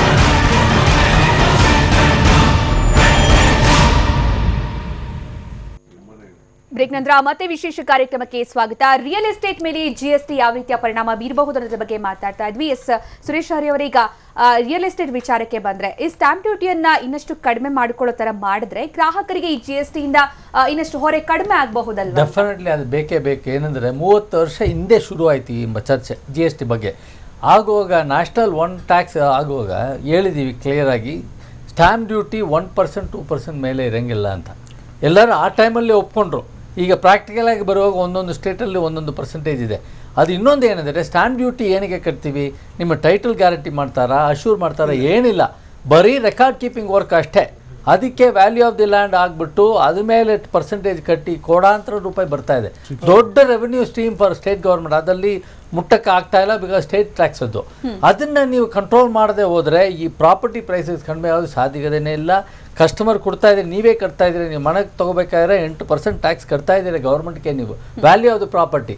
ನಾವು GST ಬಂದ ಮೇಲೆ ಒಂದು ಪ್ರಾಪರ್ಟಿ 1 ಟ್ಯಾಕ್ಸ್ ಇರಬೇಕಾದ್ರೆ ನೀವು ಇದನ್ನು ವ್ಯಾಲ್ಯೂ ಮೇಲೆ ಇಟ್ಟು ಮಾಡೋದು ತಪ್ಪು.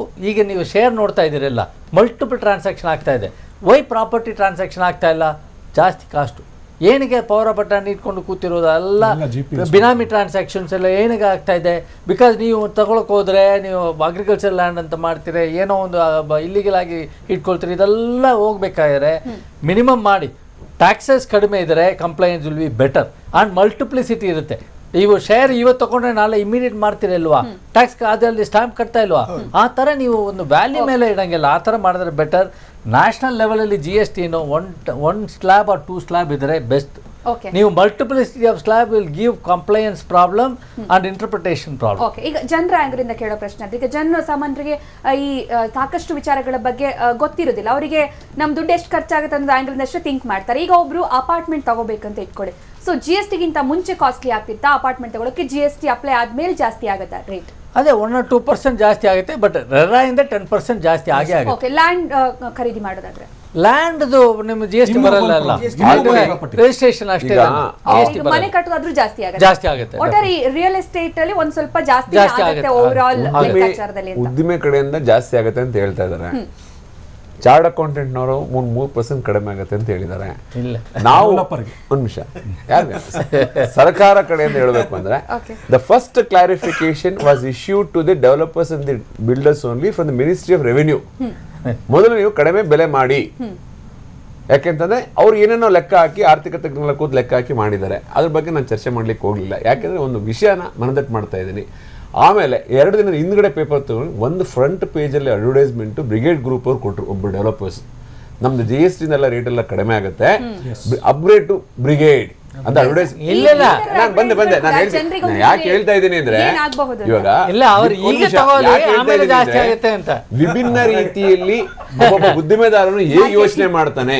ಯಾಕೆ ನೋಡಿ ಸ್ವಾಮಿ, ನಾನೇನೋ ಬ್ರಿಗೇಡ್ ಡೆವಲಪರ್ ಓನರ್ ಅಲ್ಲ ಸರ್, ಈಗ ತಗೊಳ್ಳಿ ಆಮೇಲೆ ಜಾಸ್ತಿ ಆಗುತ್ತೆ ಬನ್ನಿ. ಯಾಕೆ ಹೇಳ್ತಾ ಇದ್ದೀನಿ, ಮಾರ್ಕೆಟಿಂಗ್ ಸ್ಟ್ರಾಟಜಿ ಇರ್ಬೋದು, ಬಟ್ ಜನಕ್ಕೆ ಏನ್ ಅನ್ಸುತ್ತೆ, ಓ ಕಡಿಮೆ ಆಗತ್ತೆ, ಬುಕಿಂಗ್ ಮಾಡೋಣ. ಬುಕಿಂಗ್ ಮಾಡಿದ್ರು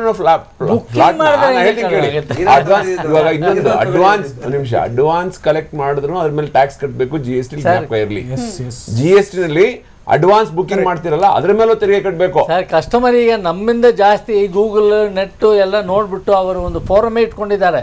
ಅವ್ರು ಈಗ ಬುಕ್ ಮಾಡಿದ್ರೆ ನನಗೆ ನಾಳೆ ಕಡಿಮೆ ಆಗುತ್ತೆ ಅಂತ ಕೇಳಿದ್ರೆ ಅವ್ರು ಚಪ್ಪಾಲಿಯಲ್ಲಿ ಹೊಡಿತಾರೆ ಬಂದು ನಮ್ಮನ್ನ. ಇಲ್ಲ ಹೆಂಗೆ ಆಗುತ್ತೆ ಸರ್, ಈಗ ತಗೊಂಡು ನಾಳೆ ಹೆಂಗೆ ಕಡಿಮೆ ಆಗುತ್ತೆ?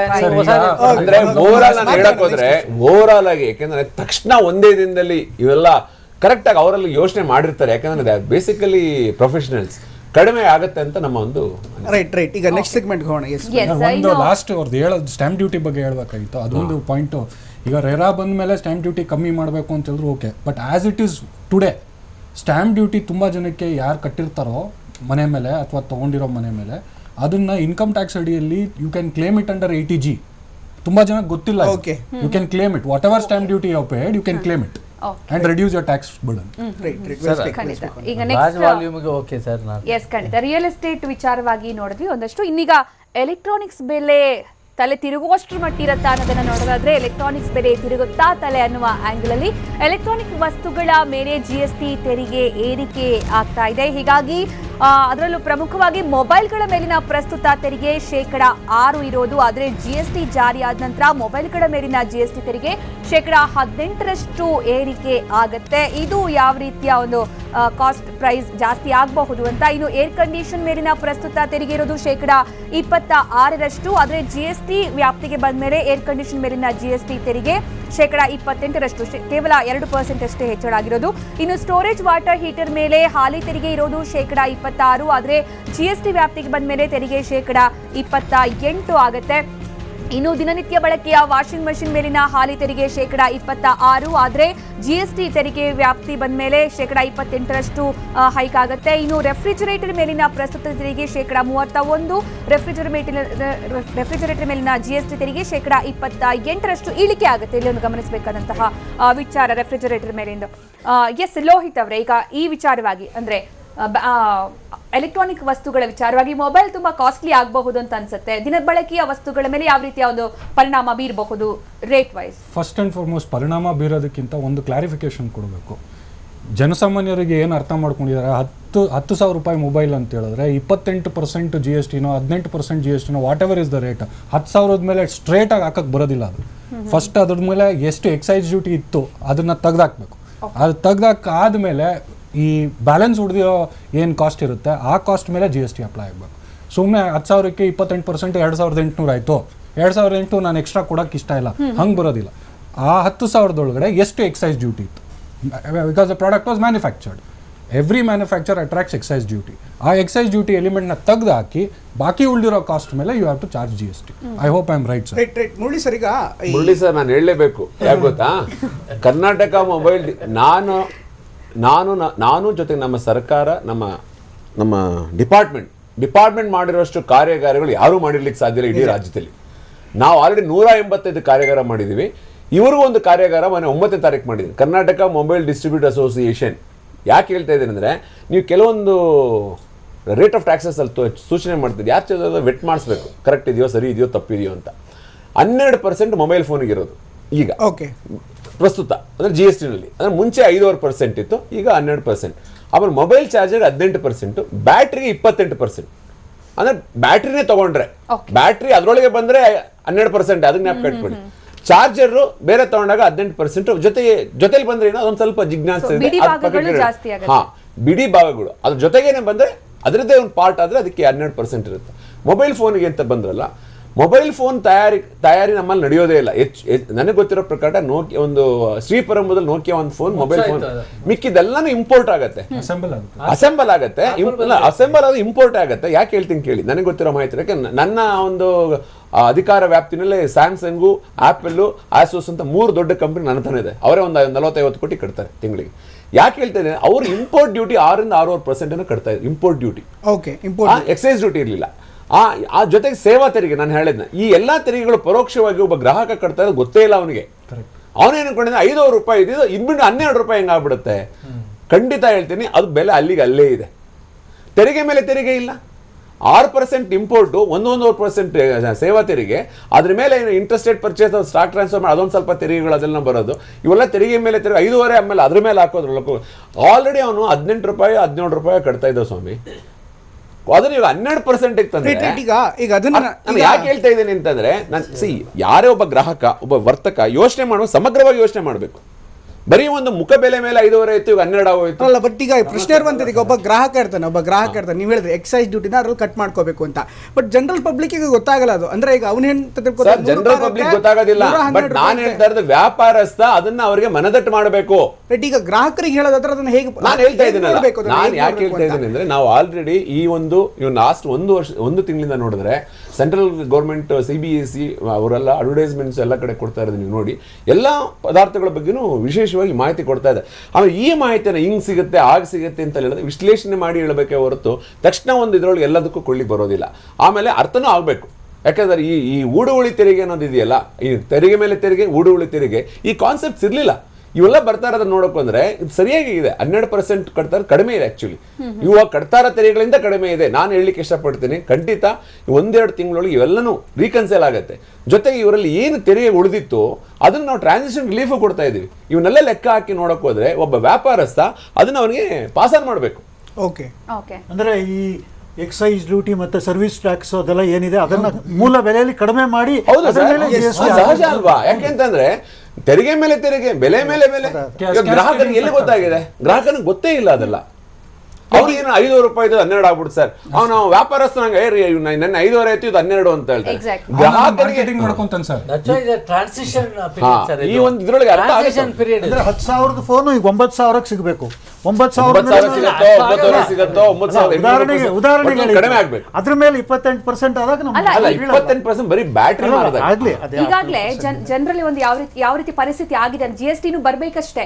ಬಟ್ ಯಾವ ರೀತಿ ಪರಿಸ್ಥಿತಿ ಬಂದಿದೆ ಅಂತಂದ್ರೆ, ರೇಟ್ ಒಂದು ಜಾಸ್ತಿ ಹೇಳ್ಬಿಟ್ಟು ಈಗ ಅಂಗಡಿಗಳಲ್ಲಿ ಯಾಕೆ ಜಾಸ್ತಿ ಆಯ್ತು ಅಂದ್ರೆ GST ಬಂತಲ್ವಾ ಅದಕ್ಕೆ ಜನರು ವಾಪಸ್ ಪ್ರಶ್ನೆ ಮಾಡೋದಕ್ಕೂ ಹೋಗೋದಿಲ್ಲ. ಆ ರೀತಿ ಪರಿಸ್ಥಿತಿ ಗ್ರಾಹಕ ಎಜುಕೇಟೆಡ್ ಅಲ್ಲದೆ ಇರೋರಿಗೆ ಆಗ್ತಾ ಇದೆ. ರಿವರ್ಸ್ ಕೇಸ್ ನಾನು ಹೇಳಲ್ಲ, ಬಿಲ್ ತಗೊಂಡ್ರೆ MRP ಗಿಂತ ಕಮ್ಮಿ ತೋರಿಸಿ, ಈಗ 5,500 ಇರುತ್ತೆ MRP ಮೇಲೆ, ನಾನು 4,400 ಕೊಡ್ತೀನಿ, ಇವತ್ತೇ ತಗೋ, GST ಬಂದ್ರೆ ಜಾಸ್ತಿ ಆಗುತ್ತೆ ಅಂತ. ಅವ್ರು ಮಾಡ್ತಾ ಇರೋದ್ರಿಂದ ಅನುಕೂಲ ಏನಾಗಿದೆ ಅಂದ್ರೆ ಸರ್ಕಾರಕ್ಕೆ ಒಳ್ಳೆ ತೆರಿಗೆನೂ ಬರ್ತಾ ಇದೆ. ಈಗ ಒಂದೇ ಲಾಸ್ಟ್ ಕ್ವಶನ್ ಮುರಳಿ ಸರ್ ಅವ್ರಿಗೆ ಒಂದೇ ಒಂದು ಕ್ವಶನ್. ಪ್ರಮುಖವಾಗಿ ಈಗ ರೆಫ್ರಿಜರೇಟರ್ ಬಗ್ಗೆ ಮಾತಾಡ್ತೀವಿ, LED TV ಬಗ್ಗೆ ಮಾತಾಡ್ತೀವಿ, ಈಗ ಮೊಬೈಲ್ ಬಗ್ಗೆ ನೀವು ಗೊಂದಲ ಬಗ್ಗೆ ಮೊಬೈಲ್ಗೆ ಕಡಿಮೆ ಇತ್ತು. ಬಟ್ ಈ ತರ ಉಪಕರಣಗಳು ಅಂದ್ರೆ ಹೈ ಅಂಡ್ ಸ್ಮಾರ್ಟ್ TV ಬಗ್ಗೆ ಮಾತಾಡೋದಾದ್ರೆ ಅದಕ್ಕೆಲ್ಲ ಜಾಸ್ತಿನೇ, ಅದಕ್ಕೆ 28% ಆಗುತ್ತೆ. ಎಕ್ಸೈಸ್ ಡ್ಯೂಟಿ ಕಟ್ ಆಫ್ ಮಾಡಿದ್ರು ಕೂಡ ಅಲ್ಲಿ ಜಾಸ್ತಿನೇ ಬರುತ್ತೆ. ಅಂತ ಐಟಮ್ಗಳಿಗೆ ದರ ಜಾಸ್ತಿ ಆಗುತ್ತಾ? ನೋಡಿ ಸರ್, ನಾನು ಯಾಕೆಂದರೆ ಎಲ್ಲ ಪದಾರ್ಥಗಳ ಬಗ್ಗೆ ನನಗೆ ಸಮಗ್ರವಾಗಿ ನನಗೆ ವ್ಯಾಲ್ಯೂ ಆಡೆಡ್ ಟ್ಯಾಕ್ಸಲ್ಲಿ ಏನು ತೆರಿಗೆ ಇತ್ತು ಅಂತ ಗೊತ್ತಿದೆ, ಕೆಲವೊಂದು ತೆರಿಗೆಗಳ ಬಗ್ಗೆ ಗೊತ್ತಿದೆ. ಮೂಲತಃ ಸಮಗ್ರವಾಗಿ ಹೇಳಿದ್ರೆ ಸೇವಾ ತೆರಿಗೆ ಮತ್ತು ಕೇಂದ್ರ ಶುಲ್ಕಗಳ ಗಮನಿಸಿದಾಗ ನಾವು ಎಲ್ಲೋ ಒಂದು ಕಡೆ ನಾವು ಯೋಚನೆ ಮಾಡಿ 28% ಅದು ಲಕ್ಸುರಿ ಗೂಡ್ಸ್ಗೆ ಹಾಕಿರೋದು. ಅಂದ್ಮೋರು ಅದು ಮೂಲತಃ ಇವಾಗ ನೀವು ಅನ್ಕೋಬೋದು ಅವೆಲ್ಲ ನೆಸೆಸಿಟಿ ಸಾರಿ ನಡುವೆ ನೆಸೆಸಿಟಿ ಅಂತ ಹೇಳ್ಬೋದು, ನೆಸೆಸಿಟಿ ನಿಮಗೆ ಇರ್ಬೋದು, ಬಟ್ ಸರ್ಕಾರ ಅದನ್ನು ಲಕ್ಸುರಿ ಗೂಡ್ಸ್ ಅಂತ ಲಕ್ಸುರಿ ಅಂತ ಹೇಗೆ ಬೈಫರ್ಕೇಟ್ ಮಾಡ್ತೀವಿ ಅಂದ್ರೆ ಒಂದು ಪ್ರಶ್ನೆ ಕೇಳ್ತೀನಿ. ಈಗ 10,000 ರೂಪಾಯಿಗೂ ಫ್ರಿಡ್ಜ್ ಸಿಗುತ್ತೆ ಸರ್, 15,000 ರೂಪಾಯಿಗೂ ಟಿವಿ ಸಿಗುತ್ತೆ.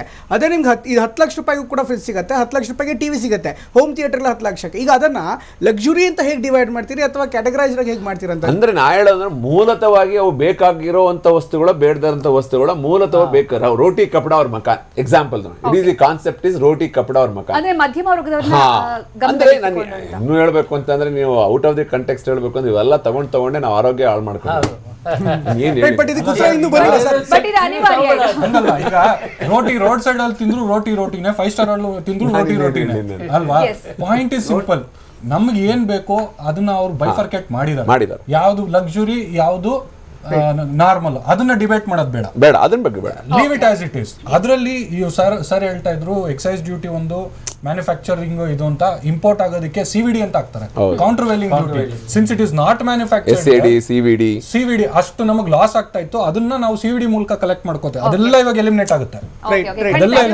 ಇದ್ರ ಬಗ್ಗೆ ಇನ್ನಷ್ಟು ಮಾತಾಡೋಣ. ಗ್ರಾಹಕ ಬಳಕೆಯ ವಸ್ತುಗಳು ಎಷ್ಟು ದುಬಾರಿ ಆಗಬಹುದು, ದುಬಾರಿ ಆಗುತ್ತಾ ಇಲ್ವಾ, ಈ ಬಗ್ಗೆ ತಜ್ಞರ ಜೊತೆಗೆ ಇನ್ನಷ್ಟು ಡೀಟೇಲ್ ಆಗಿ ಮಾತಾಡೋಣ ಚಿಕ್ಕ ಬ್ರೇಕ್ ನಂತರ.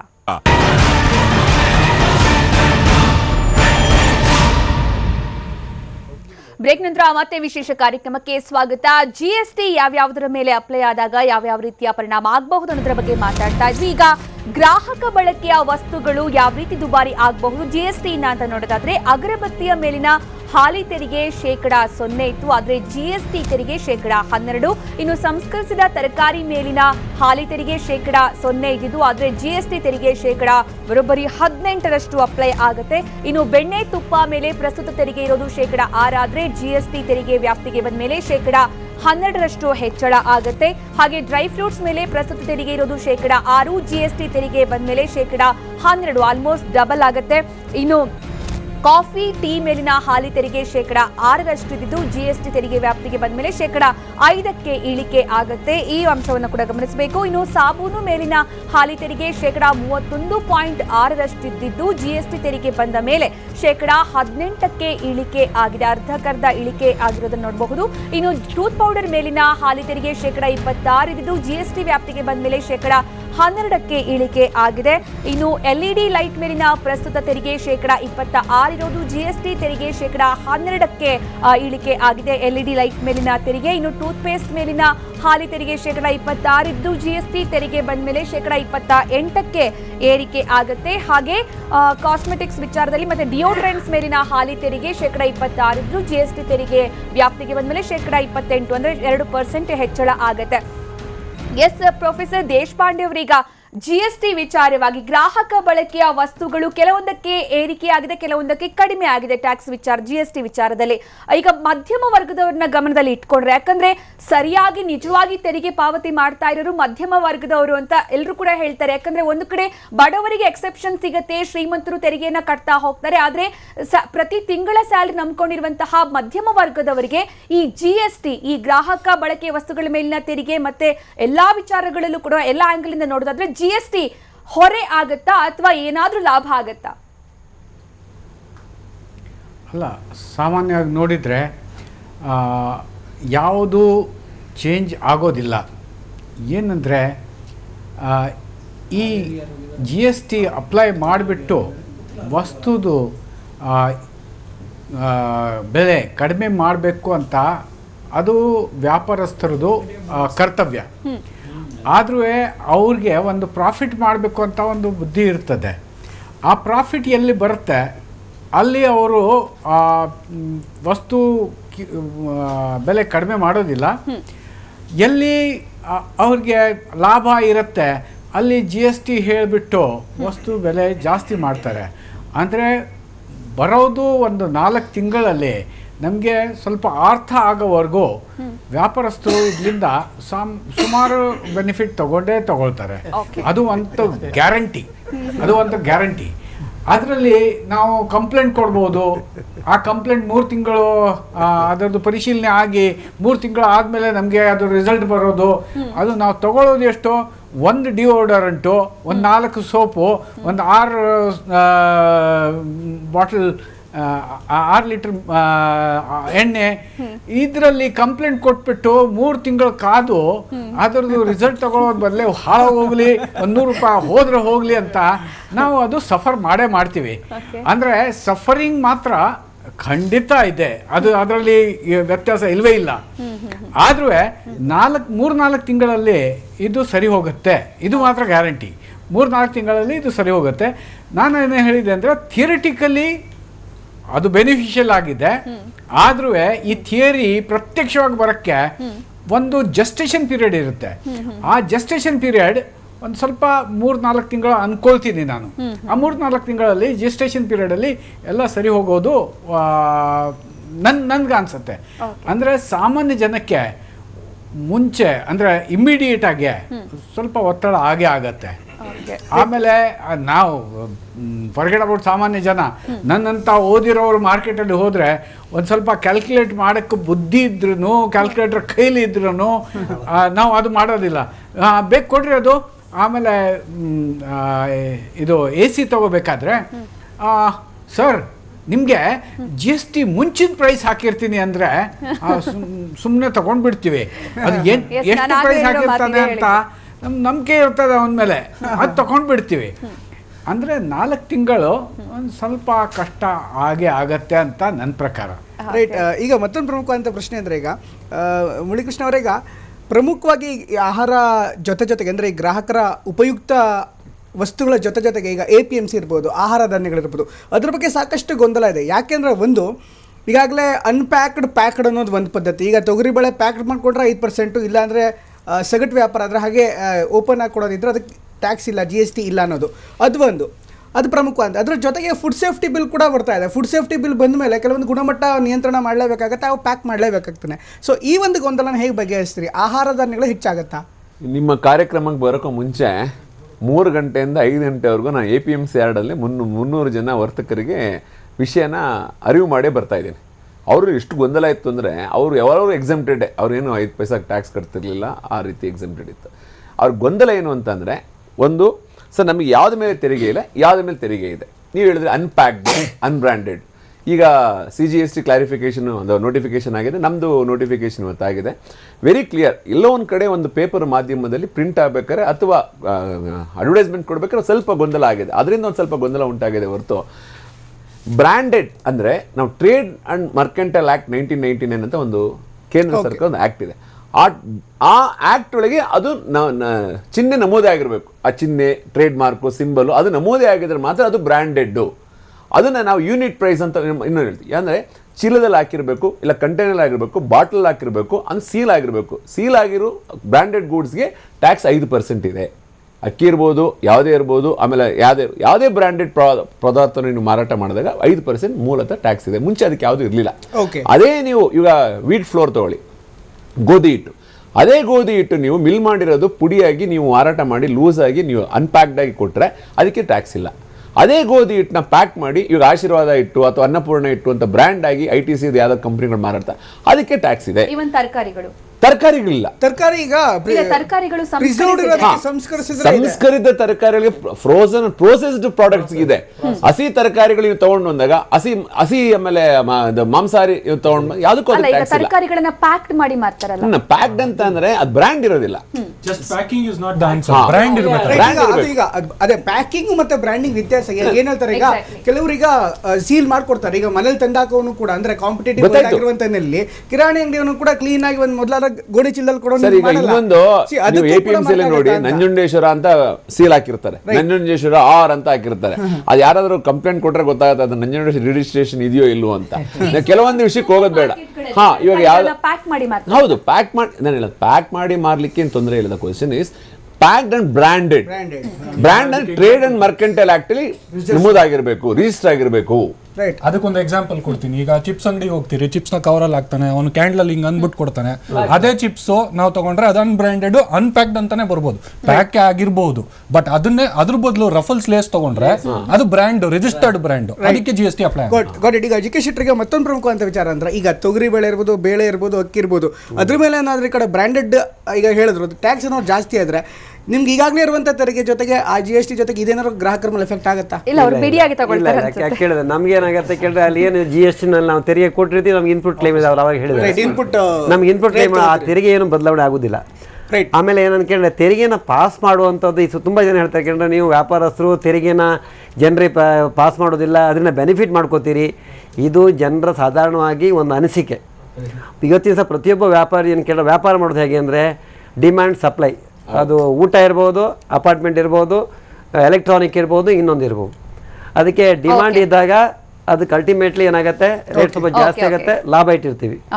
ಆಯ್ತಾ? ನಮ್ಮ ಹೋರಾಟ ಏನು ಕೇಳಿದ್ರೆ, ಇವತ್ತು ಇರೋದನ್ನ ಉಳಿಸ್ಕೊಳ್ಳೋ ವ್ಯವಸ್ಥೆ ನಾವು ಒದ್ದಾಡ್ತಾ ಇದ್ದೀವಿ. ಖಂಡಿತ ಇದ್ರ ಬಗ್ಗೆ ಇನ್ನಷ್ಟು ಮಾತಾಡೋಣ. ಇವೆಲ್ಲದರಿಂದ ಹೆಚ್ಚಾಗಿ ಜನ ಚಿಂತೆ ಮಾಡ್ಕೋತಾ ಇರೋದು ಏನಂದ್ರೆ, ನಮ್ಮ ಆರೋಗ್ಯ ಕಾಪಾಡ್ಕೊಳ್ಳೋದು ಹೇಗೆ, ಆರೋಗ್ಯಕ್ಕೆ ದುಡ್ಡು ಕೊಡೋದು ಹೇಗೆ ಅನ್ನೋ ವಿಚಾರವಾಗಿ. ಈ ಬಗ್ಗೆ ಕೂಡ ಡಿಟೇಲ್ ಆಗಿ ಮಾತಾಡ್ತೀವಿ ಚಿಕ್ಕ ಬ್ರೇಕ್ ನಂತರ.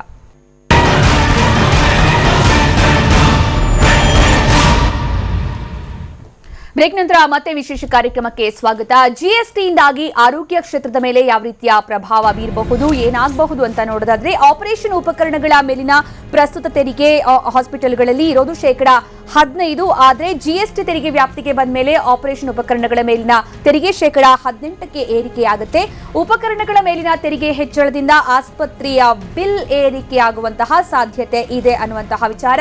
ಇನ್ನು ವಾರ್ಡ್ಗಳು ಯಾವ ವ್ಯಾಪ್ತಿಗೆ ಒಳಪಡುತ್ತೆ ಅನ್ನೋದ್ರ ಬಗ್ಗೆ ಈಗಾಗಲೇ ಸಾಕಷ್ಟು ಗೊಂದಲಗಳು ಇದೆ. ಯಾಕಂದ್ರೆ ಡಿಲಕ್ಸ್ ಆಗಿರಬಹುದು, ಸೆಮಿ ಡಿಲಕ್ಸ್ ಆಗಿರಬಹುದು, ಜನರಲ್ ವಾರ್ಡ್ ವ್ಯಾಪ್ತಿ ಬಗ್ಗೆ ಗೊಂದಲ ಇದೆ. ಯಾವ ವಾರ್ಡ್ಗಳಿಗೆ ಯಾವ ರೀತಿ ಟ್ಯಾಕ್ಸ್ ಬರುತ್ತೆ ಅಂತ. ಇನ್ನು ಆಯುರ್ವೇದಿಕ್, ಯುನಾನಿ ಮೆಡಿಸಿನ್ ಮೇಲೆ ಯಾವುದೇ ವ್ಯತ್ಯಾಸ ಇರೋದಿಲ್ಲ, ಅದರ ಮೇಲಿನ ತೆರಿಗೆಯಲ್ಲಿ ಯಾವುದೇ ಬದಲಾವಣೆ ಇರೋದಿಲ್ಲ. ಆಸ್ ಯೂಶುವಲ್ ಈಗ ಹೇಗಿತ್ತು ಹಾಗೆ ಕಂಟಿನ್ಯೂ ಆಗುತ್ತೆ. ಇನ್ನು ಪ್ರಸ್ತುತ 12% ತೆರಿಗೆ, ಜಿಎಸ್ಟಿ ತೆರಿಗೆ ಕೂಡ 12%. ಹಾಗಾಗಿ ಮೇಲ್ನೋಟಕ್ಕೆ ಯಾವುದೇ ರೀತಿಯ ಬದಲಾವಣೆ ಕಂಡು ಬರೋದಿಲ್ಲ. ಎಸ್, ಈ ಬಗ್ಗೆ ಗಿರಿಧರ್ ಭಟ್ ಅವರೇ, ಈಗ ಮೇಲ್ನೋಟಕ್ಕೆ ಯಾವುದೇ ಬದಲಾವಣೆ ಕಂಡು ಬರೋದಿಲ್ಲ, ಆದ್ರೆ ಆಪರೇಷನ್ ಸಲಕರಣೆಗಳ ಮೇಲಿನ ತೆರಿಗೆ ಜಾಸ್ತಿ ಆಗಿರುವ ಹಿನ್ನೆಲೆಯಲ್ಲಿ ಇದು ರೋಗಿಗಳು ಕೊಡುವಂತಹ ಬಿಲ್ ಮೇಲೆ ಏನಾದ್ರೂ ಪ್ರಭಾವ ಬೀರಬಹುದಾ? ಜಾಸ್ತಿ ಕೊಡಬೇಕಾಗತ್ತಾ? ಅದರಲ್ಲೂ ಕೂಡ ಇನ್ ಪೇಷಂಟ್ ಮತ್ತೆ ಔಟ್ ಪೇಷಂಟ್ ಗಳಿಗೆ ಯಾವ ರೀತಿ ಬಿಲ್ ವೇರಿ ಆಗಬಹುದು ಅಂತ. ಮೇಡಮ್, ಇದರಲ್ಲಿ ನಮಸ್ಕಾರ. ನಮಸ್ತೆ. ಇದರಲ್ಲಿ ಬೇಸಿಕ್ಲಿ ಏನಾಗುತ್ತೆ ಅಂದರೆ, ಇನ್ಪುಟ್ ಕಾಸ್ಟು ನೀವು ಏನು ಎಕ್ವಿಪ್ಮೆಂಟ್ ಮೇಲೆ ಎಲ್ಲ ಏನು ಕಟ್ತೀರಾ ಆ ಕಾಸ್ಟು ಈಗ ನಾವು ಬಜೆಟ್ ಮಾಡಬೇಕಾಗ್ತದೆ, ಮತ್ತು ಅದನ್ನು ನಾವು ಪೇಷಂಟ್ಗಳಿಗೆ ಚಾರ್ಜ್ ಮಾಡಬೇಕಾಗ್ತದೆ. ಇದರಲ್ಲಿ ಈ ಏರಿಯಾದಲ್ಲಿ ಹೆಲ್ತ್ ಕೇರಲ್ಲಿ ಒಂದು ಇಶ್ಯೂ ಅಂದರೆ, ಈಗ ಸದ್ಯಕ್ಕೆ ಹೆಲ್ತ್ ಕೇರು ಎಕ್ಸೆಂಪ್ಟ್ ಮಾಡಿದ್ದಾರೆ.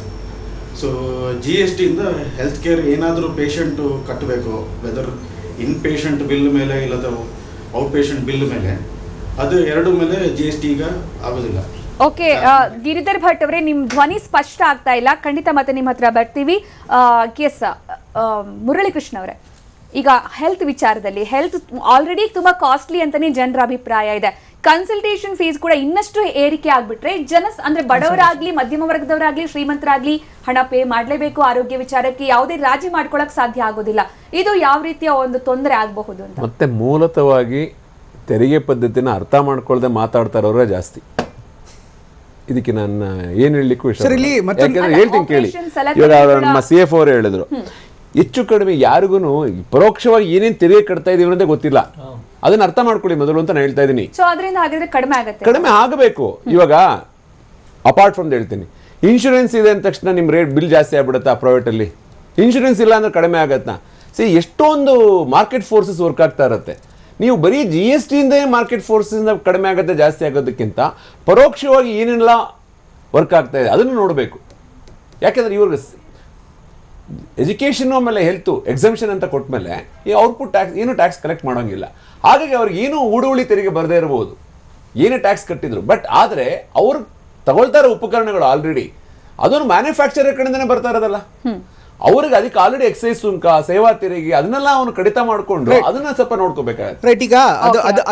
ಯಾಕೆ ಹೇಳ್ತಾ ಇದ್ದೀನಿ ಅಂದ್ರೆ, ತಕ್ಷಣ ಈಗ ಈ ಒಂದು ಮೆಡಿಕಲ್ ಬಿಲ್ ಯಾಕೆ ಹೇಳ್ತೀನಿ, ಮೊನ್ನೆ ಸ್ಟೆಂಟ್ಗಳು ಸಹ, ನಾನು ಬೇಸಿಕಲಿ ವೆಟರ್ನರಿ ಡಾಕ್ಟರ್ ಸಹ, ಟ್ಯಾಕ್ಸ್ ಮನೆ ಅಲ್ಲ, ನಾನು ಡಾಕ್ಟರ್ ಸಹ ಓದಿದ್ದೀನಿ. ನಾನು ಎಲ್ಲ ಹಾಸ್ಪಿಟಲ್ಸ್ ಒಂದು ಕೂಲಂಕುಷವಾಗಿ ಸ್ಟೆಂಟ್ಸ್ ಬಗ್ಗೆ ಒಂದು ಇನ್ವೆಸ್ಟಿಗೇಷನ್ ಮಾಡಿ, ಟ್ಯಾಕ್ಸ್ ವಸೂಲಿ ಮಾಡಿ, ಅದನ್ನ ಎಲ್ಲ ಗೊತ್ತಿದೆ, ಒಳಗೆ ಹೊರಗಿಂದ ಎಲ್ಲ ಕತೆ ಗೊತ್ತಿದೆ. ಆ ಮೊನ್ನೆ ಅದಕ್ಕೊಂದು ಕಾನೂನು ತಂದ್ರು, ಸ್ಟೆಂಟ್ಗಳ ಬಗ್ಗೆ ರೇಟ್ ಎಷ್ಟು ಇಡಬೇಕು ಅಂತ.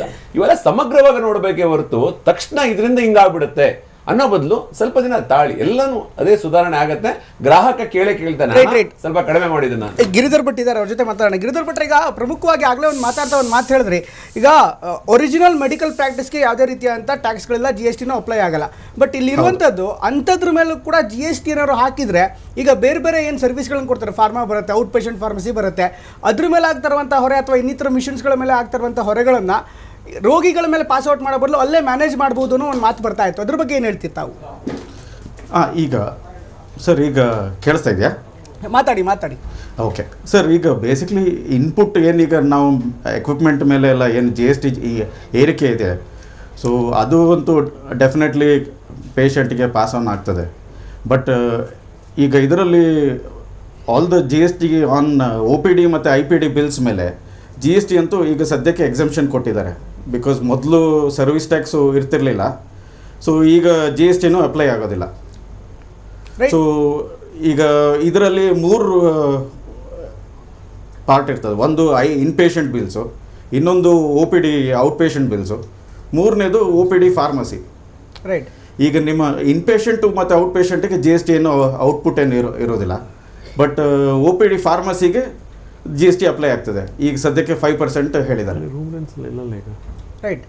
ಈಗ ಮತ್ತೊಂದು ಪ್ರಮುಖವಾದಂಥ ವಿಚಾರ ಅಂದರೆ, ಈಗ ದೊಡ್ಡ ದೊಡ್ಡ ಆಸ್ಪತ್ರೆಗಳಲ್ಲಿ, ಮಲ್ಟಿ ಸ್ಪೆಷಾಲಿಟಿ ಆಸ್ಪತ್ರೆಗಳಲ್ಲಿ ನೋಡಿರ್ತೀವಿ, ವಾರ್ಡ್ಗಳು ಬೇರೆ ಬೇರೆ ಥರ ಇರುತ್ತೆ. ಅಂದರೆ ಮಾಮೂಲಿ ವಾರ್ಡ್ಗಳಿರುತ್ತೆ, ಸ್ಪೆಷಲ್ ವಾರ್ಡ್ಸ್ಗಳಿರುತ್ತೆ, ಲಕ್ಸುರಿ ವಾರ್ಡ್ಗಳು ಕೂಡ ಇರುತ್ತೆ. ಈ ಲಕ್ಸುರಿ ವಾರ್ಡ್ಸ್ಗಳಿಗೆಲ್ಲ ಮೊದಲು ಕೂಡ ಲಕ್ಸುರಿ ಟ್ಯಾಕ್ಸನ್ನು ಕಟ್ತಾ ಇದ್ರು. ಈಗ ಅಂಥ ವಾರ್ಡ್ಗಳ ಮೇಲೆ ಏನಾದರೂ GST ಅಪ್ಲೈ ಆಗುತ್ತಾ? ಇಲ್ಲ ಸರ್, ಈಗ ಸದ್ಯಕ್ಕೆ ಲಕ್ಸುರಿ ಟ್ಯಾಕ್ಸ್ ಈಗ GST ಒಳಗಡೆ ಸಬ್ಸ್ಯೂಮ್ ಆಗುತ್ತೆ. ಓಕೆ. ಸೊ ಹಾಗಾಗಿರೋ ಕಾರಣ ಈಗ GST since is not applicable on health care. Luxury tax 8% ಏನು ಕಟ್ತಿದ್ರಿ ಮೊದಲು 1000 and above. ಸೊ ಇಲ್ಲಿ ಸ್ವಲ್ಪ ಜಾಸ್ತಿ ಆಗಿರೋ ಬೆನಿಫಿಟ್ ನ ಪಾಸ್ ಮಾಡ್ಬೋದಲ್ಲ. ರೈಟ್. ಈಗ ಮತ್ತೊಂದು ಪ್ರಮುಖ ಅಂತ ವಿಚಾರ ಅಂದರೆ, ಈಗ ಅನೇಕ ವಿಚಾರಗಳಿದೆ. ಅಂದರೆ ಈಗ ವೆಲ್ನೆಸ್ ಪ್ರೋಗ್ರಾಮ್ಗಳನ್ನ ತೊಗೊಳ್ಳೋಣ, ಮಸಾಜು, ಸ್ಪಾ, ಈ ಥರ ವಿಚಾರಗಳಿಗೆ ಬಂದರೆ ಅದಕ್ಕೆ ಟ್ಯಾಕ್ಸ್ ಕಟ್ಟಬೇಕಾಗತ್ತೆ. ಈಗ ಒರಿಜಿನಲ್ ಮೆಡಿಕಲ್ ಪ್ರಾಕ್ಟೀಸ್ಗೆ ಕಡಿಮೆ ಇದೆ, ಅಂದರೆ GSTನೇ ಇಲ್ಲ. ಇನ್ಫ್ಯಾಕ್ಟ್ ಅದನ್ನು ನೋಡೋದ್ರೆ ಒಬ್ಬ ಆಯುರ್ವೇದಿಕ್ಕೂ ಕೂಡ ಒಬ್ಬ ಟ್ರೀಟ್ಮೆಂಟನ್ನು ಕೊಡ್ತಾನೆ, ಒಂದು ವಿಶೇಷವಂತ ಮಸಾಜ್ ಥರದ್ದಿರುತ್ತೆ. ಅದನ್ನು ಮಸಾಜ್ ಅಂತ ಕನ್ಸಿಡರ್ ಮಾಡ್ತಿರೋ, ಒರಿಜಿನಲ್ ಮೆಡಿಕಲ್ ಪ್ರಾಕ್ಟೀಸ್ ಅಂತ ಕನ್ಸಿಡರ್ ಮಾಡಬೇಕಾಗತ್ತೋ? ಥೈಲ್ಯಾಂಡ್ ಹೋಗಿ ಬರೋಣ, ಗೊತ್ತಾಗುತ್ತೆ ಸರ್. ಈಗ ಇದರಲ್ಲಿ you will have to define which is lifestyle, which is emergency, which is life taking diseases. So ಹಾಗಾಗಿರೋ ಕಾರಣ I think the more important is wherever it is provided by a medical establishment. So ಅದಕ್ಕೆ ಈಗ ಸದ್ಯಕ್ಕೆ GST apply ಆಗಲ್ಲ. Where wellness it is a more of a service which is being rendered. Exactly. So ಹಾಗಾಗಿ ಅದು it is a more of where GST will apply. Okay. Murali Krishna ಅವರೇ, ಈಗ 1ನೇ ತಾರೀಕಿನ GST ಜಾರಿಗೆ ಬರುತ್ತೆ. ಸೊ ಯಾವ ರೀತಿ ಇನ್ವಾಯ್ಸಿಂಗ್ ಮಾಡಬೇಕಂತ? ಒಳ್ಳೆ ಪ್ರಶ್ನೆ ಕೇಳಿದ್ದೀರಾ. ಯಾಕಂದ್ರೆ ಎಷ್ಟು ಜನರಲ್ಲಿ ಗೊಂದಲ ಇದೆ ಅಂದರೆ, ಬೆಳಿಗ್ಗೆ ನಾನು ಆಫೀಸ್ಗೆ ಹೋಗ್ಬೇಕಾದ್ರೆ ಒಂದು ವಾಟ್ಸಪ್ ಟೈಪ್ ಮಾಡಿ ಕಳಿಸ್ಕೊಟ್ಟೆ ಎಲ್ಲ ಒಂದು 2,000 ಜನ ವಾಟ್ಸಪ್ ಗ್ರೂಪ್ಗೆ. ಇನ್ವಾಯ್ಸ್ ಹೇಗಿರಬೇಕು ಅಂತಂದ್ರೆ, ಮೊದಲು 15 ಸಂಖ್ಯೆ ಇರೋ ಒಂದು GST ನಮೂದನೆ ಮಾಡಿರಬೇಕು. ನಮ್ಮ ರಾಜ್ಯಕ್ಕೆ 29 ಮುಂಚೆ ಇರುತ್ತೆ ನಂಬರು, ಅದಾದ್ಮೇಲೆ ಅವರ ಪ್ಯಾನ್ ನಂಬರ್ ಇರುತ್ತೆ, ಇನ್ನೊಂದು 3 ಡಿಜಿಟ್ ಇರುತ್ತೆ. ಅವ್ರು ಆಲ್ರೆಡಿ ಪ್ರಾವಿಷನ್ ಐಡಿ ಕೊಟ್ಟಿದ್ದೀವಿ. 100ಕ್ಕೆ 93 ಜನಗಳ ಹತ್ರ ನಮ್ಮಲ್ಲಿ ಪ್ರಾವಿಷನ್ ಐಡಿ ಕೊಟ್ಟಾಗಿದೆ. 100ಕ್ಕೆ 93 ನಮ್ಮ ರಾಷ್ಟ್ರ ಮಟ್ಟದಲ್ಲೇ ಮೊದಲ ಪ್ರಗತಿಲಿದೆ ಅಂತ ಹೇಳೋದಕ್ಕೆ ಇದು ಒಂದು ಕಾರ್ಯಾಗಾರ ಹೇಳ್ತೀನಿ. ಯಾಕಂದ್ರೆ 93% ಜನ ಆಲ್ರೆಡಿ ಕೊಟ್ಬಿಟ್ಟಿದ್ದೀವಿ ನಂಬರ್. ಅವರು ಆ ಬಿಲ್ ಮೇಲೆ ನಮೂದಿಸ್ಬೇಕು. ನಂತರ ಬಿಲ್ಲಿನಲ್ಲಿ ಈಗ ಅವರು ಹೋಟೆಲ್ ಒಂದು ಎಕ್ಸಾಂಪಲ್ ತಗೊಳ್ಳೋಣ, ಅಲ್ಲಿ 12% ಟ್ಯಾಕ್ಸ್ ಇದೆ ಅಂದರೆ ರಾಜ್ಯ ತೆರಿಗೆಲಿಲ್ಲ, 12% ಟ್ಯಾಕ್ಸ್ ಇದೆ ಅಂದರೆ ಅವ್ರು ಮುಂಚೆ ಏನು ಮಾಡ್ತಾ ಇದ್ರು, 14% ವ್ಯಾಟ್ ಕಲೆಕ್ಟ್ ಮಾಡಿದ್ರು. ರಾಜ್ಯ ತೆರಿಗೆ ಇಲ್ಲ ಅಂತ ಹೇಳ್ತಾ ಇದ್ದೀನಿ, 14% ವ್ಯಾಟ್ ತಗೊಳ್ತಾ ಇದ್ರು. ಆಮೇಲೆ 6% ಸರ್ವಿಸ್ ಟ್ಯಾಕ್ಸ್ ಕಲೆಕ್ಟ್ ಅದು ಮೇಲೆನೆ ಇನ್ವಾಯ್ಸ್ ಮೇಲೆ ಕಲೆಕ್ಟ್ ಮಾಡ್ತಾ ಇದ್ರು. ನಾನು ಹೇಳ್ತೀನಿ ಯಾಕೆ ಹೇಳ್ತಾ ಇದ್ದೇನೆ ಅಂದ್ರೆ, ಸ್ಪಷ್ಟವಾಗಿ ಜನ ಕೇಳ್ತಾ ಇದ್ದಾರೆ. ಇನ್ವಾಯ್ಸ್ ಮಾಡೋದು ತುಂಬಾ ಇಂಪಾರ್ಟೆಂಟು 1ನೇ ತಾರೀಕಿಂದ. ಈಗ ಒಂದು ಹೇಳಿದ್ರೆ ಟಿನ್ ನಂಬರ್ ಹಾಕೊಳ್ಳೋದು 15 ಡಿಜಿಟ್, ಅದು ಕಂಪಲ್ಸರಿ. ವ್ಯಾಟ್ ನಂಬರ್ ಬೇಡ, ಸೆಂಟ್ರಲ್ ಎಕ್ಸೈಸ್ ನಂಬರ್ ಬೇಡ, ಸರ್ವಿಸ್ ಟ್ಯಾಕ್ಸ್ ಇವೆಲ್ಲ ಬೇಡ, ಬರೀ ಟಿನ್ ನಂಬರ್ 15 ನಂಬರ್ ಹಾಕ್ಬೇಕು. ನೆಕ್ಸ್ಟ್ ಇಲ್ಲಿ ಸರ್ವಿಸ್ ಟ್ಯಾಕ್ಸ್ 6%, ಇಲ್ಲಿ ವ್ಯಾಟ್ 14 ಕಲೆಕ್ಟ್ ಮಾಡ್ತಿಲ್ಲ. ಅದರ ಬದಲು 12% GST ಅಂದಾಗ ಕೇಂದ್ರ ಸರಕು ಮತ್ತು ಸೇವಾ ತೆರಿಗೆ 6 ರೂಪಾಯಿ, ರಾಜ್ಯ ಸರಕು ಮತ್ತು ಸೇವಾ ತೆರಿಗೆ 6 ರೂಪಾಯಿ ಅಂತ ಬೇರೆ ಬೇರೆ ನಮೂದನೆ ಮಾಡಬೇಕು, ಒಟ್ಟಿಗೆ ಮಾಡೋದಲ್ಲ. ಅದೊಂದು ಇಂಪಾರ್ಟೆಂಟ್. ಅದೇನೆ ಹೋಟೆಲ್ ಉದ್ಯಮ ಬಿಟ್ಟು ನಾನು ಪ್ಲೈವುಡ್ ವ್ಯಾಪಾರಿ ಆಗಿದ್ದೀನಿ, 28%, ಅಲ್ಲಿ 14 ಮಾಡ್ತೀನಿ ಸ್ಥಳೀಯವಾಗಿ ಮಾರಾಟ ಮಾಡಿದಾಗ. ಅದನ್ನೇ ಅಂತಾರಾಜ್ಯ ಮಾರಾಟ ಮಾಡಿದಾಗ ನಾನು ಕೇರಳಗೆ ಪ್ಲೈವುಡ್ ಕಳಿಸ್ತಾ ಇದ್ದೀನಿ, ಸ್ಟಾಕ್ ಟ್ರಾನ್ಸ್ಫರ್ ಮಾಡ್ತಾ ಇದ್ದೀನಿ, ಏನೇ ಮಾಡಿ ನೀವು 28% IGST ಅಂತ ಕಲೆಕ್ಟ್ ಮಾಡುವ ಒಂದೇ ತೆರಿಗೆ, integrated goods and service tax. ಯಾಕೆ ಹೇಳ್ತಾ ಇದ್ದೇನೆ ಅಂದ್ರೆ, ಇದು ಸಣ್ಣ ತಪ್ಪು ಮಾಡಿದ್ರು ಸಹ ನಾಳೆ ಅವನು ಊಡುವಳಿ ತೆರಿಗೆ ಕೊಡೋದಿಲ್ಲ, ಇನ್ಪುಟ್ ಕೊಡೋದಿಲ್ಲ, ನಾವು ಕ್ರೆಡಿಟ್ ಸಿಗೋದಿಲ್ಲ. ಕ್ರೆಡಿಟ್ ಸಿಗಬೇಕು ಅಂದ್ರೆ ಯಾಕಂದ್ರೆ ಪಾರದರ್ಶಕತೆ ಬರಬೇಕು. ಗ್ರಾಹಕನಿಗೆ ಅವನು ಏನು ತೆರಿಗೆ ಕಟ್ತಾ ಇದ್ದಾನೆ ಅಂದ್ರೆ ಪಾರದರ್ಶಕತೆನೂ ಬರಬೇಕು, ಅವನು ಊಡುವಳಿನೂ ತೆರಿಗೆ ಬರುತ್ತೆ. ಇದು ಇಂಪಾರ್ಟೆಂಟ್. ಮತ್ತೆ ಪ್ರಿಪರೇಷನ್ಸ್ ಹೇಗಿದೆ ಅಂತ, ಈಗ ಸಾಫ್ಟ್ವೇರ್ಸ್ಗಳಿರ್ಬೋದು, ಇದಕ್ಕೆ ಇಂಪ್ಲಿಮೆಂಟೇಷನ್ ಮಾಡೋದಕ್ಕೆ ಸ್ವಲ್ಪ ಸಮಸ್ಯೆಗಳಿರುತ್ತೆ ಆರಂಭದಲ್ಲಿ, ಬಟ್ ಪ್ರಿಪೇರ್ ಹೇಗಾಗಿದ್ದೀರಾ ಸರ್? ಆಗ ಹೇಳಕ್ ಹೋದ್ರೆ ಕರ್ನಾಟಕ ರಾಜ್ಯ ಕಮರ್ಷಿಯಲ್ ಟ್ಯಾಕ್ಸ್ ಡಿಪಾರ್ಟ್ಮೆಂಟ್ ನಭೂತೋ ನ ಭವಿಷ್ಯತಿ ಇಡೀ ರಾಷ್ಟ್ರದಲ್ಲಿ ನಮ್ಮಲ್ಲಿ ಎಲೆಕ್ಟ್ರಾನಿಕ್ ಗವರ್ನೆನ್ಸ್ ಆಕ್ಟಿವಿಟಿ 97.73% ಇದೆ. ಅಂದ್ರೆ ಎಲೆಕ್ಟ್ರಾನಿಕಲಿ ಎಲ್ಲರೂ ಅವೇರ್ನೆಸ್ ಕ್ರಿಯೇಟ್ ಮಾಡಿದೀವಿ. 100% ರಿಟರ್ನ್ ಫೈಲ್ ಮಾಡೋದು ಗೊತ್ತಿದೆ, ಇ ಪೇಮೆಂಟ್ 98% ಮಾಡೋದು ಗೊತ್ತಿದೆ. ಆಮೇಲೆ 2 ವರ್ಷದ ಹಿಂದೆ ನಾನು ಪ್ರಾಜೆಕ್ಟ್ ಹೆಡ್ ಆಗಿ electronic uploading of purchase and sale statement ಅಂತ ಮಾಡೋದು. ನಭೂತೋ ನಭವಿಷ್ಯತಿ 94% ಜನ ಅಪ್ಲೋಡ್ ಮಾಡೋದು ಗೊತ್ತಿದೆ. ಆ ಅಪ್ಲೋಡ್ ಮಾಡೋದು ಗೊತ್ತಿರೋರು ಈ GST ರಿಟರ್ನ್ ಕೊಡೋದಕ್ಕೆ ತೊಂದರೆನೇ ಇಲ್ಲ. ಅಂದ್ರೆ 94 ಜನಕ್ಕೆ ಆಲ್ರೆಡಿ ತಯಾರಿ ಮಾಡಿಬಿಟ್ಟಿದೀವಿ 2 ವರ್ಷದಿಂದ. ಬೇರೆ ರಾಜ್ಯಗಳಲ್ಲಿ ಆ ಮಟ್ಟಕ್ಕೆ ಆಗಿಲ್ಲ. ಆಮೇಲೆ ಜೊತೆಗೆ ನಾವು ಇಂಡಸ್ಟ್ರಿ ಜೊತೆ ಸೇರ್ಕೊಂಡು ಹೋಟೆಲ್ ಉದ್ಯಮ ಜೊತೆ ಸೇರ್ಕೊಂಡು ಈಗಾಗಲೇ GST ಕಾರ್ಯಾಗಾರ ಒಂದು 140 ಕಾರ್ಯಾಗಾರ ಮಾಡಿದ್ವಿ ಒಂದು 4-5 ತಿಂಗಳಲ್ಲಿ. ಈ ಉಪವಾಸದಲ್ಲಿ ಒಂದು 200 ಕಾರ್ಯಾಗಾರ ಮಾಡಿದ್ವಿ. ಸಿದ್ದರಾಮಯ್ಯ ಅವರು ಪ್ರಶಂಸೆ ಮಾಡಿದ್ದಾರೆ. ಹೀಗಾಗಿ ನಮ್ಮ ಎಲ್ಲಾ ಅಧಿಕಾರಿಗಳು ತರಬೇತಿ ಕೊಟ್ಟಿದ್ದೀವಿ. ಯಾರನ್ನೇ ಬೇಕಾದ್ರೆ ಹೋಗಿ ಕೇಳಬಹುದು. ಒಬ್ಬ ಬಿಲ್ ಕಲೆಕ್ಟರ್ ಕೇಳಿದ್ರು ಏನ್ GST ಅಂತ ಹೇಳ್ತಾನೆ. ಆ ಮಟ್ಟಿಗೆ ತರಬೇತಿ ನಾವು ನೋಡಿದೀವಿ.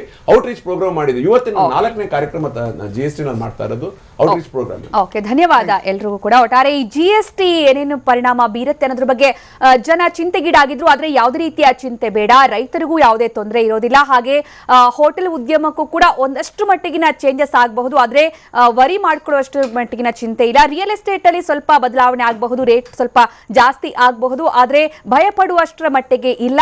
ಅದ್ರ ಜೊತೆಗೆ ಈ ದಿನನಿತ್ಯದ ಬಳಕೆ ವಸ್ತುಗಳಲ್ಲಿ ಹೆಚ್ಚಿನ ಒಂದು ಬದಲಾವಣೆ ಆಗೋದಿಲ್ಲ. GST ಜಾರಿಗೆ ಬರ್ತಾ ಇರೋದು ಒಂದು ರೀತಿಯಲ್ಲಿ ಎಲ್ಲರೂ ಕೂಡ ಅನುಕೂಲಕರವಾಗಿದೆ ಅನ್ನುವಂಥದ್ದು ತಜ್ಞರ ಅಭಿಪ್ರಾಯ. ಒಂದು ಮಾತು ಹೇಳಲಿಕ್ಕೆ ಇಷ್ಟಪಡ್ತೇನೆ ಬಿಫೋರ್ GST ಗುಮ್ಮ ಅನ್ನೋ ಬದಲು ನಾಳೆ 1ನೇ ತಾರೀಕಿಂದ ಅದು GST ಉಮ್ಮ ಮಾಡೋಣ. Okay, thank you very much. ಎಲ್ಲರೂ ಕೂಡ ಧನ್ಯವಾದ. ಒಟ್ಟಾರೆ ಇದೇ ಹೊತ್ತಿನ ವಿಶೇಷ. ನಿರಂತರ ಸುದ್ದಿಗಾಗಿ ನೋಡ್ತಾ ಇರಿ TV9.